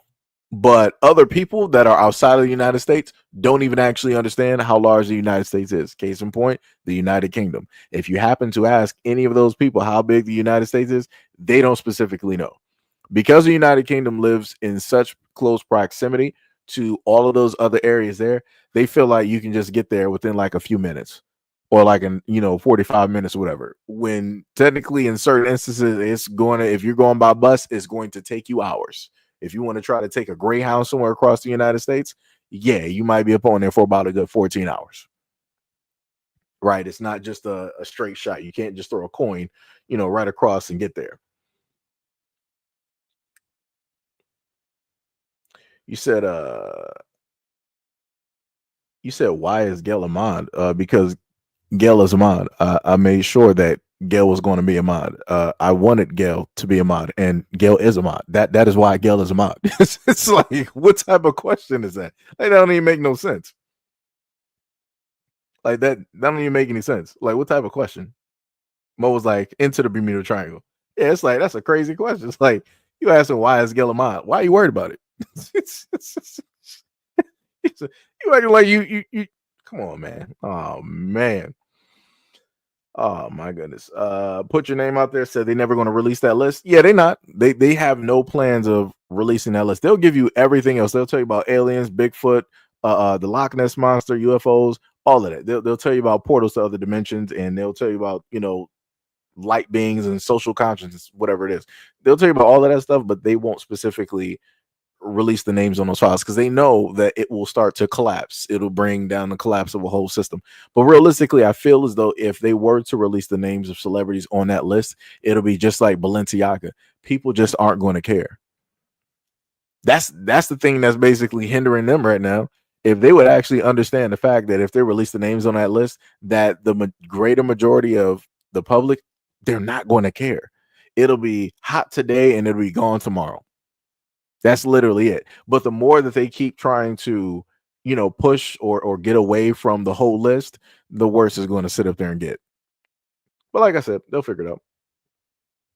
They will figure it out. Hot sauce Hillary is no different than you ain't Black Biden. That's facts. 100%. Leonard said, if I wake up pink tomorrow, I just... That's crazy. He said, another fake narrative like Sidney Powell and release the Kraken. Let me see. Love the skin man. Yeah. Zone said, please tell me what you're watching. This is trending on 4 other short streams.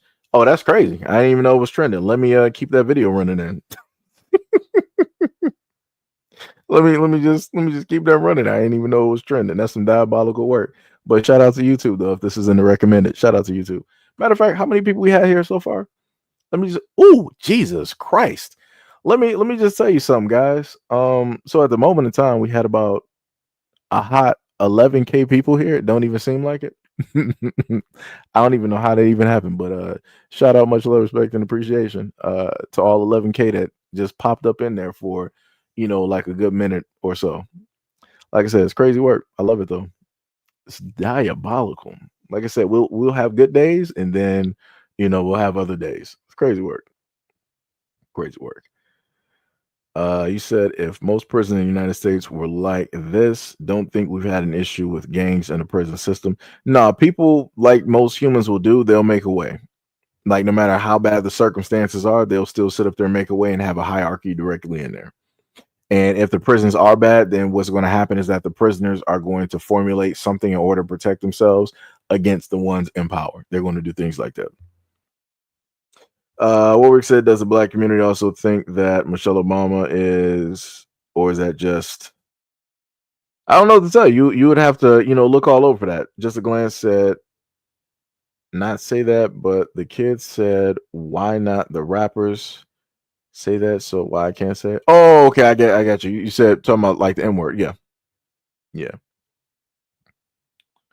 Train is like 3 days coast to coast. Sham said, Gail is a wonderful mod who is super funny. I love Gail. We all love Gail. D Money said, because Gail is getting you out of here. Bars. Bar said, didn't mean to confuse you. Thought the term homie would help. Sidebar said, y'all be good. I'm about to go back. Live. Okay, all right. See you out there. Sham said the reason why they're not realizing that list is because CEO names and politician names are on that list. Oh yeah, 100%. 100%. We got Gail up there, sitting up there cheering. We got Ali in the building. Ali, how is it possible that you are always late? Let me tell you something. I expect you to be here, Ali. You're one of the main people that would normally be here on time, Ali. I expect a great deal from you. Let me tell you. This is about the second or the third time you done pull into this live stream late. Second or the third time. Denise Rivers said, as long as we've been on, the likes should be up. Yeah, technically they should be. I can tell you exactly what they are from the background. We've had about a good 11K. And the likes on the stream, let me see if I can actually get that. Oh, they might not actually tell me what the likes are actually. From here. Let me see. We got views. Yeah, we made it up to, this stream was about a good 11K. So yeah, something was trending on the shorts. I'm guessing. Going to the chat. Yeah, I can't actually go to the, I'll have to use my phone to go to, like, I can tell you the stream is not going to have 11 likes directly up there though. They're not going to do that. Matter of fact, if this actually hit, hold on, wait. Let me see something, because this one, that was about a good 11. Let me see the other one. If there was a way to actually get this to correlate to subscribers, let me tell you, this would be masterful. I would be able to teach a real masterclass out here. Let me tell you. Because from outside, that one is at 4. This one is at about 5. So yeah, we did pretty good. So I say altogether we got about a good 16, almost 17K. During the live stream. So that's a positive number. Like I said, much love, respect, and appreciation to any and all that are currently here. At this moment in time. And like I always sit up there and say, any and all videos that you just so happen to see, you will see those. On a shorter video, that type of deal. River said it's only 27 likes, brother. What just happened here? Hold on, wait. Let me check this real quick. Wait a minute. Nah, you gotta be playing with me right now. Hold on, let me see. I gotta go to my own live stream on my phone just to sit up here and see that. Let me see which.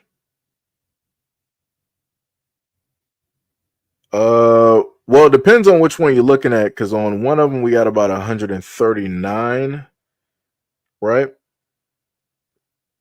I think I can actually like type this in the comment section. Let me see. I'm doing this from my phone. Looking crazy. Let me see if that pops up on the stream. Yep, it does.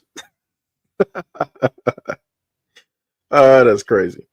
But yeah, as like I've always said, much love. Like River said, on my end, it's 27. So yeah, let me check that one real quick. Let me see. I gotta check the other one there.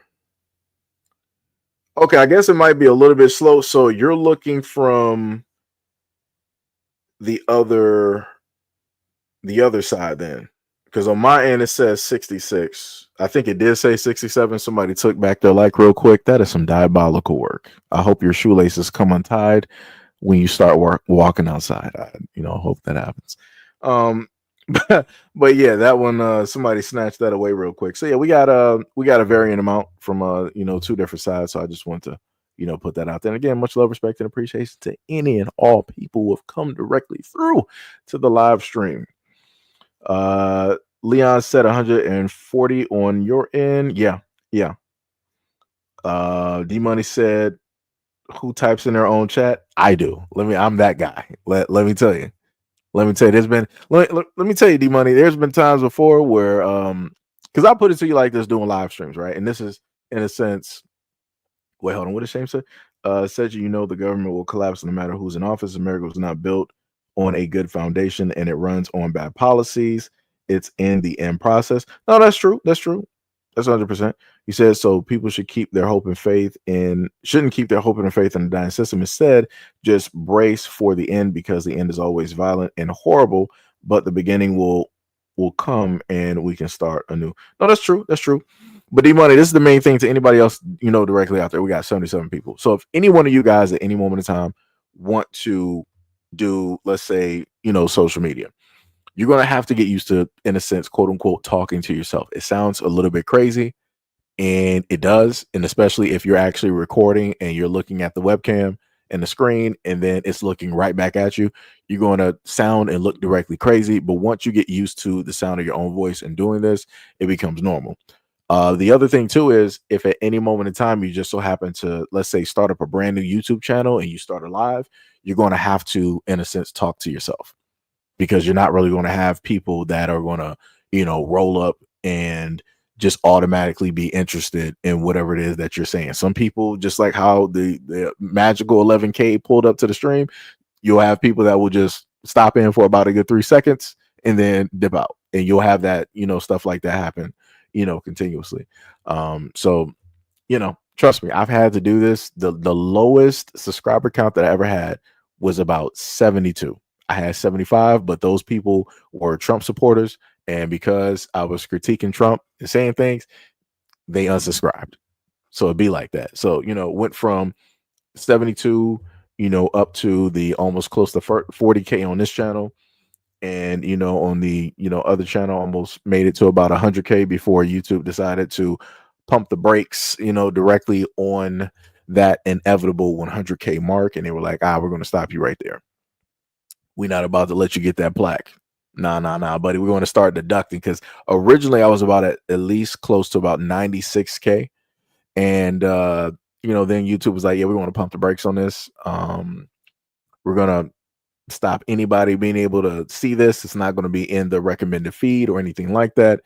And we're going to start reducing the subscribers that you have. So over, a nice amount of time, I've been seeing thousands of subscribers get peeled directly back off of that channel. And in the background for me, YouTube would be like, okay, we're going through channels. It was about, I want to say 2023, 2024. And it was continuously directly on the back of my channel. It was like, yeah, we're going through channels at this moment in time to get rid of, duplicate or, troll accounts or, whatever, people basically subscribed. So it's crazy work. It is crazy work. DSA one said that was the Tyson plant in Mississippi where all of those illegals got ice called on them a few years ago. Okay. I got you. I think, let me see. I read off to you guys about the UN judge. We did the chat GPT thing about the voters because somebody brought that up earlier. We went over the whole thing dealing with In Vogue. Last but not least, there is one other thing I wanted to bring up, because I keep doing this because I keep forgetting because I get sidetracked. There was this story here, and you have France wanting the Statue of Liberty back, right? So it says French poll wants the United States to give back the Statue of Liberty. Quote, you despise it, right? Talking about the United States. It says a French parliament member is demanding that the United States return the Statue of Liberty, claiming that America has lost its way and no longer stands for what the iconic sculpture represents. Quote, we're going to say to Americans who have chosen the side with a tyrant, to the Americans who fired researchers for demanding scientific freedom, give us back the Statue of Liberty. Quote unquote, the left-leaning Frenchman Ralph Gluckman stated during a recent convention of his political party. Quote, we gave it to you guys as a gift, but apparently you despise it. So it will be just fine here at home.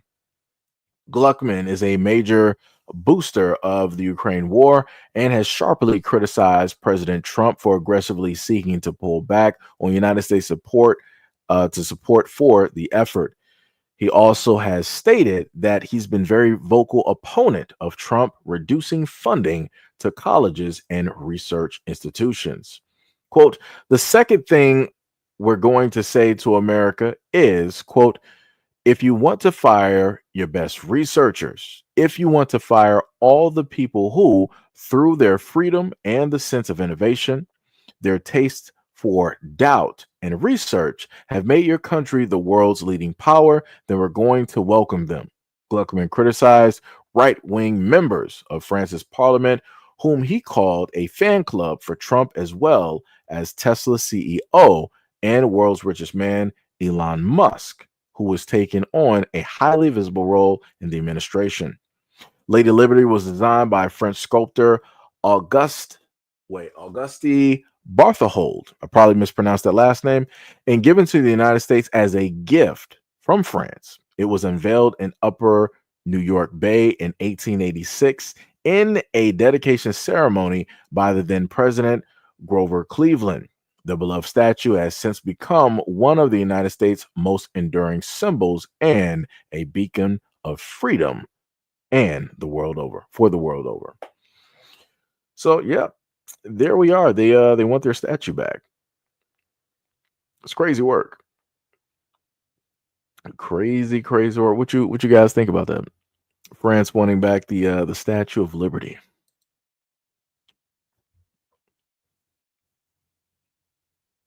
Let me see. I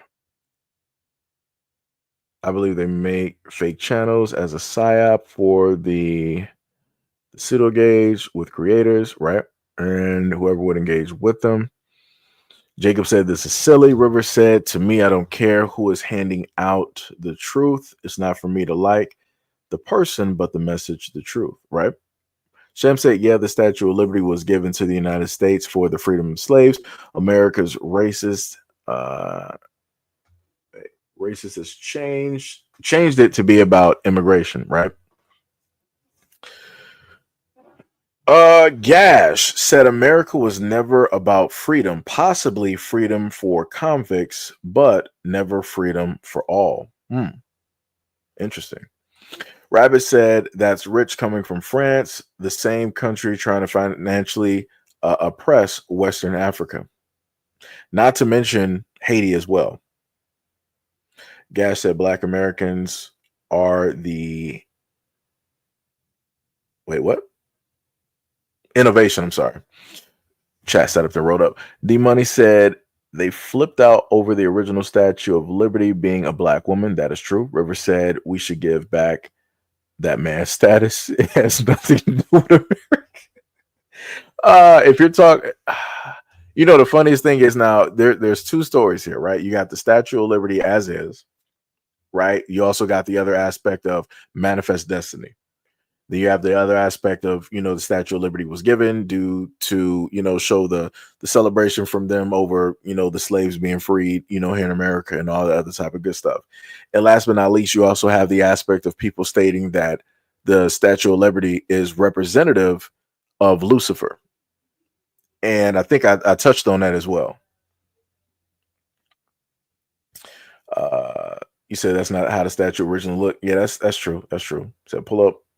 Sham said, I know, right? When it comes to the statue, back, see what happens. Yeah.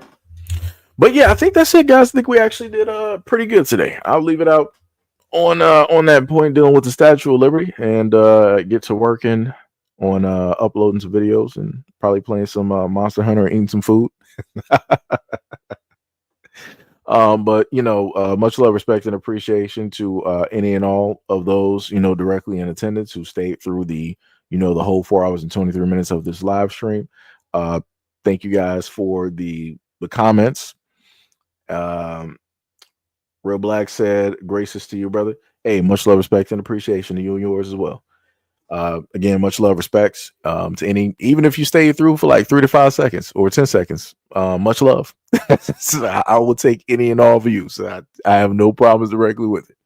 Like I said, I'm trying to break my own live stream records. When it deals with this.